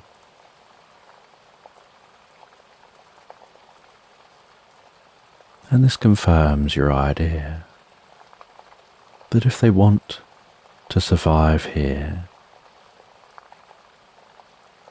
and reduce any risk of any issues, perhaps they need to have more than one tree that maintains this space, this alternate world.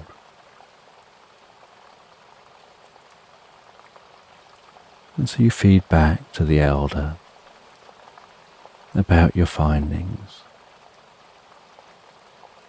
You feed back that the main tree is doing very well, is repairing itself very well, but that cuttings also grow when looked after.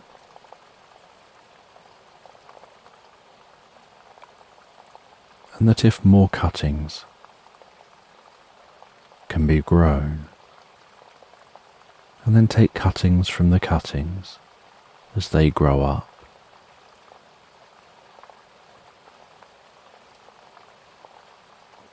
then the tree can become something that is so ubiquitous in the world. Hopefully, if anything happened to just one of the trees, nothing would happen to the world itself.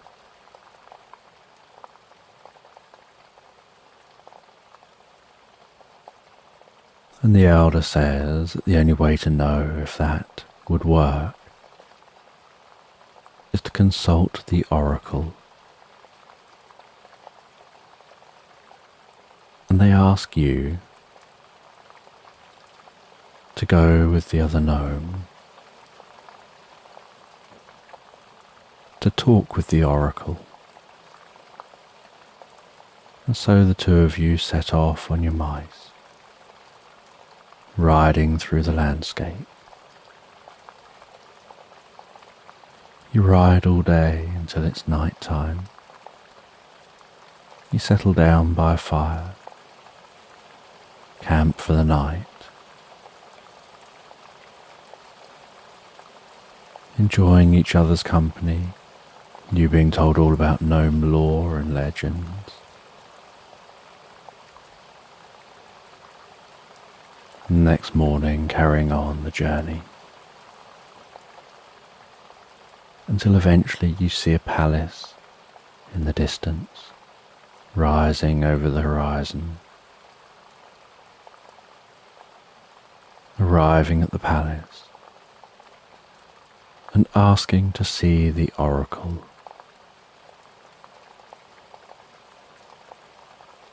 And you're shown through the palace and up a tall tower. And the oracle is sat there meditating in this tall tower.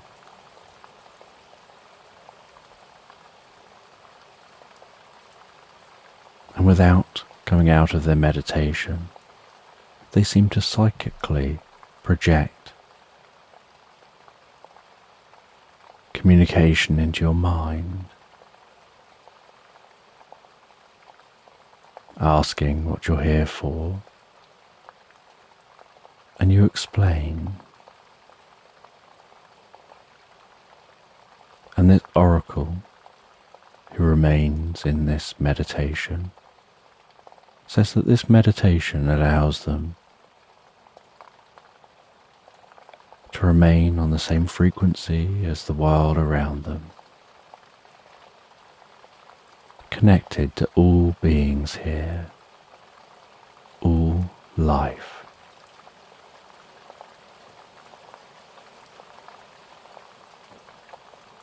And they focus in on their connection with the tree and with the new trees.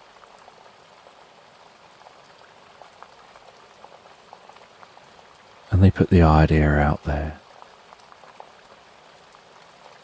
about whether it's accurate that the tree and the new trees, that any of them existing, is enough to maintain this world.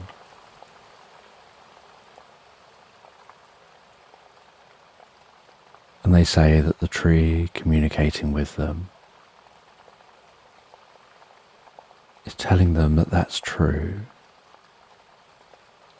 that these trees are intimately connected with the fabric of the world when their roots grow. And so having more of the trees means less chance if any one tree gets damaged, of something going wrong and this world disappearing.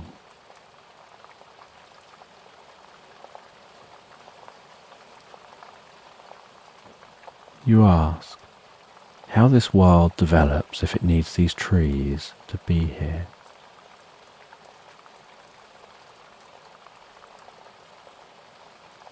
And after a short pause, where the oracle listens to the tree,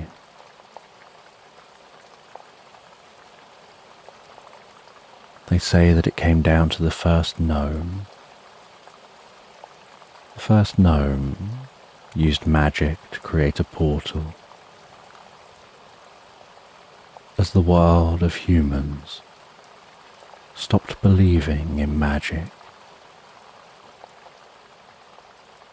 and started being fearful of the unknown. They wondered whether they could create a land elsewhere where they could live openly in communities, being themselves. And they opened a portal, and they infused a tree with magic, which they brought through the portal with them, and into the void through that portal. They passed that tree.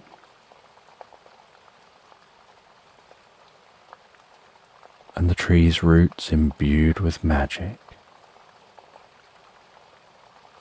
began to fill the void with a landscape.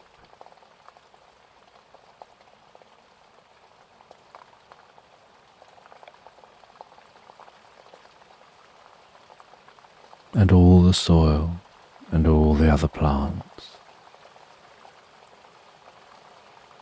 and the entire landscape grew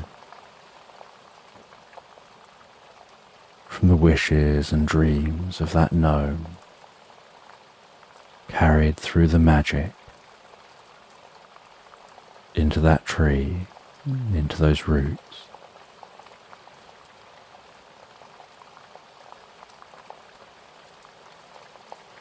Mirroring the world the tree had come from.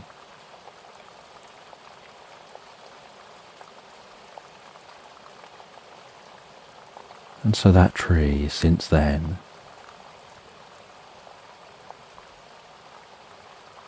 had been the sole provider of maintaining this landscape.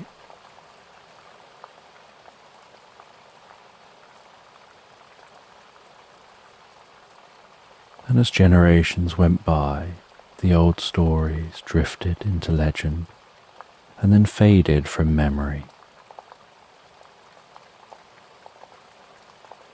But that tree still stood tall, and the message that the tree brings life to the land remained. And generation after generation, that was communicated so strong as to make sure that the tree was looked after.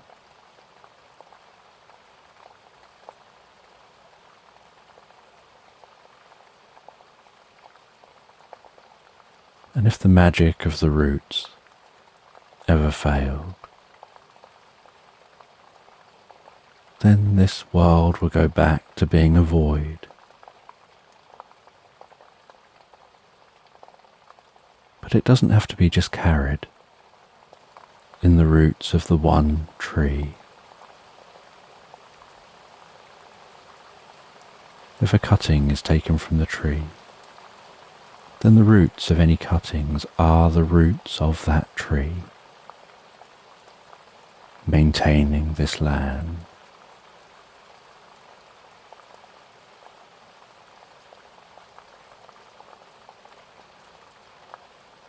And after seeing the oracle, you both head back, stopping on your journey, camping another night, continuing your journey the next day, confirming that cuttings work as well as the original tree. But to get cuttings, you have to be delicate. You can't just chop a tree to pieces for cuttings. You take a small piece, let it grow. And take another small piece, and as those pieces grow into trees, so cuttings can be taken from them. And you teach how to get cuttings from the tree, how to grow those cuttings into trees of their own.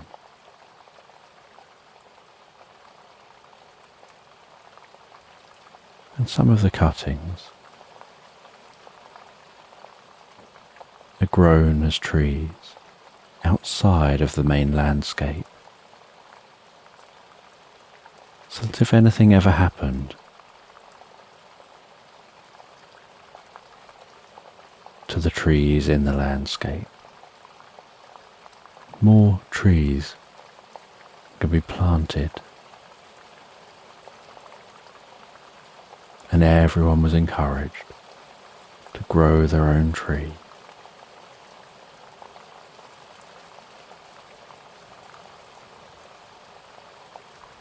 And each tree would take years to grow to full size.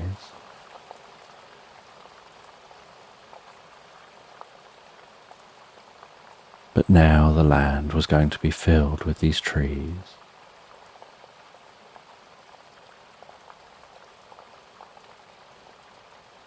And you're thanked for your help, and the gnome shows you back through the portal, back to your garden, then hands you a mushroom. You consume that mushroom and grow back to full size. And in your garden you notice it's as if no time has passed, but in your mind you feel like you've had weeks away.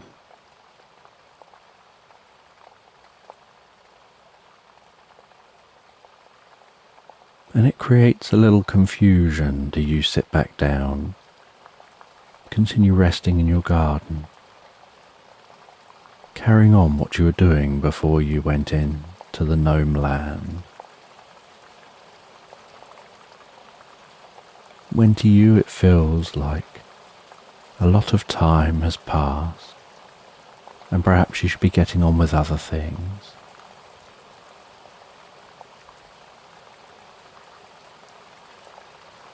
but you decide to sit in the garden for a while. You ponder the experience in that gnome land. You wonder how often gnomes visit this land. You don't really hear of gnomes visiting nowadays.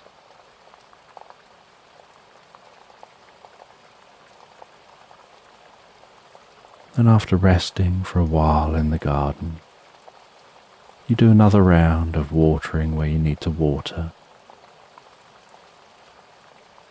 As the evening sets in, you head inside your home. You make yourself something to eat and drink. You rest down by the fire, eating that food, drinking that drink.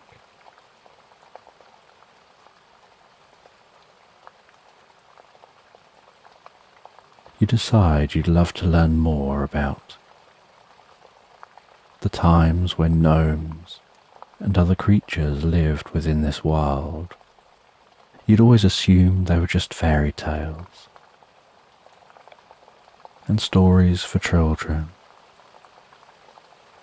But knowing that it was real makes you want to learn more. When you're reading, with a different mindset and a different understanding, you head to bed and drift peacefully asleep.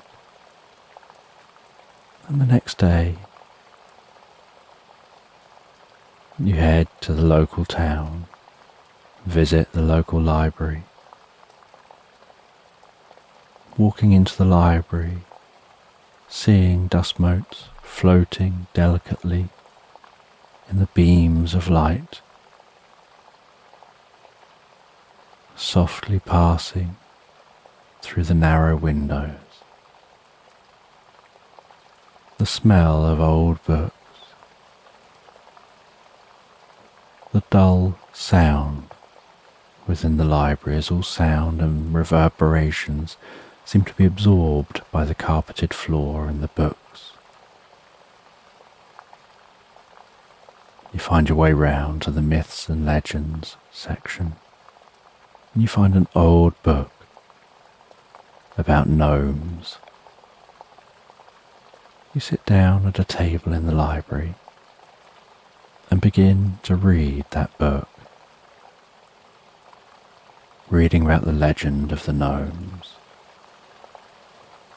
how they first seemed to appear in this land, what humans used to think of those gnomes, the magic they used to possess. And you find it fascinating learning about those gnomes. Now that you're reading this, from a perspective that what you're reading is probably true, and you continue to read that book. You look at the pictures, seeing some of those drawings, questioning their accuracy as they're drawn from what people say gnomes are like. But having met gnomes yourself, you know they don't look exactly like these drawings portray.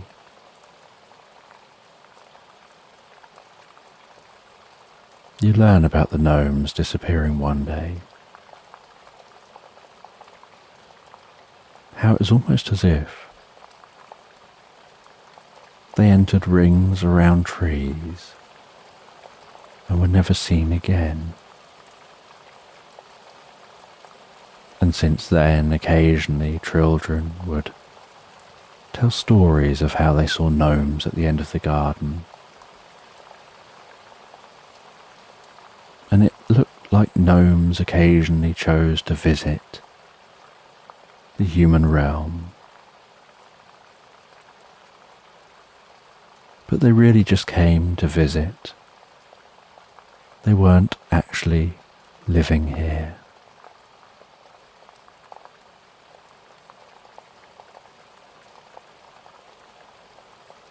And after reading, and finding it fascinating learning the history of the gnomes. You wonder whether the gnomes themselves have any books or any history that they could teach from their perspective. You head back home. You write a letter to that gnome saying you'd love to learn more about their civilization, about the history of the gnomes from their perspective, and if they've got any writings on that they'd be willing to share. Would they share that with you? You place that letter near the tree.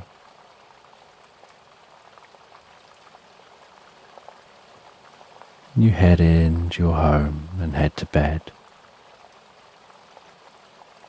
And the next day you see the letter has gone. And a few days later, next to the tree, you see a tiny, wrapped up gift. A small gift, the size of the tip of your thumb, wrapped in brown paper, string tied around that, and the most perfect bow. And next to that is a small wicker basket with a tiny bit of red material draped over the basket. You take the two items into your home, place them down on your dining room table, carefully unwrap the gift, and you see an old book, incredibly tiny old book, too small to be able to open and handle.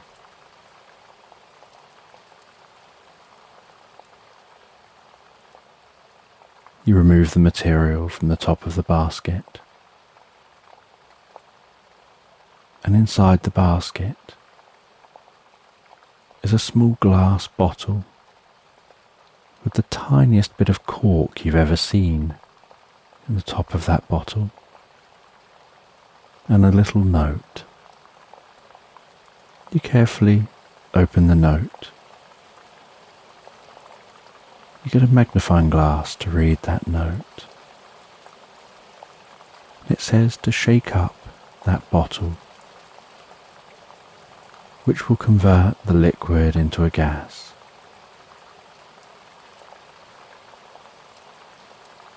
And that gas is heavier than air and will sink down.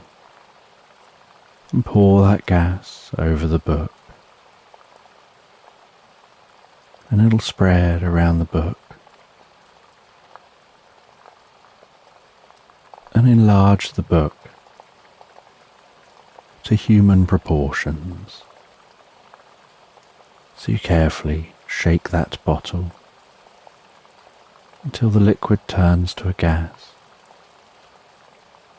Using your fingernails, with your thumb and your forefinger, you pop the cork out of that bottle. You tip the bottle upside down and the gas falls down onto the book, enveloping the book. Begins to sparkle and twinkle and fizz gently. And the book then expands, getting larger and larger on the table, until it's the size of a large, hard-covered book.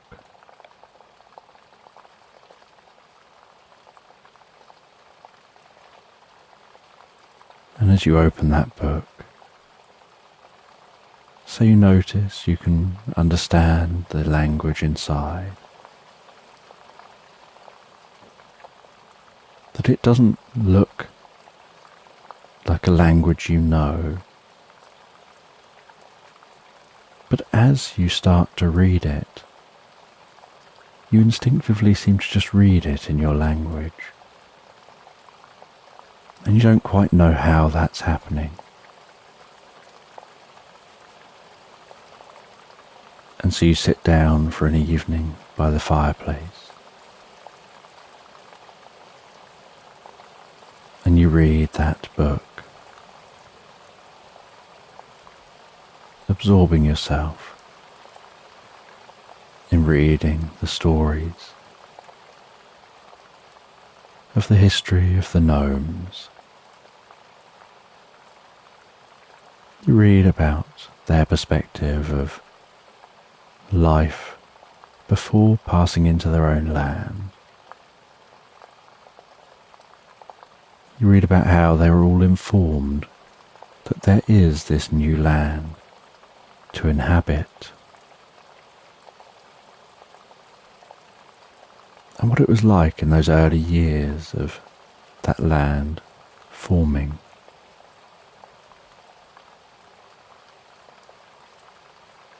Reading about their magic, their portals,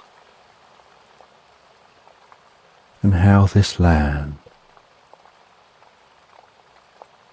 has a very different concept of time to the human world. How portals to the human world are always a fixed point in time,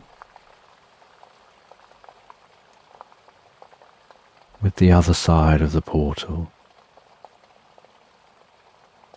being to a time that's constantly moving, and so they may have portals which they can pass through, which were situated centuries earlier. And so one side of the portal is centuries in the past, yet the other side of the portal in the gnome land, centuries have moved on.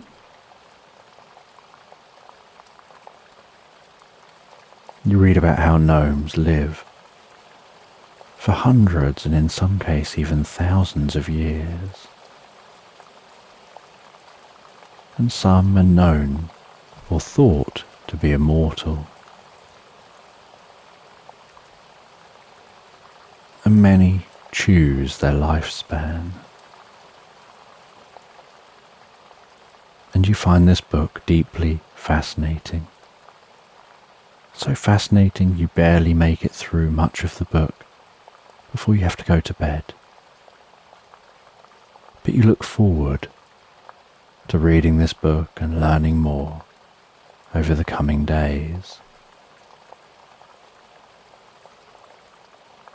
And with this new discovery, this new mission you're on to learn more about these gnomes that you've only just discovered are real, you head to bed with new thoughts in your mind, feeling a deep sense of connection to a broader world than you knew existed before. And you drift and float so peacefully, so comfortably asleep into Slumberland.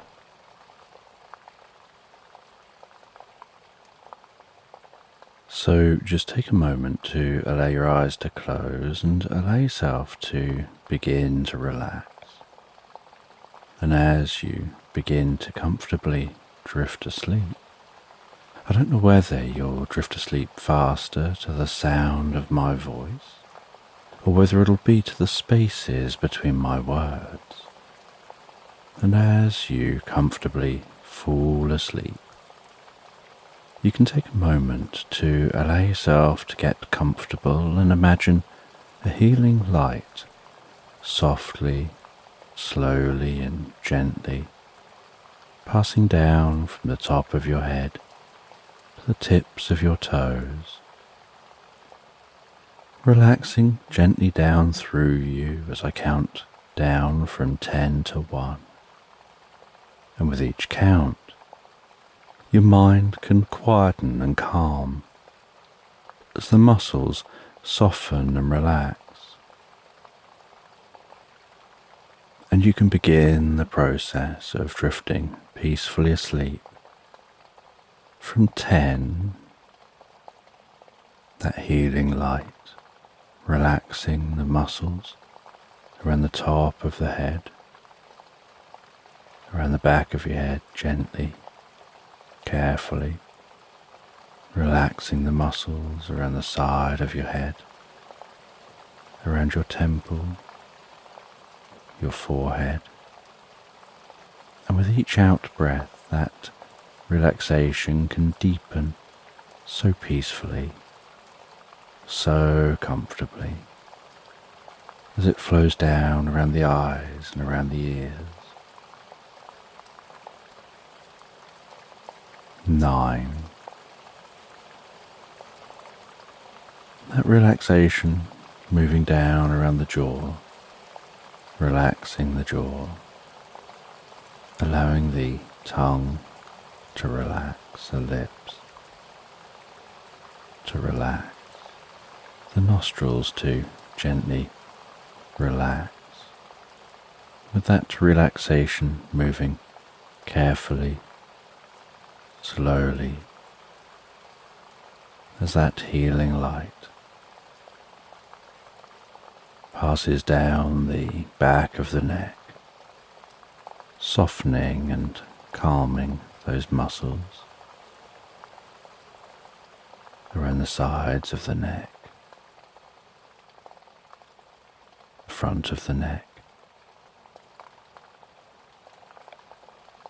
down from the head,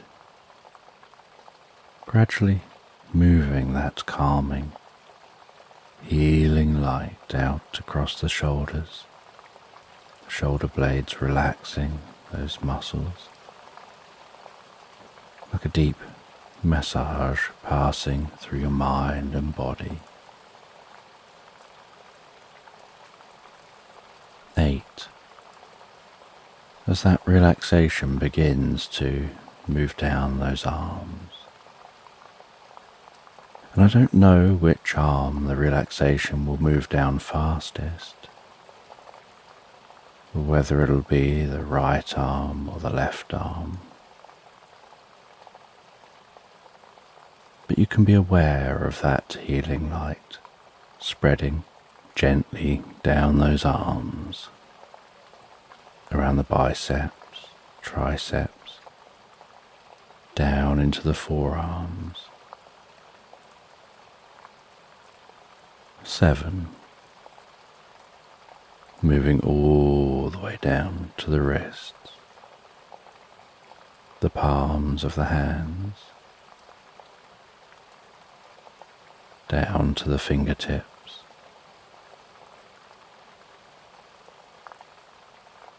and perhaps as that relaxation continues through those arms, with each out breath, the arms begin to feel heavier, or lighter, or some other sensation as relaxation sets in. And you know the process for sleep is that the body begins to relax.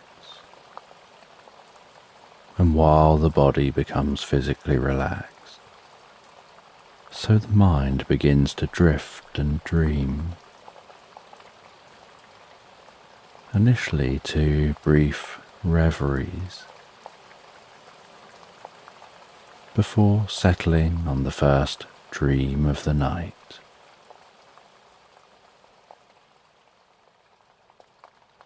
6. And that healing light can spread down from the shoulders and down around the chest, the upper back, softening and relaxing those muscles so gently, calming the breathing, helping you drift deeper and deeper into the experience. 5. The healing light moving down towards the stomach, the lower back, the sides, relaxing those muscles as it goes,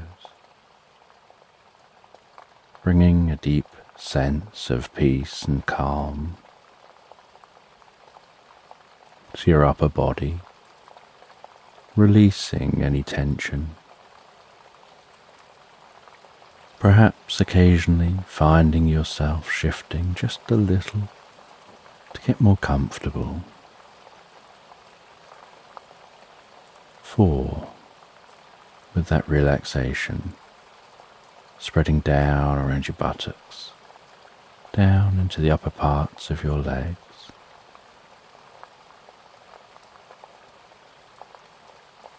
3. Passing that relaxation down towards the lower parts of your legs. Perhaps those legs feeling heavier and heavier, maybe as the body becomes deeply relaxed and your focus drifts inside more on what's going on for you in your mind. You lose some awareness of the body as it becomes incredibly still. 2. The relaxation spreading down to your feet, calming, softly relaxing, all the way down to the tips of your toes. And 1. As a final wave of relaxation pulses gently through you, from the top of your head down through your body, all the way down to the tips of your toes, as your mind begins to drift and dream and wander into tonight's sleep story. And you find yourself as a shepherd out in the fields herding your sheep. You're whistling and calling words to your sheepdog. As the dog rushes around those sheep, running one side, encouraging them the other direction, running around the back to the other side to encourage them to narrow down and all huddle together.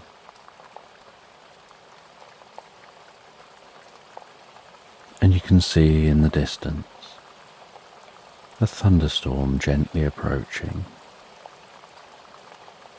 And so you're just calmly encouraging your sheepdog to help you to herd these sheep.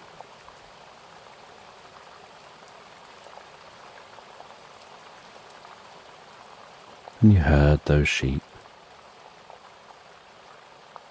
You get them in to where they need to be, closing the gate. The air can smell so fresh as a storm approaches.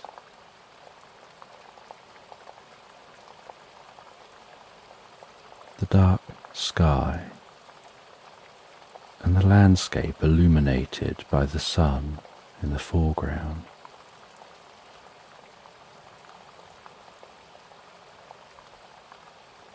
Can create such a striking contrast.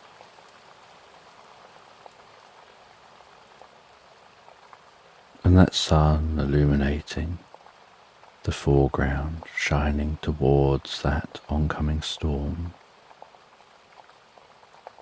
casts a rainbow across that darkness, so bright and vivid against the dark grey-blue background.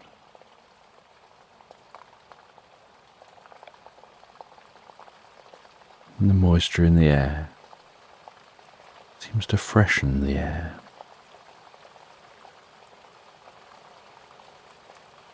You encourage your sheepdog to follow you.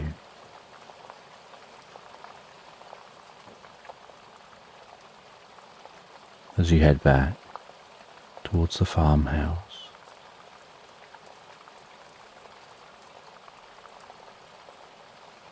you work your way down through the fields,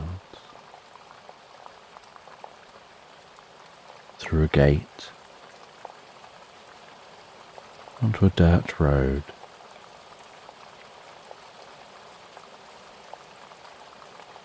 Each footstep crunching gently underfoot as you walk, the sheepdog walking alongside you. As you follow this road, hedgerows either side of you,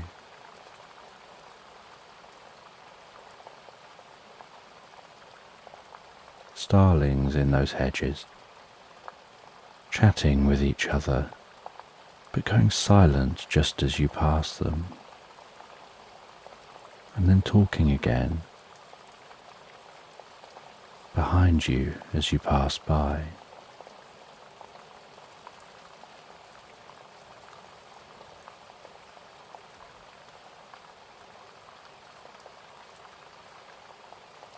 And you can hear the rumble of the thunder. You can begin to notice some of the flashing of the lightning. That storm still quite distant. But being aware that there's more moisture hanging in the air, you arrive at the farmhouse. Unlatch the door and walk inside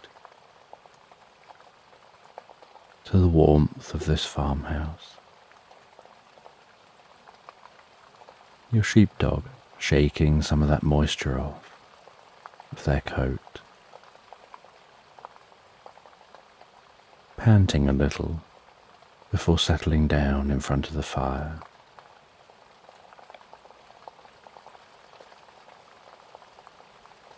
And you head to the kitchen and you make yourself some food and drink. And you grab yourself a bottle of water. Sit down beside the fire.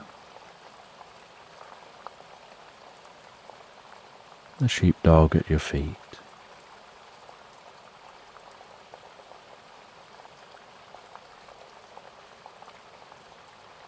You drink that water, feeling the coolness of the water.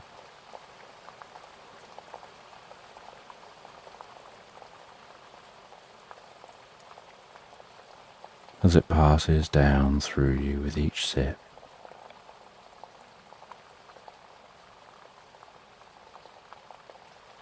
You eat that food, and all the while you can hear the distant rumbling getting closer and closer.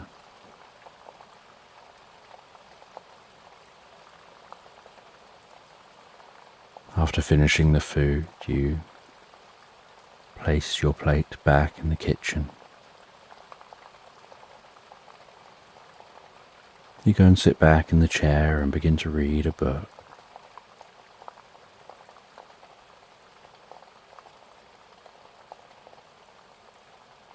You hear the first large smatterings of the approaching storm, large raindrops striking the windows.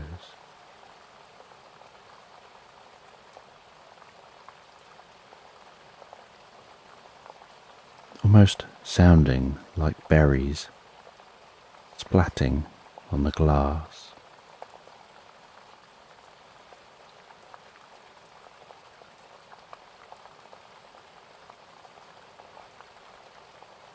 You notice the occasional flash of light come through the windows from the storm outside. 5 or 6 seconds later, hearing a deep guttural rumble stretch across the sky.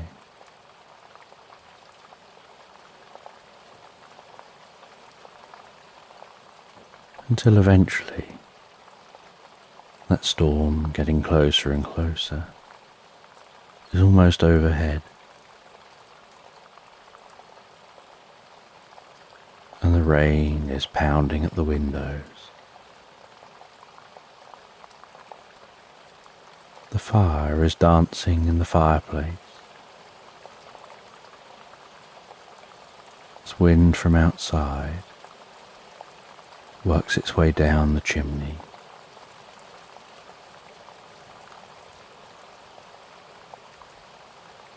And that thunderstorm is cracking away outside, light flashing into the room. And although still just the afternoon, it's so dark outside it could be night.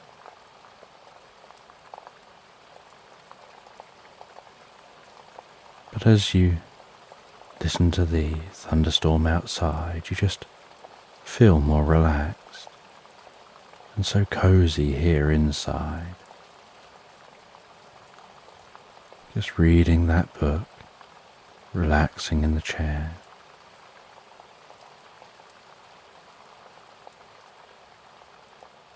Your farmhouse, such a relaxing space, with the plates standing on shelves in the kitchen. Dried flowers hanging alongside the edges of the shelves and dotted in other locations. Your large rustic dining room table and chairs. The old farmhouse kitchen with the Aga.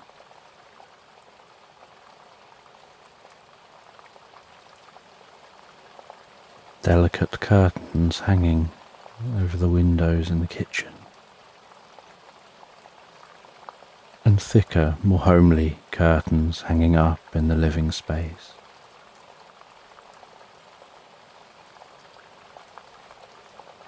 And the front door opens into the living room.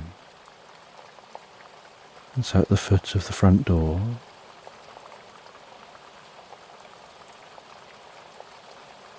you have what looks like a long dog resting to prevent any draft from coming in through the door.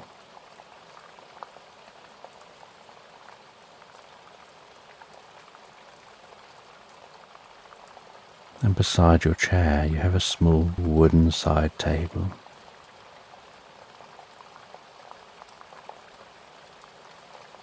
Above the fireplace are some ornaments. An old picture that's been passed down through the generations, a painting of this farmland hanging above that fireplace.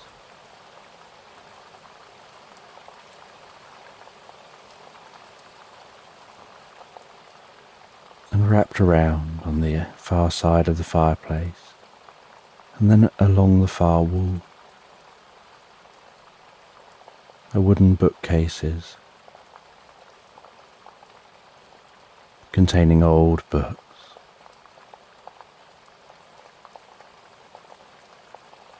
And some side tables with some pictures and photographs.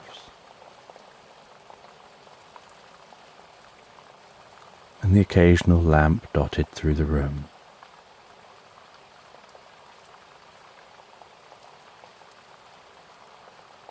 And currently, as it's still daytime and has just temporarily gotten dark, none of those lamps are on, and so the only illumination in the room is the gently crackling fire dancing in the fireplace, its light dancing around the room, shadows flickering and moving, and the sheepdog just continues to relax and sleep on the floor, almost as if it's completely unaware of the storm which has arrived and is passing overhead.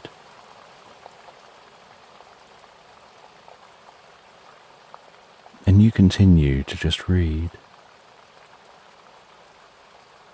with the sounds of the rain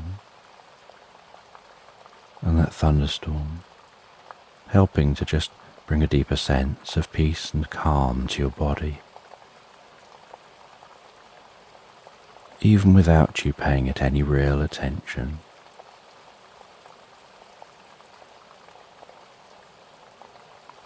Although as you read under the glowing firelight, your eyes have had to adapt to the darkening room.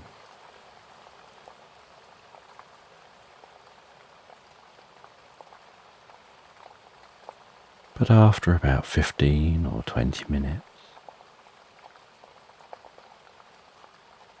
you notice the sounds of the thunder gradually moving overhead,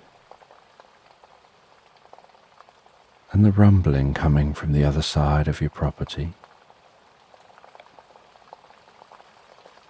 as that storm is passing away.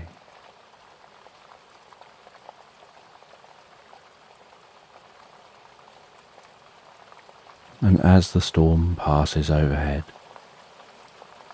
those storm clouds gradually move their way on. So some light begins to return to the room. The rain on the windows begins to soften. You start to hear more sounds of birds outside. Birds which are coming out after the storm, perhaps to forage around the ground, seeing what's come out while the rain has fallen.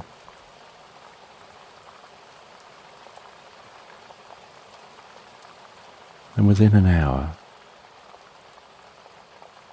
you can barely hear the thunder at all.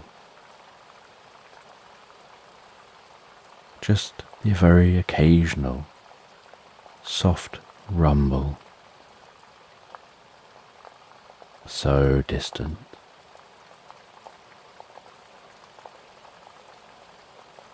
And the light returns to the room.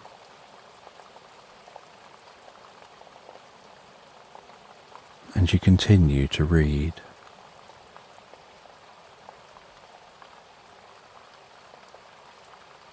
And when you reach a good stopping point in the book, you stop reading for a moment. You head to your window and look out across the farmland, surveying to see that everything looks okay. No damage has been done by the storm. You look down towards the sheep, checking on those sheep. You have some binoculars by the window, so you pop those binoculars up in front of your face. Looking through those binoculars, the view slightly distorted around the edges, but being able to zoom in and check closer on those sheep, and you notice, as you take the binoculars away from your eyes, the bird of prey circling overhead. And so you grab the binoculars up to your eyes again, to take a moment to look closely at that bird, admiring its beauty the way it glides so effortlessly through the sky as you watch it fly, watching it circle overhead, tracking with those binoculars until it circles and flies across the tree line and out of sight.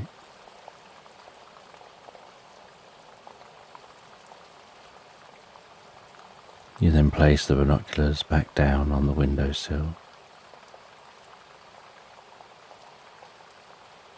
and head back over and sit back down in that chair and continue reading a little longer.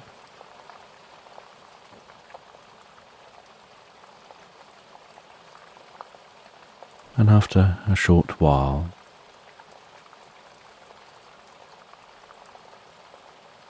a cuckoo clock sounds on the wall.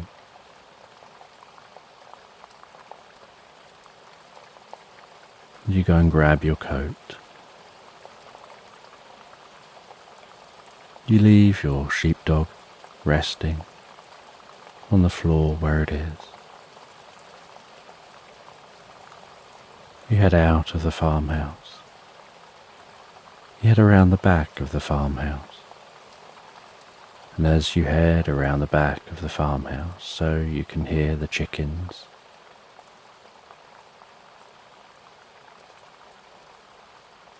And you head round to those chickens.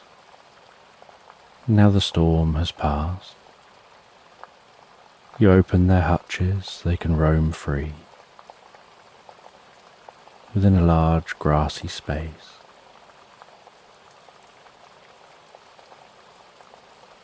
You place food for those chickens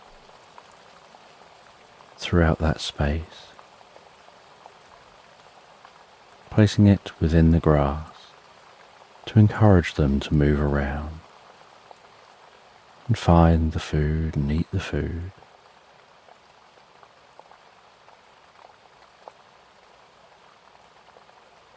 And before heading back into the farmhouse, you grab a couple of the eggs, then head back into the farmhouse.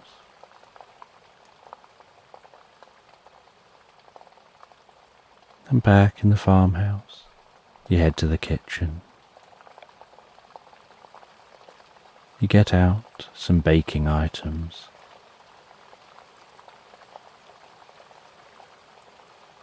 And grab different ingredients that you require.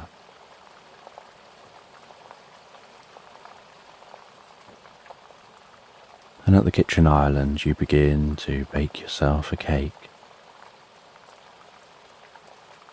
The eggs and flour,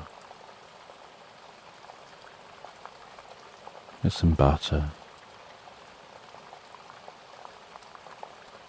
hand whisking that cake.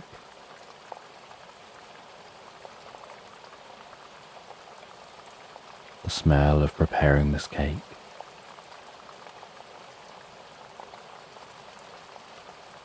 You pour your cake mixture into 2 cake tins, placing them in your oven, setting a wind-up timer, heading back and sitting in the living space, reading back in that chair. In the background, hearing the buzzing of the timer as it moves, but finding that your mind seems to almost block out that constant sound. You forget that sound of the timer as you read.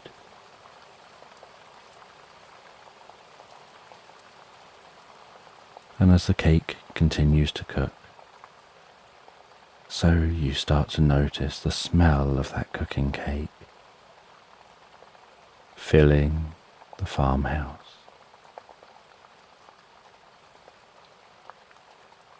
Until eventually the timer sounds You place the book down beside you. You head over to the kitchen, stop the timer. You take out the two halves of the cake and place them on the side. You grab a knife and gently, almost under its own weight, let it fall down through the cake and pull it out with a soft puff of steam. And you can see the knife is clean and clear. You repeat the process on the other half of the cake.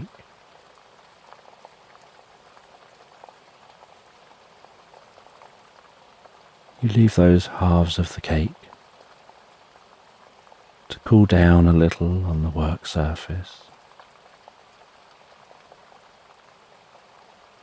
As you head back and read some more. And when you reach a good stopping point, you mark that page in the book, place the book back down,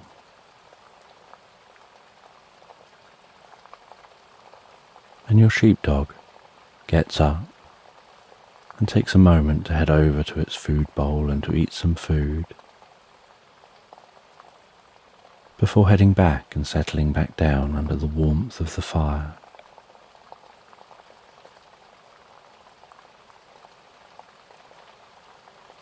And you head into the kitchen area. You pop both halves of the cake out of the tins.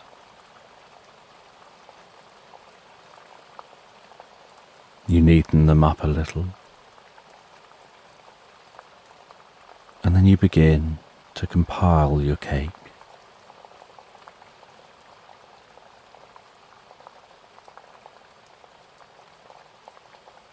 You make some filling, whisking that up,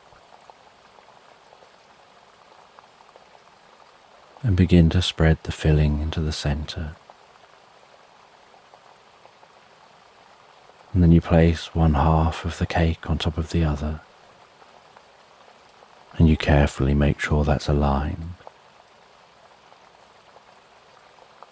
and push it down just a little, very gently,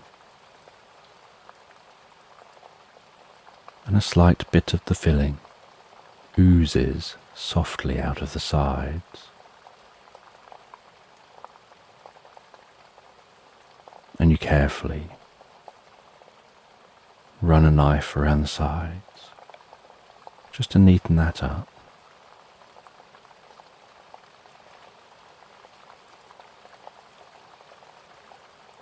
And then you mix up the topping, and you begin to cover the cake,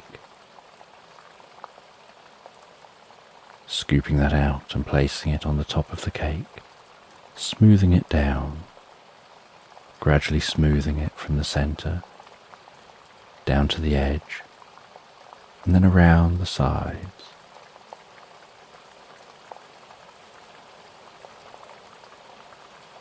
And then over the edge, to smooth it around the side of the cake. And you carefully smooth that all the way around, gradually turning the cake as you go. Each time placing a dollop of the outside of the cake on top.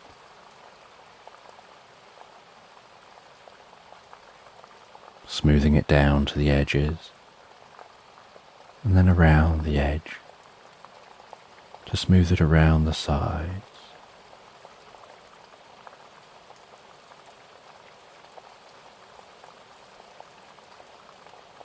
Until the whole cake is covered.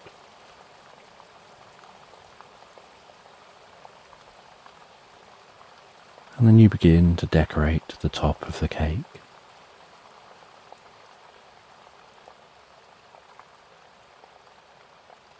And once the cake is done,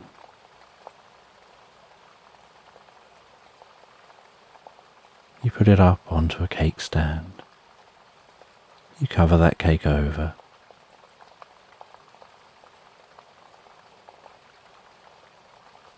And you know you've made the cake for your nephew's birthday, and hope that they'll enjoy that cake. You then sit at the dining room table.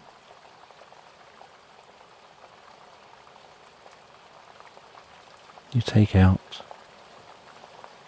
their birthday card. You take a moment to write that birthday card out with a personalised message, really giving some thought to the message, trying to think of something meaningful, yet something light-hearted, perhaps a little humorous.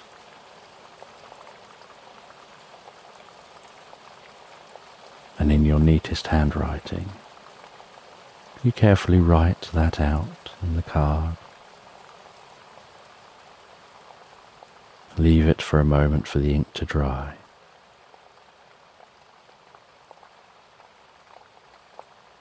Before closing the card up and placing it into the envelope, making sure that the back of the card is facing the opening of the envelope. And then licking around the envelope to seal that envelope, writing their name on the front, placing that down near the cake so that you'll remember it tomorrow. And then you take a gift you've handmade for them, a beautiful carved wooden toy. You wrap that toy in some tissue paper that crumples as you fold it around. And then you wrap that in some wrapping paper, carefully sealing that wrapping paper. You write a small label, attach that to the wrapping paper, and place that with the card.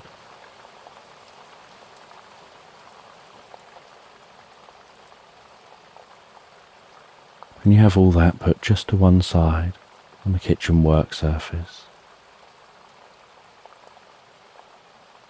ready for you to take with you when you head to visit your nephew in the morning.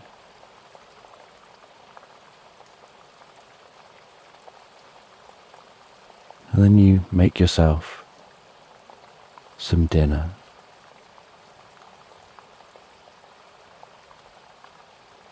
You make a nice hearty roast.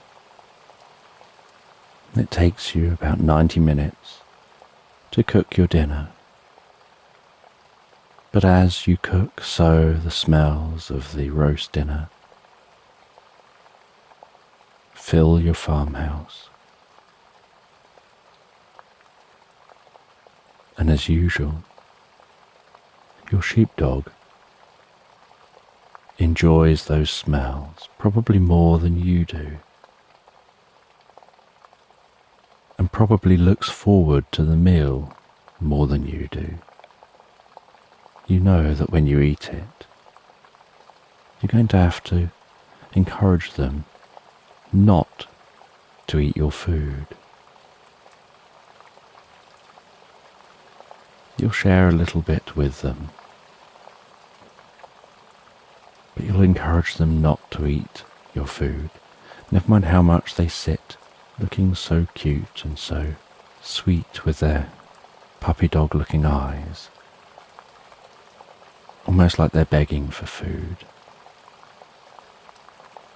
You know you'll do your best to ignore them when they do this.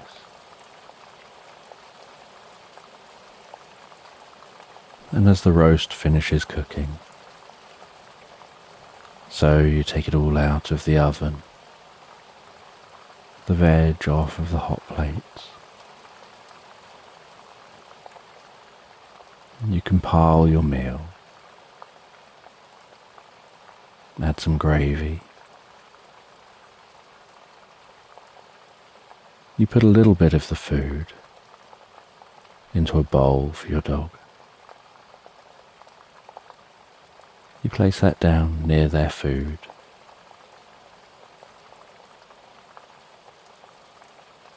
You then sit back down at the dining room table. You eat that meal, and after eating the roast dinner, so you find yourself feeling tired and sleepy,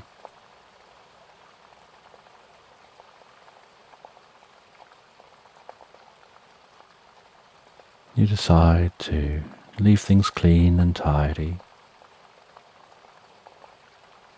so it won't play on your mind. You wash up and dry up, clean everything away.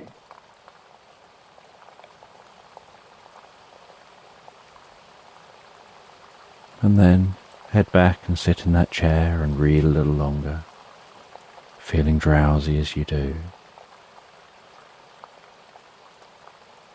knowing you're going to sleep so well tonight.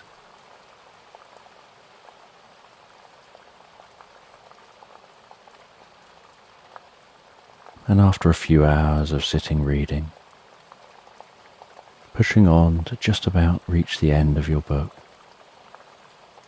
knowing you're so close you want to finish it before bed,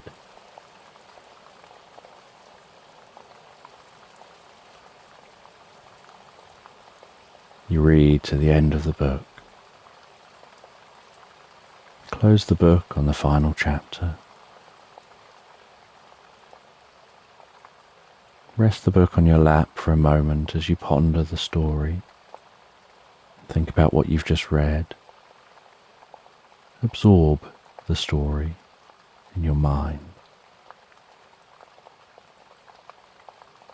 before standing up and heading over to the bookshelves, finding the correct space for that book to go, placing the book on the shelves in the correct place.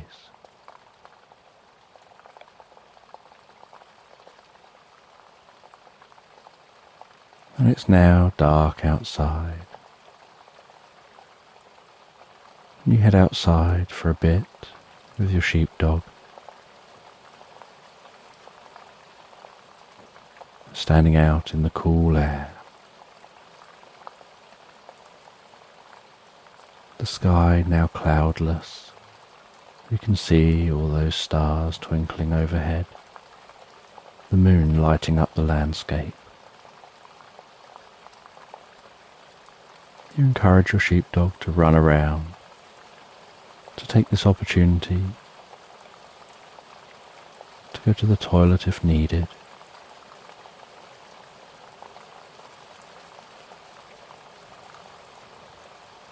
They bring you a ball that you have out here.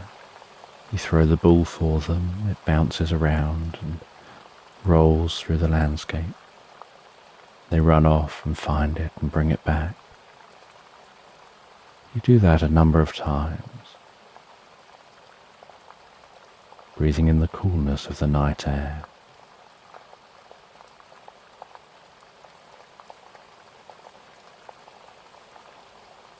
And after some time playing out here, and the sheepdog doing whatever it needs to do, you head back in to the farmhouse.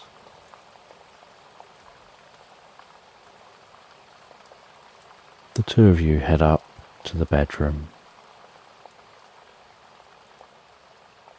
You encourage the sheepdog to go over to its bed, a really nice cozy space on the floor.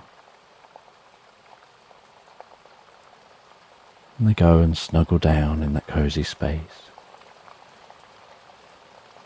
and feeling really tired, from that hearty dinner.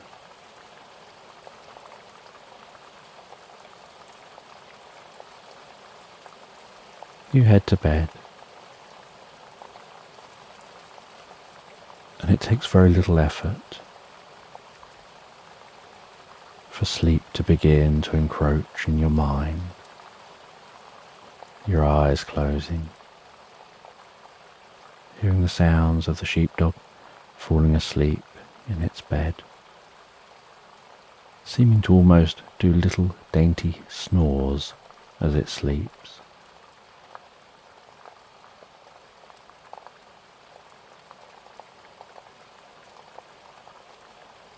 As you rest your head on the pillow, feeling its softness under your cheek,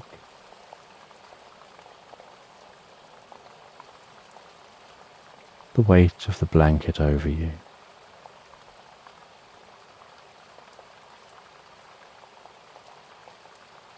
the temperature of the room being just right, as you feel consciousness slipping away and dreams encroaching.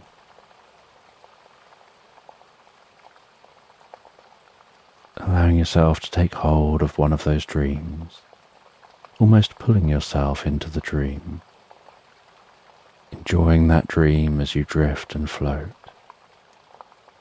so peacefully, so relaxed asleep, into Slumberland.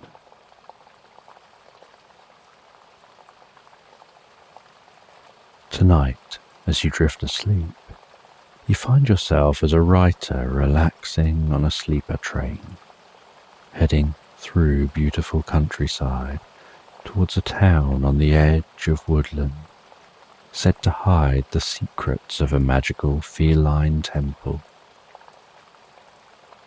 So just take a moment to allow your eyes to close and allow yourself to begin to relax. And as you begin to comfortably drift asleep, I don't know whether you'll drift asleep faster to the sound of my voice, or whether it'll be to the spaces between my words.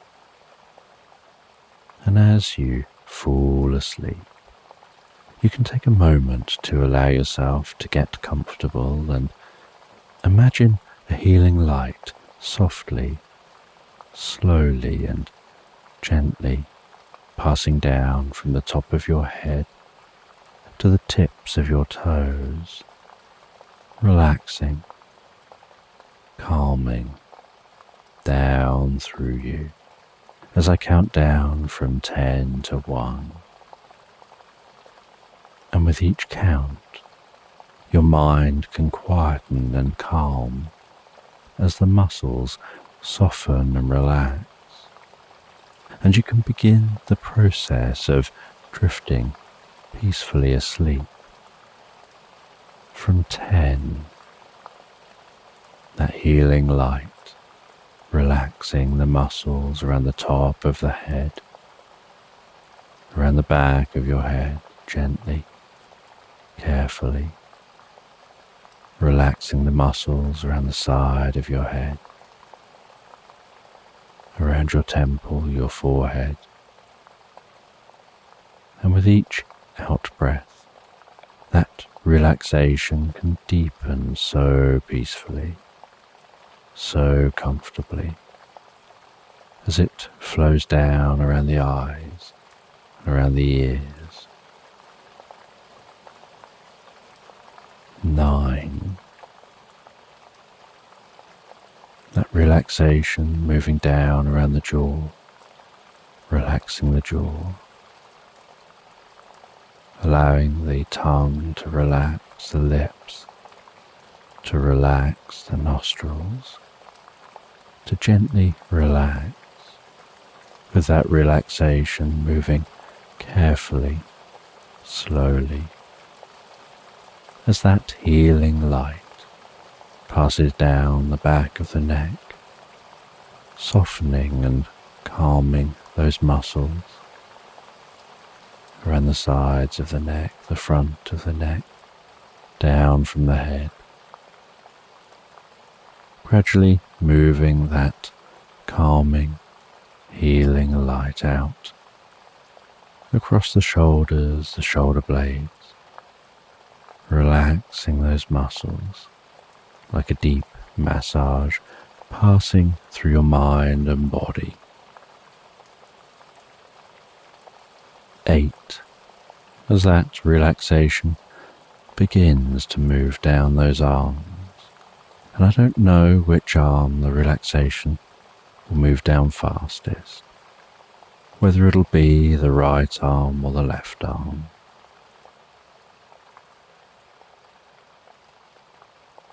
But you can be aware of that healing light spreading gently down those arms, around the biceps, the triceps, down into the forearms. 7.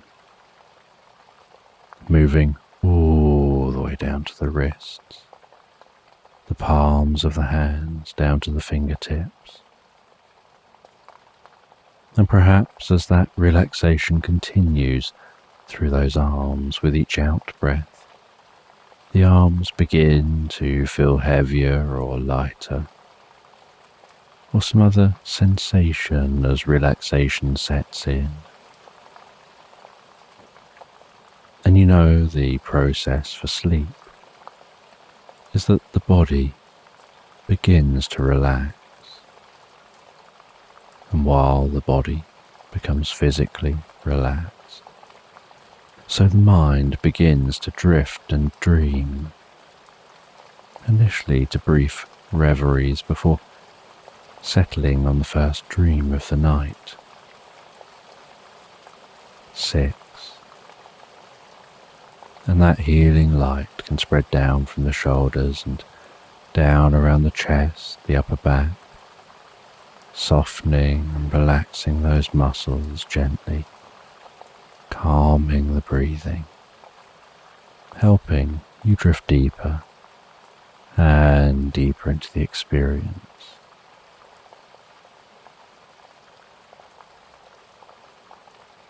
5. The healing light moving down towards the stomach, the lower back, the sides, relaxing those muscles as it goes, bringing a deep sense of peace and calm to your upper body, releasing any tension, perhaps occasionally finding yourself shifting just a little to feel more comfortable.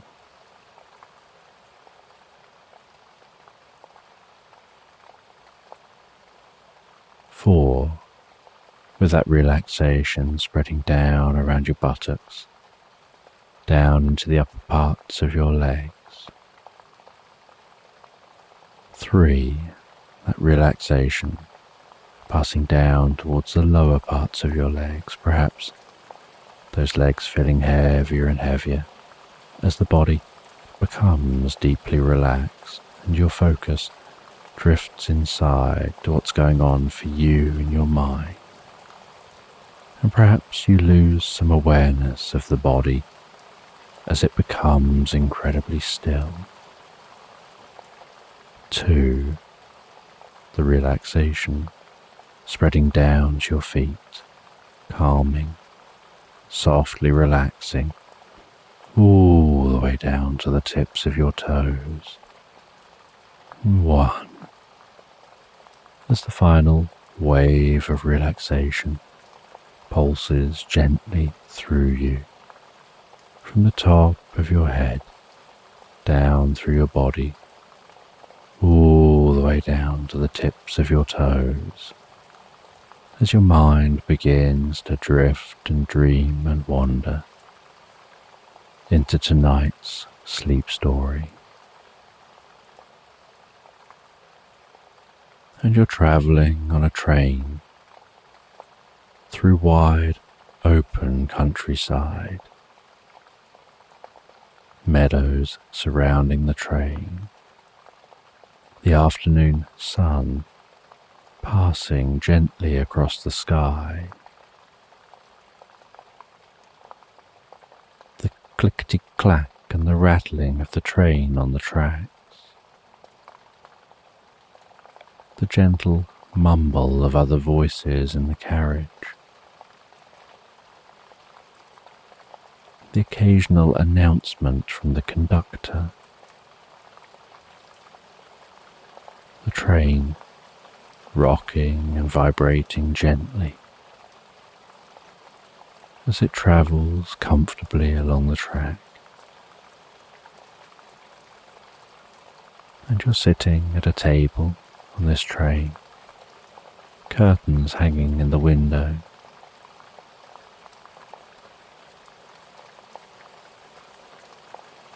Bouncing gently around in the chair to the movement of the train. The liquid in a cup of tea gently rocking and moving, creating circles of waves that travel in and out in that cup, occasionally interfering and becoming spikes, before calming again.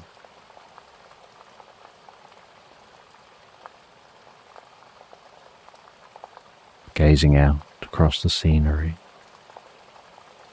watching trees flash by the window, looking off to distant woodland and mountains, across meadows, and on the table you have an old-fashioned typewriter that you're writing your current book with. And next to the typewriter is a leather binder where you're placing your completed pages.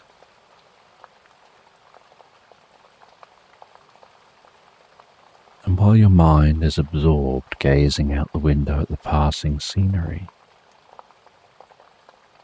so you let your fingers start typing out the experience on the typewriter, the sensation of pushing those keys down and the letters springing up at the ink band in front of the paper. As the paper slowly moves across, as each letter stamps itself onto the page.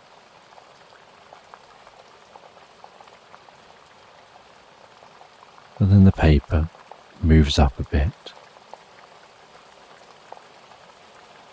slides back across, and you carry on with the next line. And you enjoy writing with a typewriter, because there's something visceral, a connection you feel with a typewriter that you just don't get when typing on a keyboard with a computer. Something about the sounds of typing, the smell of the ink, the feeling of hitting the keys and the weight of the keys as they move. You type about the experience of being on a train, the movement of the train, what you're feeling as you travel. Describing the peaceful scenery outside the window, the sensation of watching it flash by.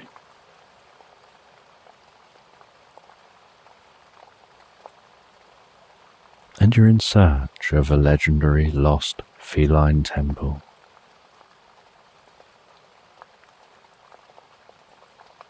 A temple that was situated in the heart of an ancient cat-worshipping civilization, where it's rumoured rituals used to be performed that allowed people to temporarily swap consciousness with cats that they were bonded to, allowing the cats to temporarily exist in human form and the humans to temporarily exist as cats, deepening their bond and transferring knowledge between the two species.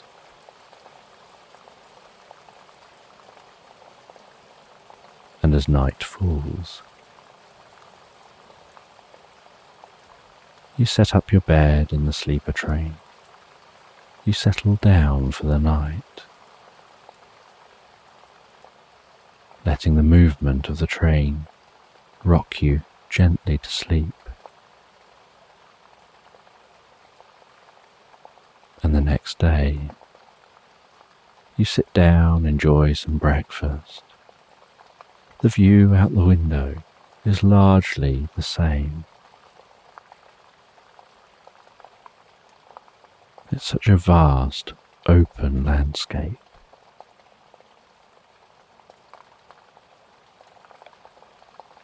The journey continues on through lunch, not arriving at your stop until mid-afternoon.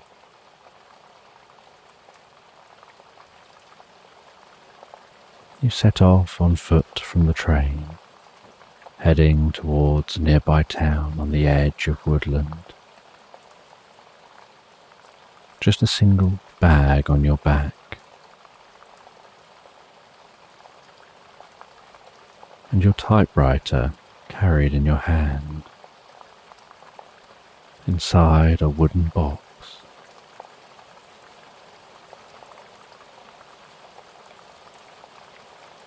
And you walk through the landscape, the sounds of songbirds wrapped around you,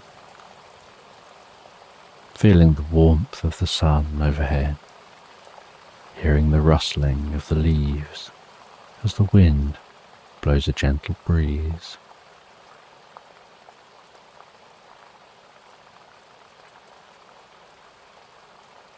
And after some time, you eventually arrive at the town. Find your way to the hotel.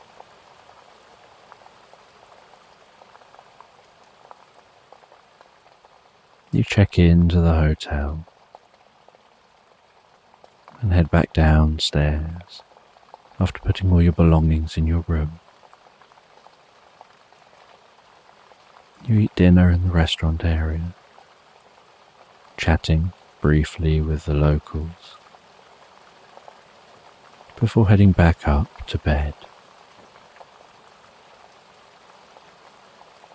And the next morning, you decide to get an early start. You head down for breakfast,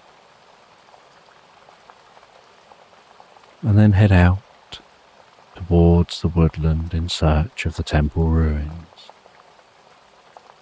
You walk into the woodland, noticing the way the sounds change.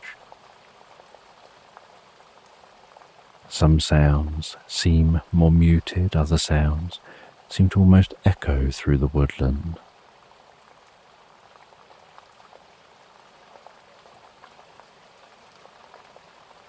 Then you search within the woodland for those temple ruins, and you have to walk for most of the day before you find them.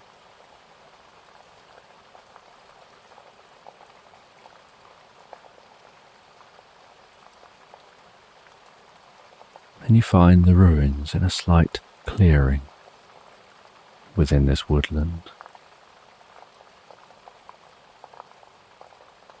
And some areas of the ruins are intact, other areas have entirely collapsed.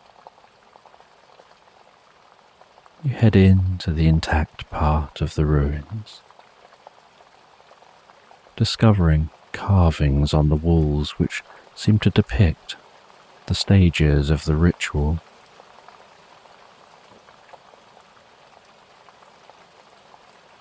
And this ritual that allows bonded cats and humans to swap consciousness. It says in the depiction, was only possible roughly every 80 years, when the moon was at a specific location and brightness in the sky. The ancient civilization used complicated calculations to work out when this would happen. Sometimes it could be as soon as 19 years since the previous occurrence. Other times it may not occur for 111 years. The moonshine would only illuminate the temple chamber with enough light for about 15 minutes. If there are any clouds, then the ritual couldn't be performed until the next time the moon was in just the right position and size in the sky. The focused moonshine illuminated and stimulated the fungus growing all over the stone within this chamber. Usually in the darkness, the fungus was dormant, but something about the concentrated moonshine triggered it to release spores which, when breathed in, led to short-lived changes in consciousness, swapping the cat's and humans' consciousness, where they were already synchronized due to their bonding. And although much of the temple was ruined, the ritual chamber still stood, and you could see the lunar aperture which casts the beam of silver light into the chamber when the moon is at just the right point in the sky.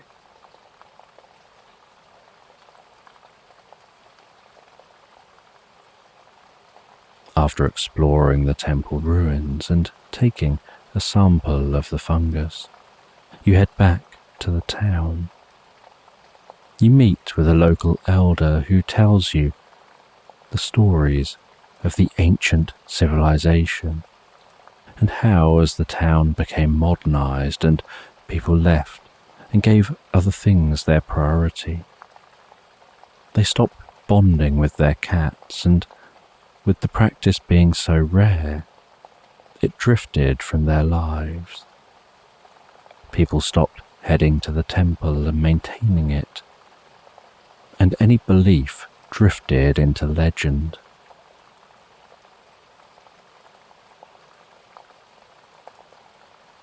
You purchase some old books of the legends before heading back to the hotel. And at the hotel you examine the fungus, and you read through the books while typing up your findings. You find yourself so engrossed in writing that you end up typing all night long. During the night, a cat wanders in, comes up to your room. You hear it purring at your door, gently meowing, so you let it in. It snuggles up next to you while you continue writing and purrs beside you.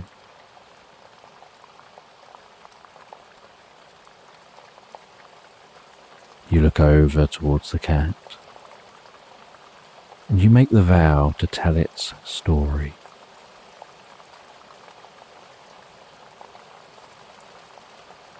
You work out from the texts when the next date would occur, according to the legends, when the moon will shine just in the right way into the temple. You discover that it'll be in 12 years' time, so you note this down.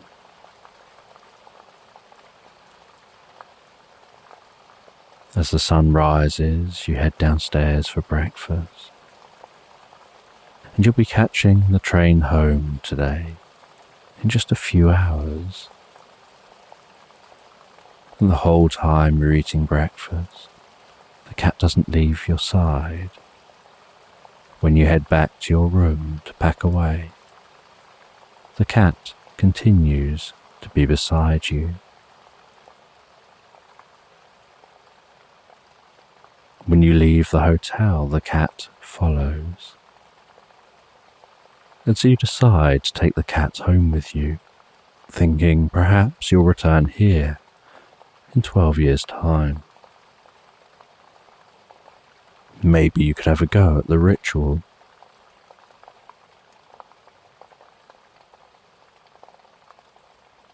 and you wait for a while at the stop for the train to arrive. You board that train, and you make the journey on that train all the way home.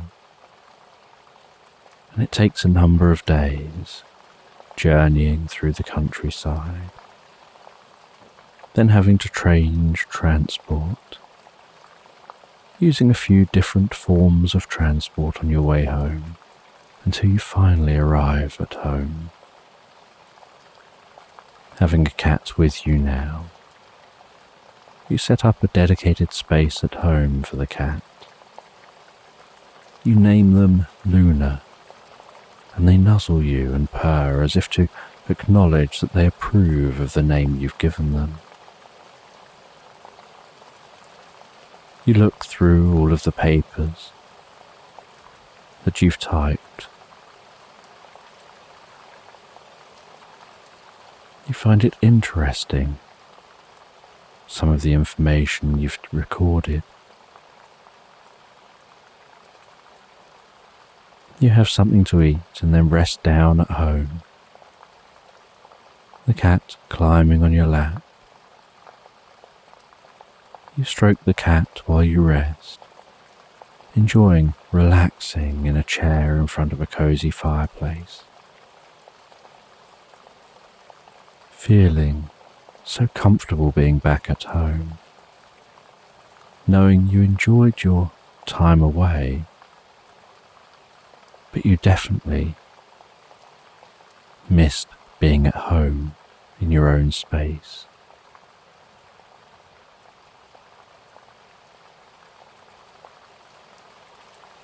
And as you begin to feel tired, you set up a space specifically for Luna to rest. They relax down in that space, and you head to bed.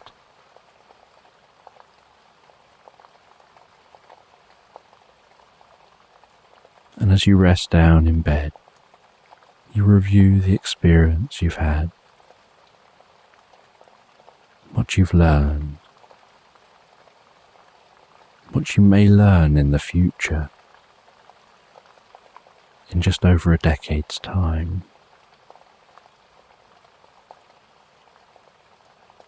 And you find yourself drifting and floating so peacefully, so comfortably relaxed asleep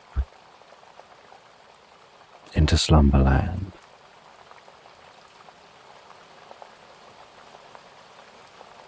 So tonight, as you drift asleep, you'll find yourself relaxing on a boat on Loch Ness in Scotland, listening to the lapping of the water on the underside of the boat, as the boat gently rocks and you gaze up at the pristine night sky overhead, looking forward to exploring around the shoreline in the morning, where you follow a cat to a magical bakery. So just take a moment to allow your eyes to close and allow yourself to begin to relax. And as you begin to comfortably drift asleep, I don't know whether you'll drift asleep faster to the sound of my voice, or whether it'll be to the spaces between my words. And as you fall asleep, you can take a moment to allow yourself to get comfortable and imagine a healing light softly, slowly and gently passing down from the top of your head to the tips of your toes, relaxing calmly down through you as I count down from 10 to 1. And with each count, your mind can quieten and calm as the muscles soften and relax, and you can begin the process of drifting peacefully asleep.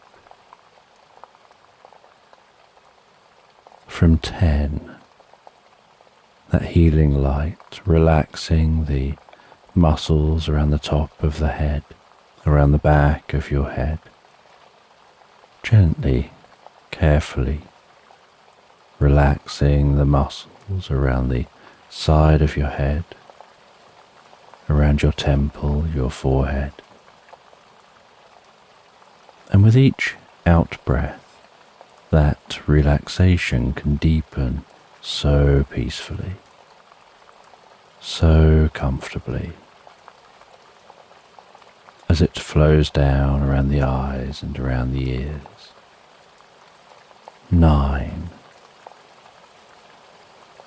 That relaxation moving down around the jaw, relaxing that jaw,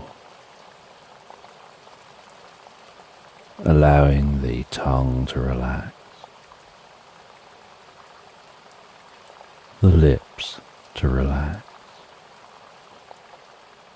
the nostrils to gently relax. With that relaxation moving carefully, slowly, as that healing light passes down the back of the neck, softening and calming those muscles,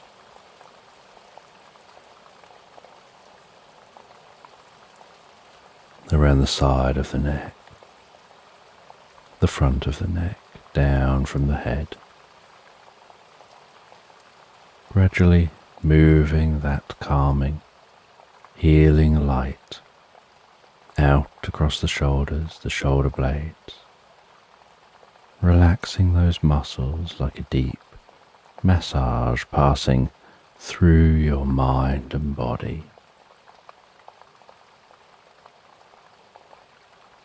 8. As that relaxation begins to move down those arms. And I don't know which arm the relaxation will move down fastest, whether it'll be the right arm or the left arm. But you can be aware of that healing light spreading gently down those arms, around the biceps, the triceps, down into the forearms.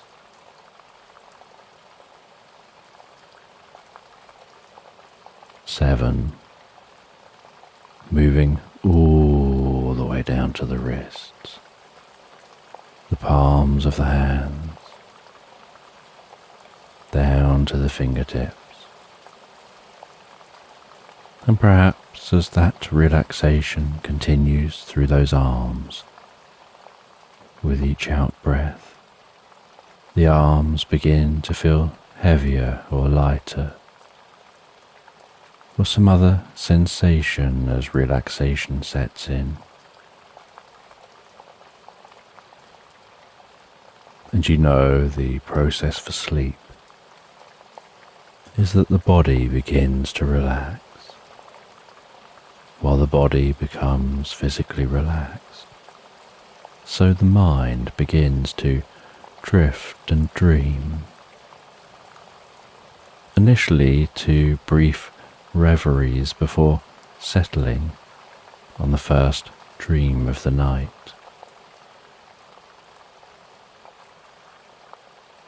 6. And that healing light can spread down from the shoulders, down around the chest, the upper back, softening and relaxing those muscles, gently calming the breathing, helping you drift deeper and deeper into the experience. 5. The healing light moving down towards the stomach, the lower backs, sides, relaxing those muscles as it goes, bringing a deep sense of peace and calm to your upper body, releasing any tension, perhaps occasionally finding yourself shifting just a little to feel more comfortable. 4. With that relaxation spreading down around your buttocks, down into the upper parts of your legs. 3. That relaxation passing down towards the lower parts of your legs. Perhaps those legs feeling heavier and heavier as the body becomes deeply relaxed and your focus drifts inside to what's going on for you in your mind. And perhaps you lose some awareness of the body as it becomes incredibly still.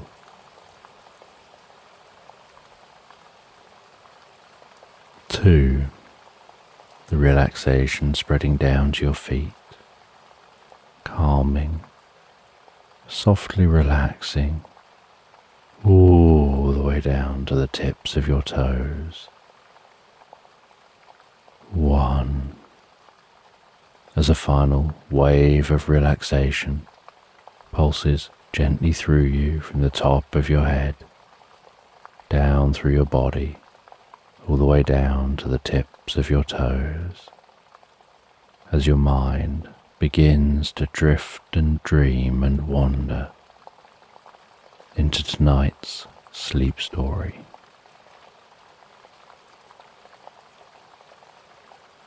And you find yourself resting on a reclining chair on a boat on Loch Ness. The sounds of water lapping gently against the underside of the boat as it's moored at the shore.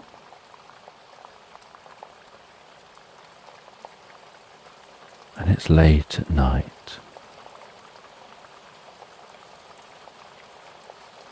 And overhead, you can see the night sky arching from horizon to horizon, stars twinkling, the dusty Milky Way smeared across the middle of the sky. The occasional shooting star fizzing past. The gentle scent of the fresh water as it continues lapping against the underside of the boat. The slight rocking of the boat in its mooring. Perhaps noticing the occasional hoot of a distant owl. And the coolness of the air across your cheeks, with that gentle breeze softly tickling your skin as you continue resting back in that reclining chair. And you lean over and pour yourself a warm drink. As you bring that drink up to your mouth, aware of the warm vapor rising up beneath your nostrils, up across your face, your forehead. The sensation of drinking that drink and the feeling of the warm drink soothing its way down through you. I'm really enjoying the deep sense of peace and relaxation resting on this boat. Just watching the night sky overhead As you finish that warm drink, you begin to feel tired, and so you head down into the boat. You close the door behind you, head through to the bedroom, climb into the bed and settle down, and begin to drift asleep to the gentle rocking of the boat, the soft lapping sound of the waves against the underside of the boat.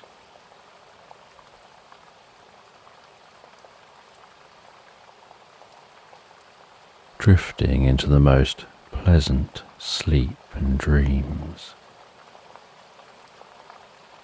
And the next day you awaken. You head up onto the deck of the boat. You enjoy some breakfast as you see the sun's rays carefully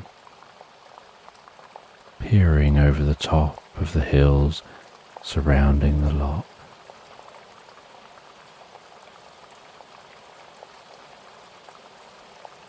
Seeing the way the light dances on the surface of the dark blue water.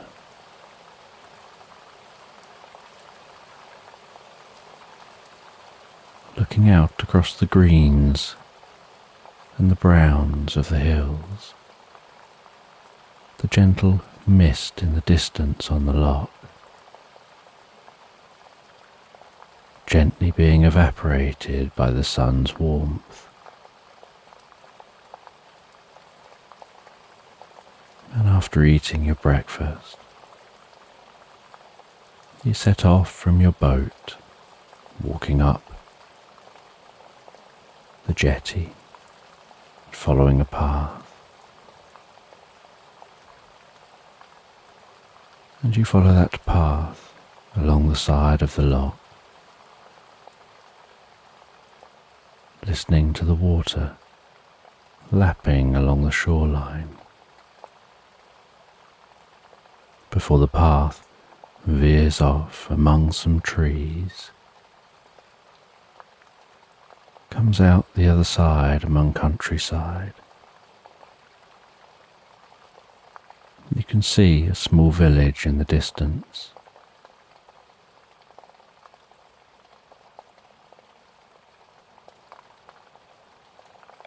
And as you're walking towards that village, you encounter a cat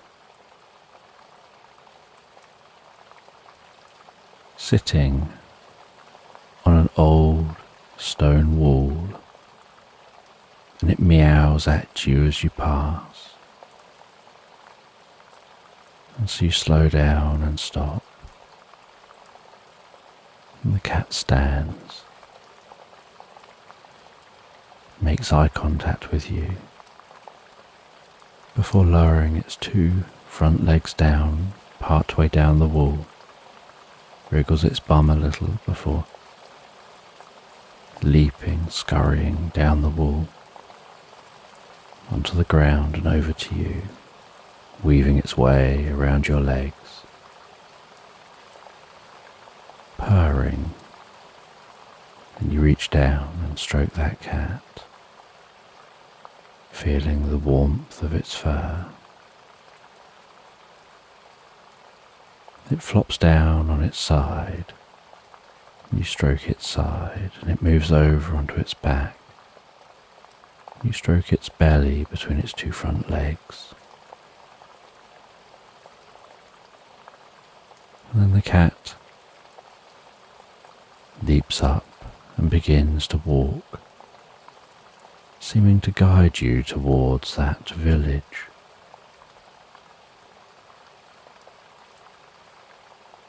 And so you follow the cat, chatting with your companion as you walk along through the countryside, seeing a large bird of prey circling overhead, hearing the rustling of the leaves of the trees, feeling the wind as it blows a breeze, watching the clouds pass by in the sky, ambling along, slowly, peacefully, until you eventually arrive at the village and follow the cat through the village, and the cat stops at the foot of a bakery. And you see the sign for the bakery.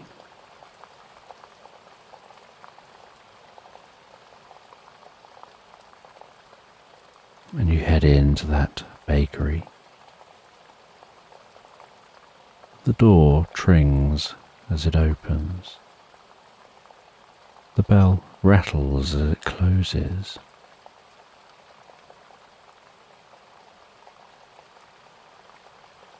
As soon as you're inside, you can smell the smells of this bakery. The smell of baked bread, of sweet treats, different jams, and other baked goods. And a curious baker greets you and smiles in your direction. They introduce themselves as Dougal Sconson. They tell the story about how they come from a long line of bakers. They tell you that this is the only place where you can buy dreams on toast, and then start to explain about how 8 generations ago his relative was exploring some caves around Loch Ness when they stumbled upon a secret. They found themselves in a strange landscape with pulsating purple trees containing golden dreamberries that glistened and sparkled, and slumbering gleaner birds which eat the berries. And these birds eat one of the berries and then fall asleep beneath the tree, having the most pleasant dreams. And this relative found this fascinating, took one of the berries, tried the berry and found it the sweetest, most pleasant taste.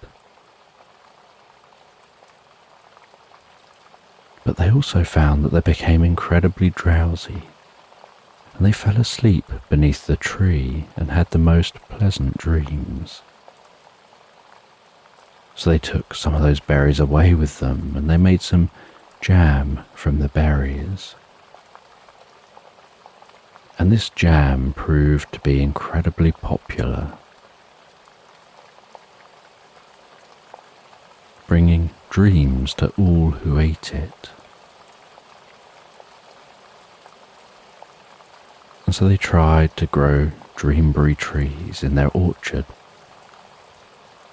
But the trees just never grew, and they realized that the trees only seemed to grow in this strange landscape.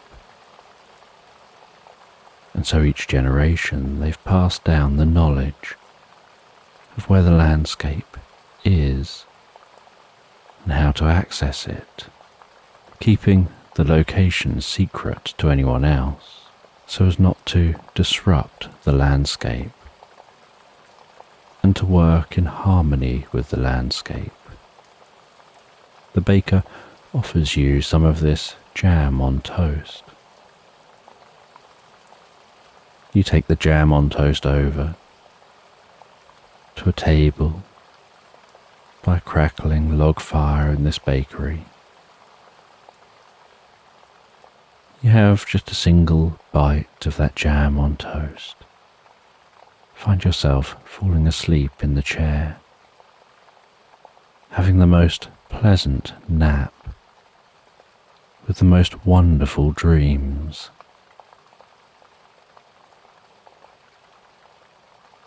And you find the experience so pleasurable, so calming and healing, that you decide to buy some jars of the jam. And each jam jar comes with a warning label. Warning will cause drowsiness, sleep and pleasant dreams. Do not consume if anything requires your attention.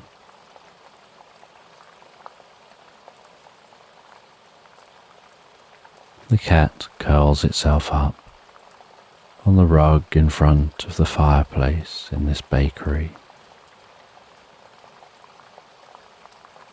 You pet it for a moment, saying your goodbyes, before heading back to your boat. And back on your boat you make yourself dreamberry jam on toast, and you eat that toast before having the most pleasant dreams, drifting into the deepest sleep.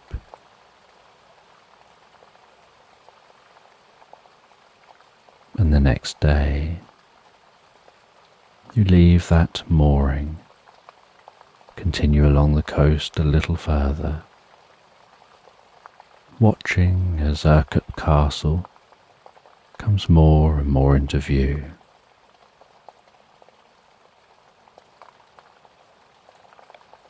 Mooring up near Urquhart Castle, leaving the boat and exploring the castle, taking some photos of the castle and the loch.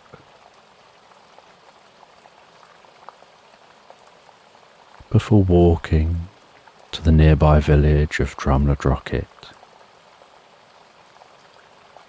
And in Drumnadrochit, among a pair of white stone buildings, you find an old mottled stone bookshop. And there's something deeply curious and interesting about this bookshop. You open the door and are instantly met by that old book smell, and the sight of dust motes hanging in the air, and the fuzzy beams of light creeping their way through the windows.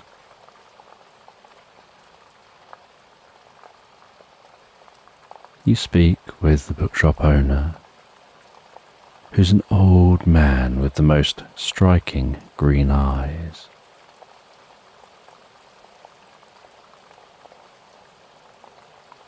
They explore among their books until they find an old book, an almost antique-looking book of ancient legends. And they hand you the book and tell you that the knowledge you seek is contained within that book, and you're curious to learn more about where those dreamberries come from, and so you explore through the book until you find a story with some pictures about how this landscape is dotted with invisible doorways to the other world, a place where time is fluid, where trees are purple. Purple hazel trees drop nuts which contain wisdom, and the purple dreamberry trees drop berries which contain dreams.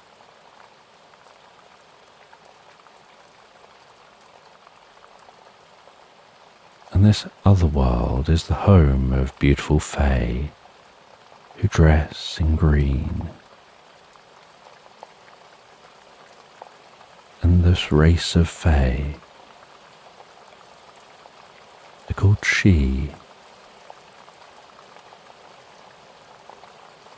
They live here in the other world, rarely seeing people anymore from the regular world. And this book metaphorically describes the locations that you can use to access the other world, and explains about how the portals only open at dawn or dusk.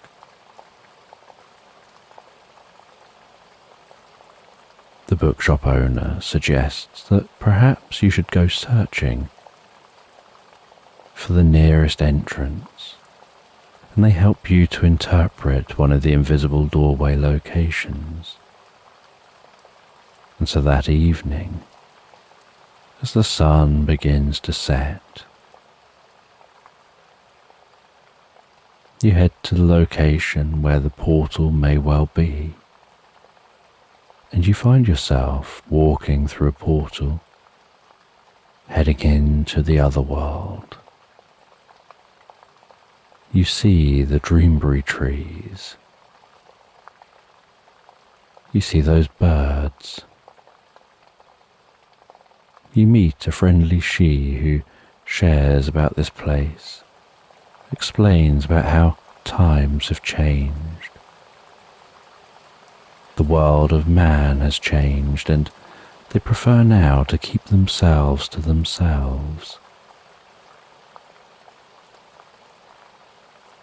They hand you a purple hazelnut, which you consume, gaining deep wisdom, understanding why you can never share about this place.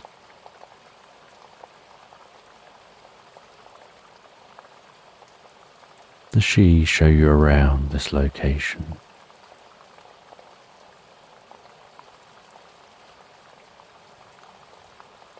They show you to the different types of trees.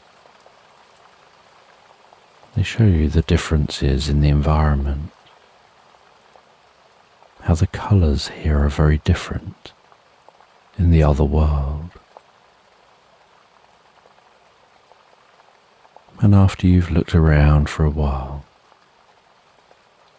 you head back to the portal, pass through the portal, knowing you'll never tell anyone where this place is, how to enter it.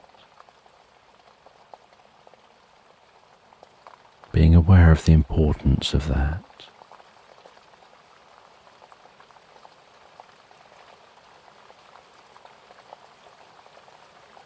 And you head back round through the village, down past Urquhart Castle, back to the boat.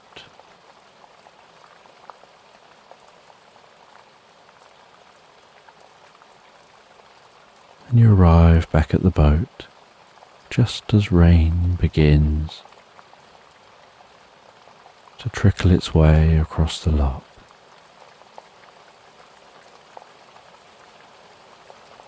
You head into the boat, listening to the rain on the outside. You make yourself something to eat and drink. Sit down on a bench within the boat, continuing to listen to the rain, feeling deeply relaxed as it falls, reading a book for a while. And then you have a slice of toast and dreamberry jam. You begin to feel deeply relaxed, so you lie down in bed,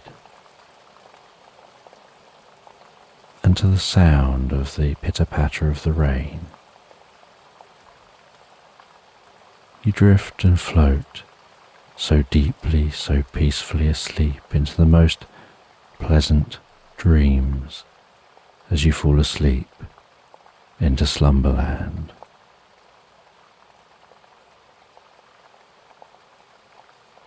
So tonight, as you drift asleep, you find yourself relaxing on the bank of a lake as the sun begins to set, enjoying the sound of the water lapping gently against the shore,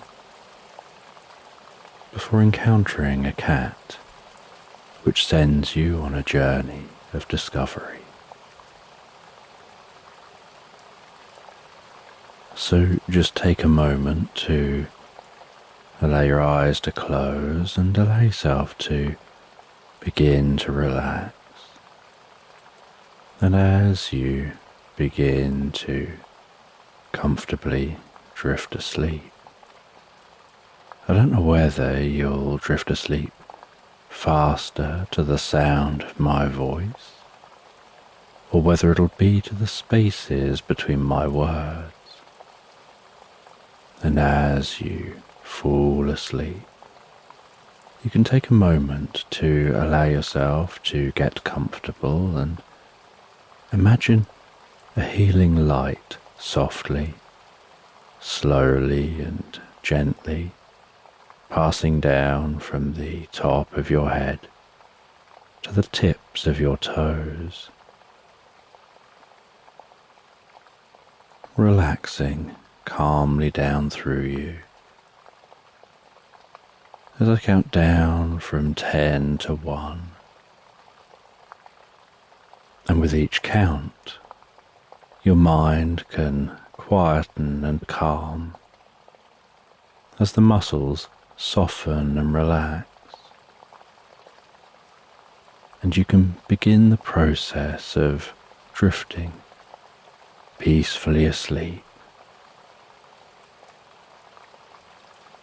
From 10, that healing light relaxing the muscles around the top of the head, around the back of your head, gently, carefully, relaxing the muscles around the side of your head, around your temple, your forehead, and with each out-breath, that relaxation can deepen so peacefully, so comfortably, as it flows down around the eyes and around the ears. 9. That relaxation moving down around the jaw, relaxing that jaw, allowing the tongue to relax, the lips to relax, the nostrils to gently relax. With that relaxation moving carefully, slowly, as that healing light passes down the back of your neck, softening and calming those muscles around the sides of the neck, the front of the neck, down from the head, gradually moving that calming, healing light out across the shoulders, shoulder blades, relaxing those muscles like a deep massage passing through your mind and body.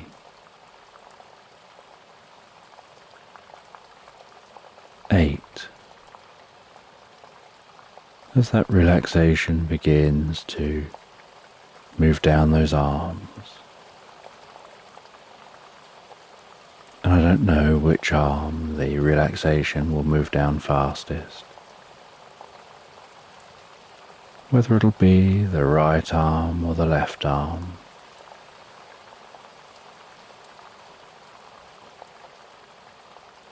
but you can be aware of that healing light spreading gently down those arms, around the biceps, the triceps, down into the forearms. 7. Moving all the way down to the wrists, the palms of the hands, down to the fingertips. And perhaps as that relaxation continues through those arms, with each out breath, the arms begin to feel heavier or lighter, or some other sensation as relaxation sets in.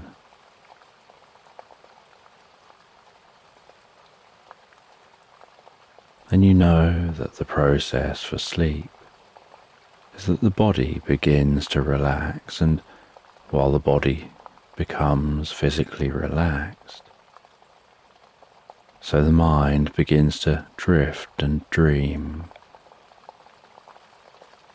Initially to brief reveries before settling on the first dream of the night. 6. And that healing light can spread down from the shoulders and down around the chest, the upper back, softening and relaxing those muscles, gently calming the breathing, helping you drift deeper and deeper into the experience. 5. The healing light moving down towards the stomach, the lower back, the sides, relaxing those muscles as it goes,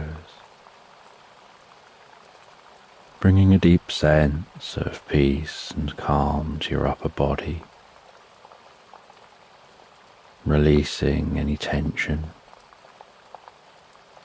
perhaps occasionally finding yourself shifting just a little to feel more comfortable.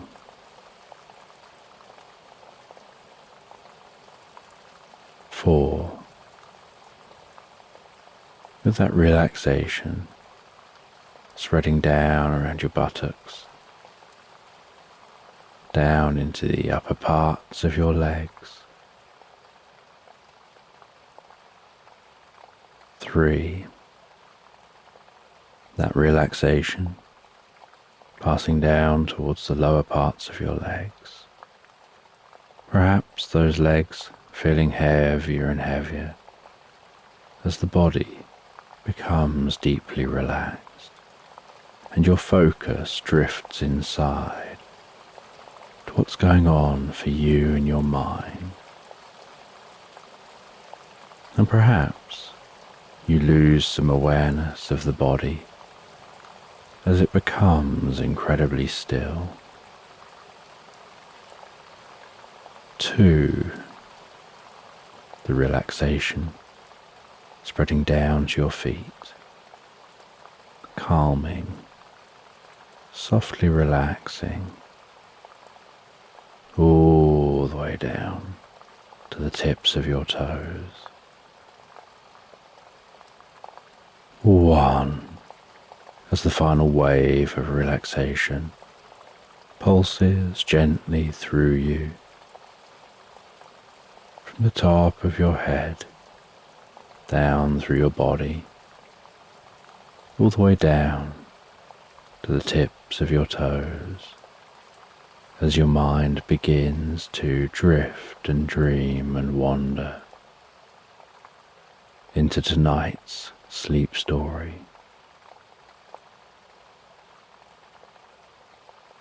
And as you relax into the story, you find yourself resting in a meadow beside a lake. and you can notice woodland in the distance. And as you rest by this lake, with that blue sky overhead, which is gradually changing colour as the sun begins to set.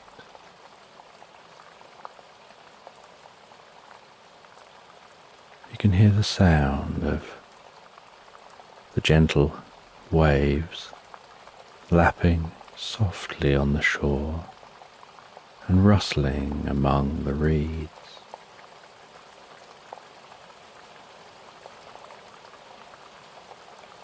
Seeing the way that the setting sunlight glistens and dances across the lake, bringing a shimmering light to the surface of the water.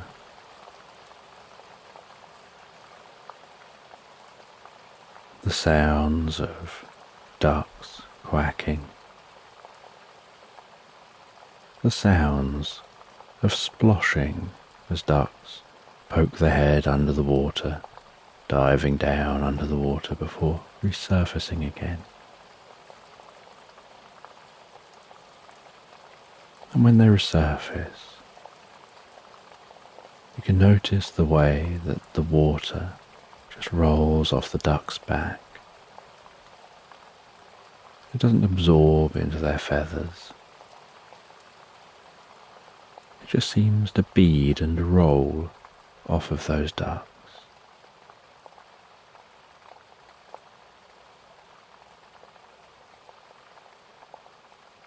And you can watch as those ducks amble slowly through the water, creating their own ripples, which spread gently out across the lake, gradually merging in with the calm waves traversing this lake.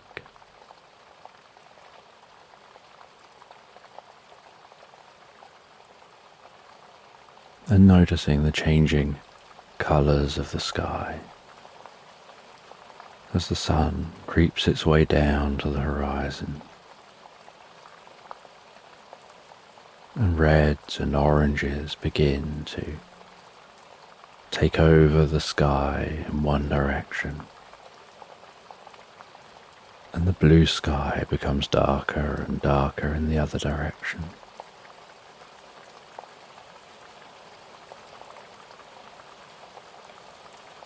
And noticing the first signs of the moon creeping its way into view,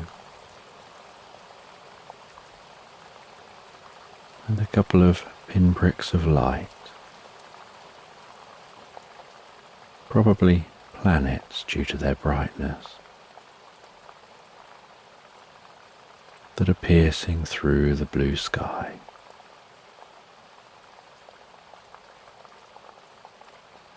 And the way the air is cooling down,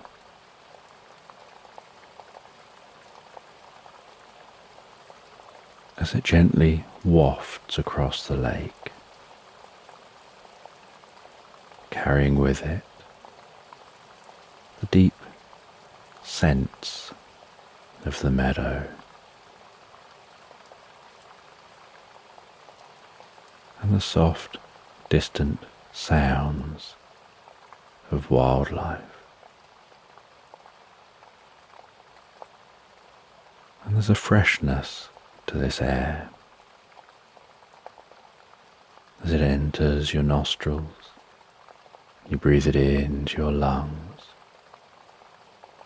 That coolness, calming, that gentle breeze gently stroking your cheeks.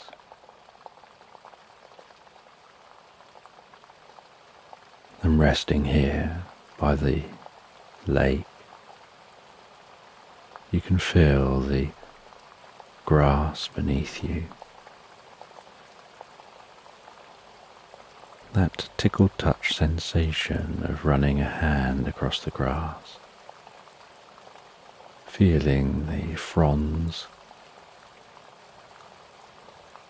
gently stroking the underside of your hand.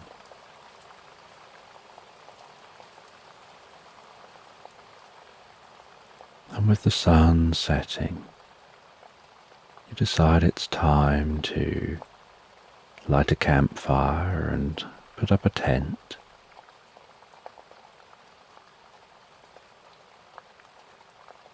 And a part of you just wants to be able to stay here, not doing anything, just enjoying the nature around you, the setting sun.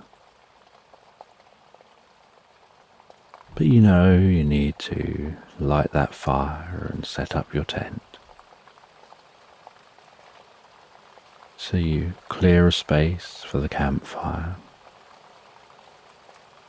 arrange the wood and kindling,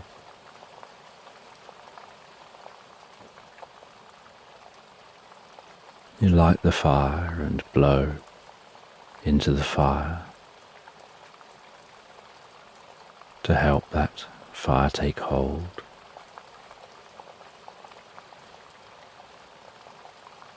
And you can instantly smell that scent of the burning wood and feel the warmth emanating from that fire and massaging your cheeks and your forehead.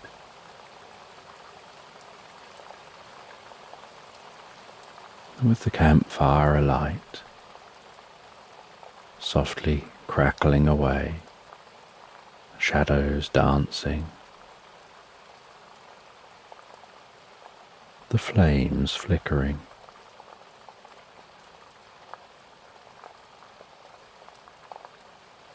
You set up your tent at an angle to the fire and the lake, and at the front of the tent it folds out like a small mat to sit on. And you sit on that small mat, the tent open behind you, a cozy sleeping bag,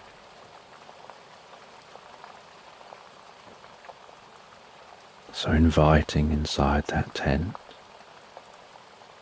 all laid out in the most comfortable way. A light hanging in the center of the tent, currently turned off.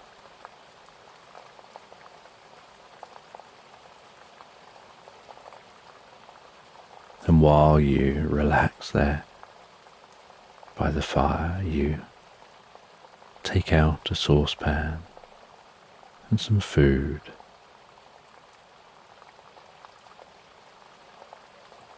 And over the fire you make yourself something to eat.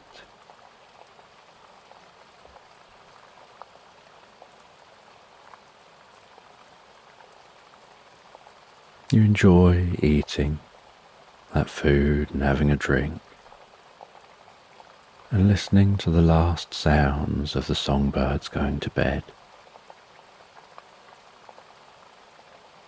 As the last rays of sunlight creep over the horizon out of sight.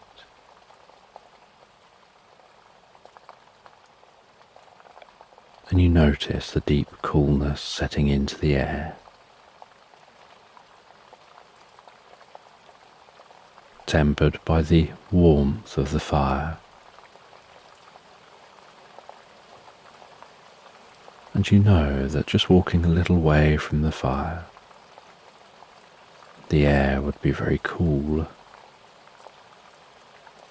But here it's cozy and warm. And the shadows are now deeper and darker,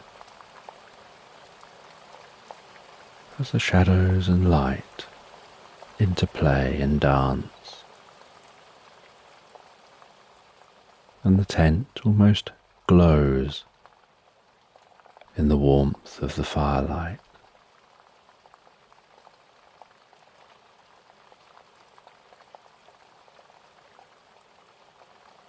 And gradually there's the gentle sound of crickets rising around you, giving a deep sense of night time setting in.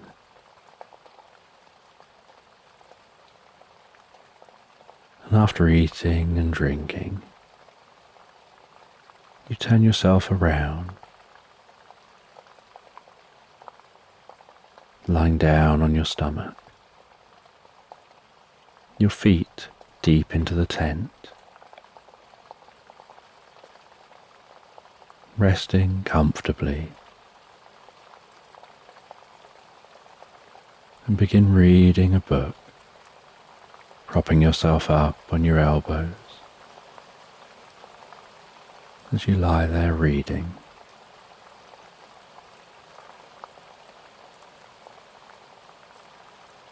And while you read, you can hear the crackling sound of the fire, notice the dancing light and shadows.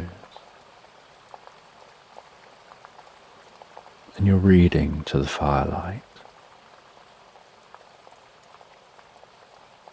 The sound of turning each page, the feeling of the paper of that book, the enjoyment of being absorbed in the story, while relaxing deeper to the background sounds of nighttime here, the occasional gentle splosh as a duck moves around in the water, occasionally quacking.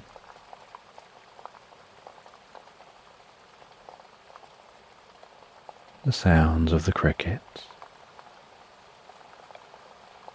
the soft rustling of the reeds,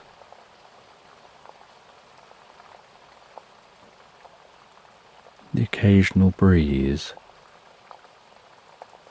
making the fire flicker faster before it settles down again as the air becomes still.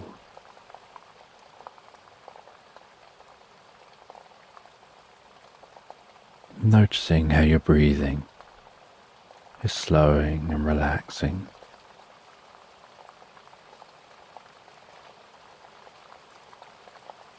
As you feel the environment so peacefully relaxing, deeper and deeper into the experience. And after a while, as the fire is burnt down to embers,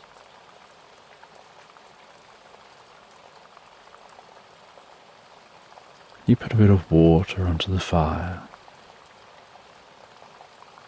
It sizzles as it cools. You head into the tent. Turn on the light.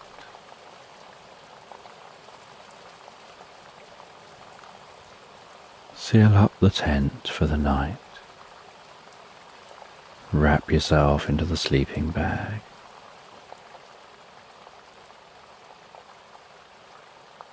Feeling the stillness here in the tent. The occasional gentle movement of the fabric of the tent as the wind blows a breeze.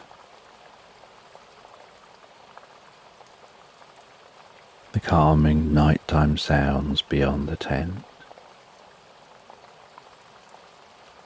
You turn off the light with the tent, giving off the faintest glow from the moonlight. And as you rest here, tucked away in the tent, you can notice the coolness of the air as you breathe that in and out, while your body remains so cozy and warm, just the perfect, comfortable temperature for you within that sleeping bag.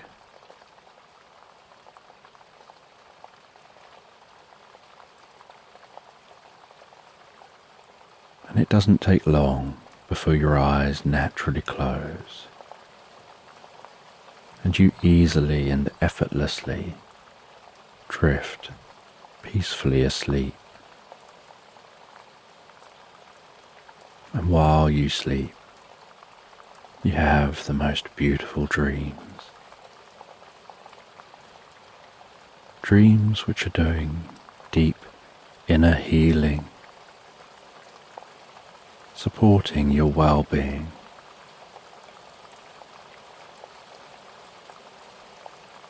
Some dreams you don't remember, that you just drift into those dreams. You explore alternative realities in those dreams and drift into deep recuperative sleep, where your body heals and repairs and your mind prepares.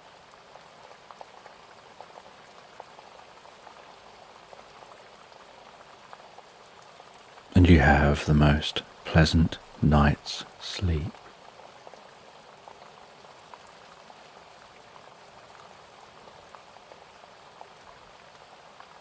And the next morning,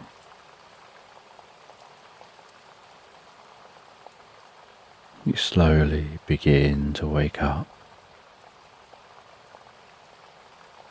to the gradual lightening within the tent as the sun rises outside of the tent. That light making the tent glow so softly.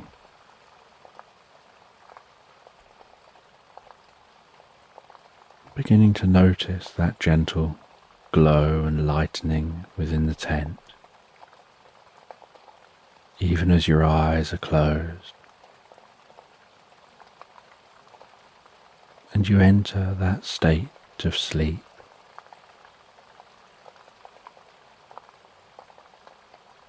Where you're half awake and half asleep, almost like drifting in daydreams or the most pleasant reveries, where you begin to become a little more aware of your surroundings. And yet, you're so comfortable, you're so relaxed. You just remain absorbed with your eyes closed on what's going on inside your mind.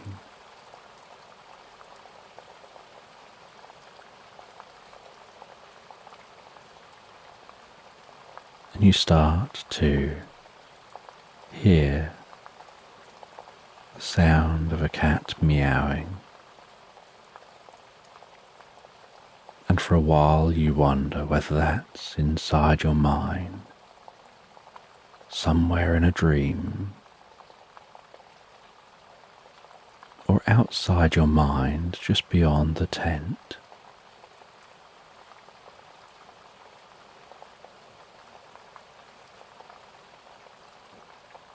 And you begin to realize that meowing is coming from outside of your mind.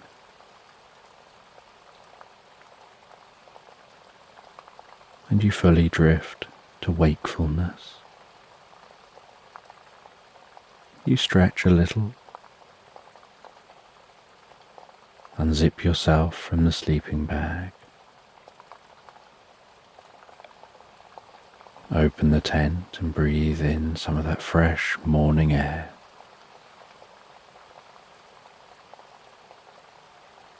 Cleansed by the water of the lake. And as you open the tent, so you notice a tabby cat, looking so friendly, so kind, sitting before you. And around the cat's neck is a purple ribbon holding a silver key.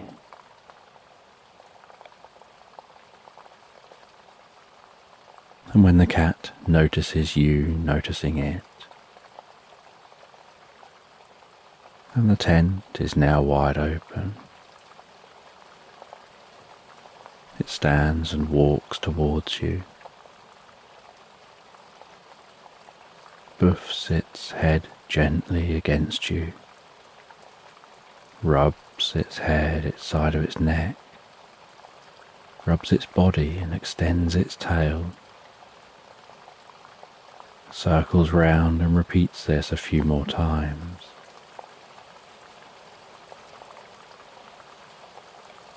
And then sits back down looking at you, seeming to almost make eye contact with you.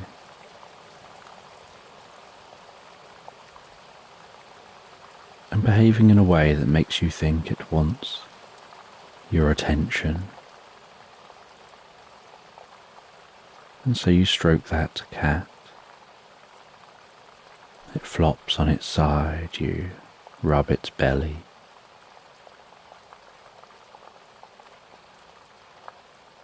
You wonder where this cat has come from. You make yourself some breakfast and have a drink.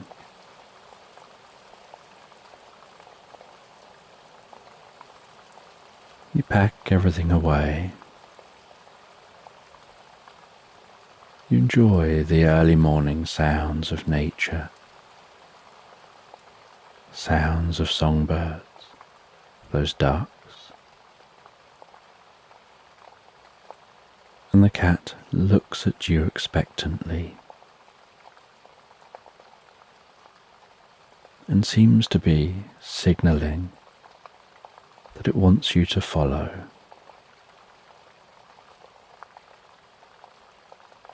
And so after you're fully packed away,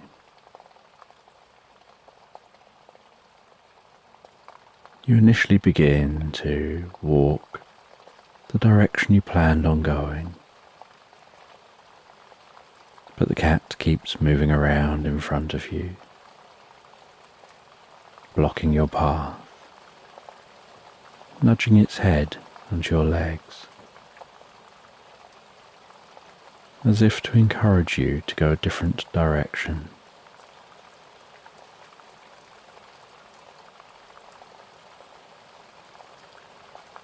And so you decide to humour the cat, and you'll follow it for a while. You begin following that cat away from the lake, wandering through the meadow. And as you walk through the meadow, so you enjoy watching the bees dart from plant to plant, the butterflies landing on plants before launching back into the air, the sounds of songbirds, noticing the occasional soft, fluffy cloud pass through the sky.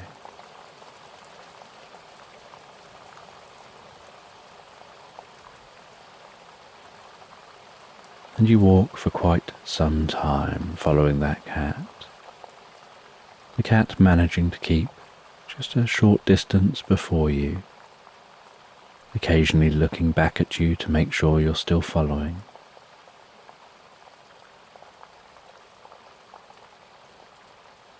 And sometime into the walking, you discover the ruins of an old church. And you stop, enjoy some lunch, sitting on the remains of an old stone wall.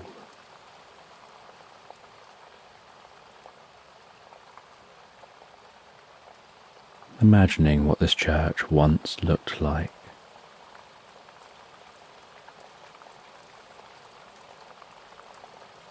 You hand a bit of the food to the cat, who graciously eats that food before continuing your journey through the meadow, eventually finding your way to a bridle way which passes through this landscape.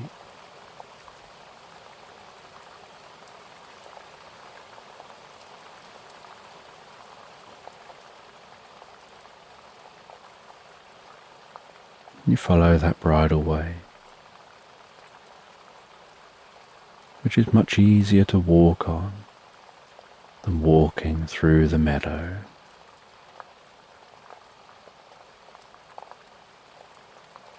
And the bridleway cuts past an orchard.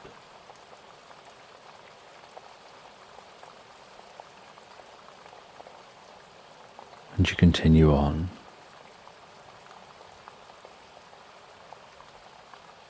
exploring areas you've never visited before.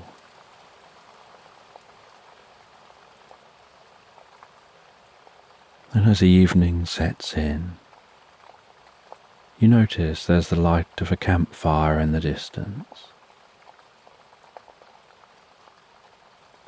And you know that you'll need to stop at some point.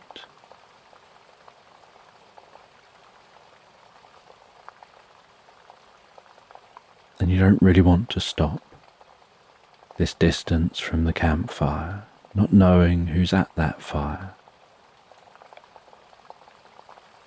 So you decide to wander to that campfire, meet whoever's there.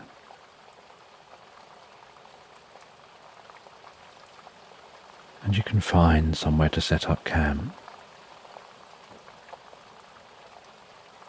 After you've met this person. And so you arrive at that camp and meet a wanderer. And the cat purrs and rubs themselves against the wanderer, letting you know that this wanderer is safe and friendly, that they're a kind person. And the wanderer offers you some tea and food, and so you sit down and enjoy a meal with them.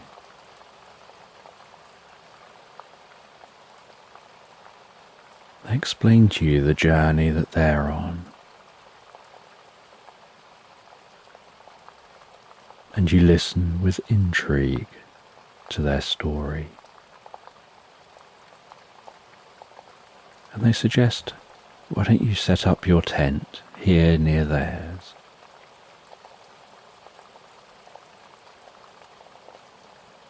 And so you set up your tent diagonally to theirs.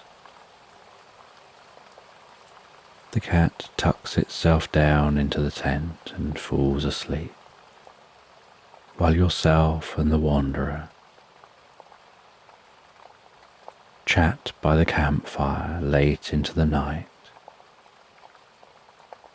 sharing different tales, enjoying each other's stories.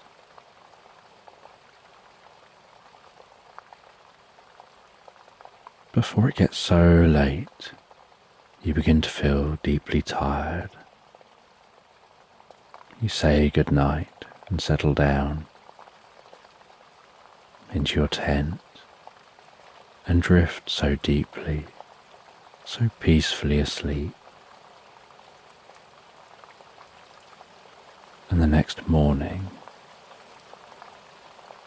you're awoken by the most beautiful scent of breakfast, the sounds of the food cooking. You open the tent. The wanderer offers you some breakfast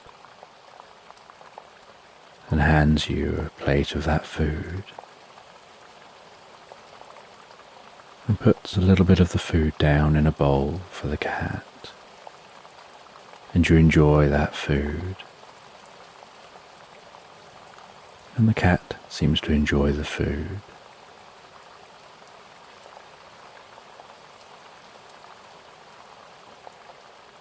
And the wanderer tells you about the most incredible library in the nearby town, just half a day's walk away. And so when you pack away to continue the journey, you wonder whether you'll get an opportunity to check out that library, because you're just following the cat where it walks. You say goodbye to the wanderer.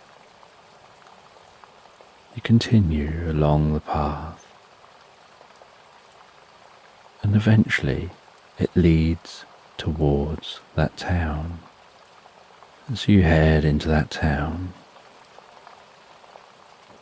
wandering through the town, finding that library. And it's a really old looking library with a rustic and weathered wooden door.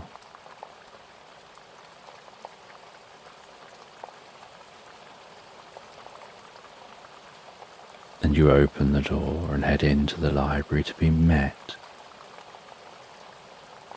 with the scent of old books and the sight of dust motes hanging in the beams of light from the windows.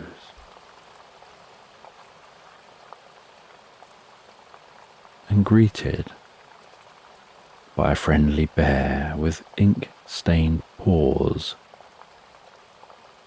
who tells you that they're the guardian of knowledge. And they speak with a deep and comfortable, soft voice that seems to almost draw you in. And they show you around the library, showing you some of those ancient texts which are stored within the library. And you feel to yourself that you could just sit in here at a table and read for a lifetime. But the cat looks at you impatiently, and you know you need to continue your journey.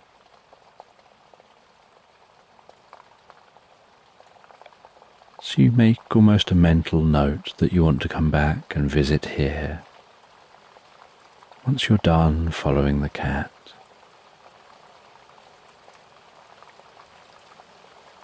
You say goodbye to that bear.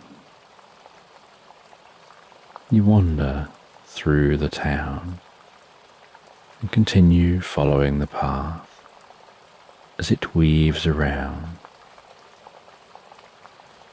and starts to head towards the woodland.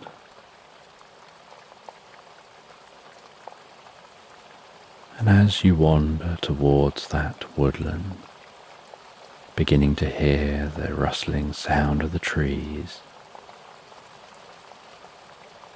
you notice on the edge of the woodland the lights of a cozy cottage. And the cat seems excited and begins to speed up,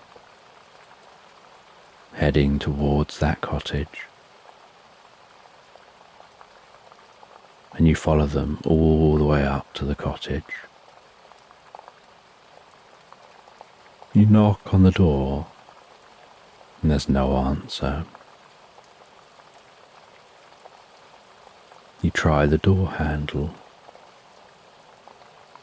and the door doesn't open. You wander round and look through the windows, and it seems as if no one's home. And the cat rests its paws up against you, as if trying to communicate with you.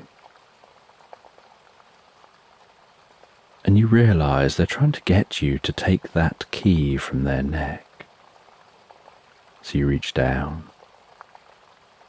you undo the ribbon and take that key. You try the key in the door, and the door opens, and you walk into that quiet, cosy cottage.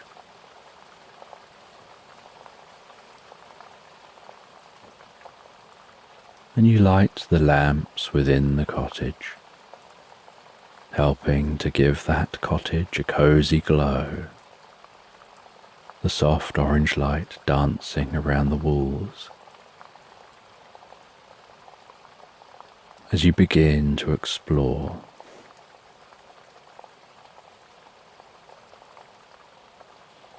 and the stillness in this cottage feels palpable. And you notice a mirror on the back wall of the main living area.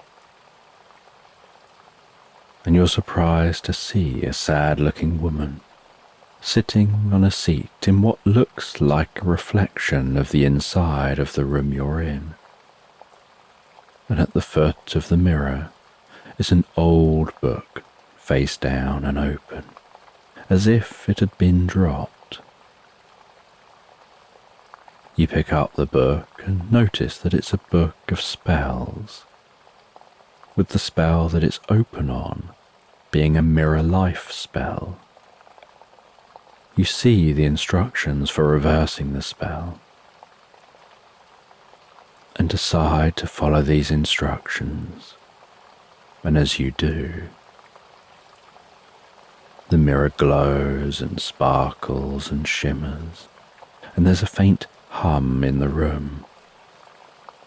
The woman notices and heads over to the mirror inside the reflection and manages to step through the mirror, through that shimmering, and into the cottage.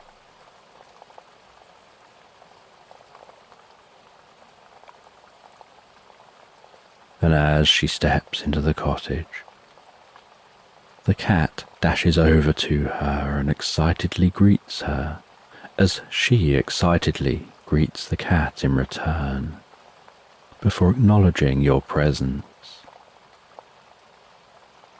She explains to you that she felt that her life wasn't going anywhere.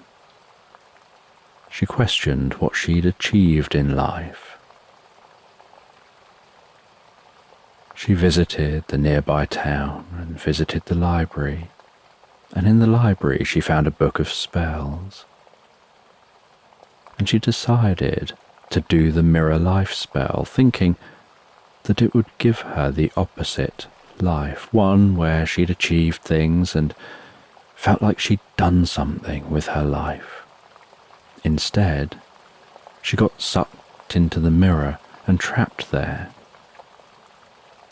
And while trapped, she had a lot of time to think, and she realized how much she actually has, and she began to miss her life and Wolfie, her cat.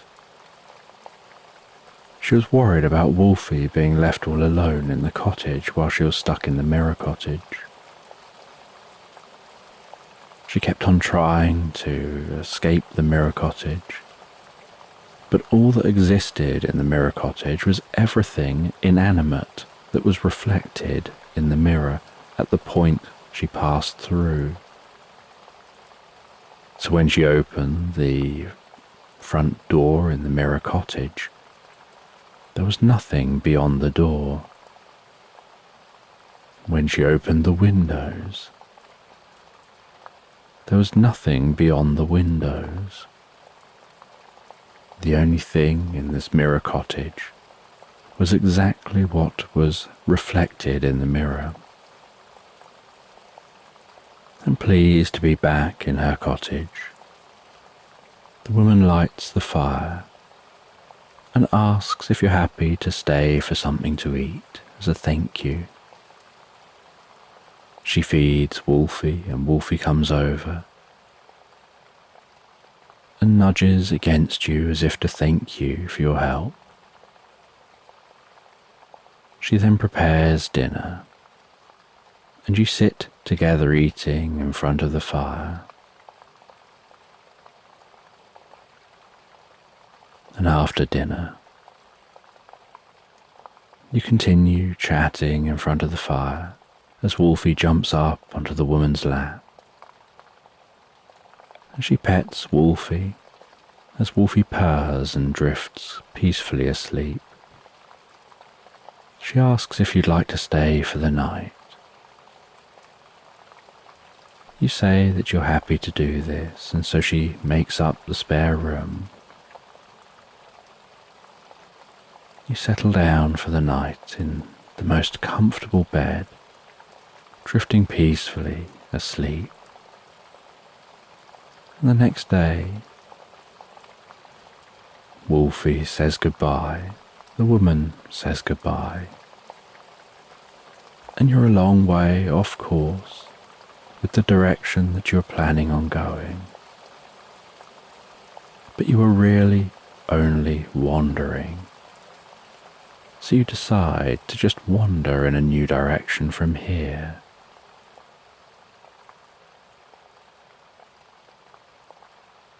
You head back down to the town. You visit that library for a while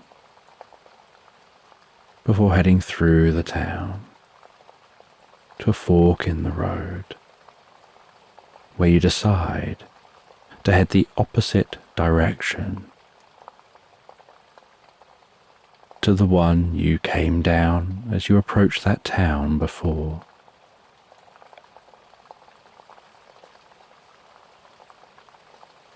And you glance back at the town and think back on that cabin and your experiences, pondering that as you walk, before bringing your attention back to your journey. As you continue on wandering, curious what other random encounters you might have, and what random journeys those encounters might lead you on. And much of this journey is just you quietly walking in nature, enjoying the peace and tranquility. And the sun sets on another day, and you notice rain creeping across the landscape in the distance. You set up your tent and settle down. As those first raindrops begin to tap on the outside of the tent, with that rain gradually becoming heavier and heavier, and with the rain becoming heavier, it reaches a point where it's so peaceful and comfortable that it's almost as if each raindrop hitting the tent is guiding you into relaxing deeper and deeper in the experience, helping you feel so relaxed your eyes just want to close, while your ears listen for a little longer to the rain, really savouring the experience before drifting so peacefully and comfortably asleep into Slumberland.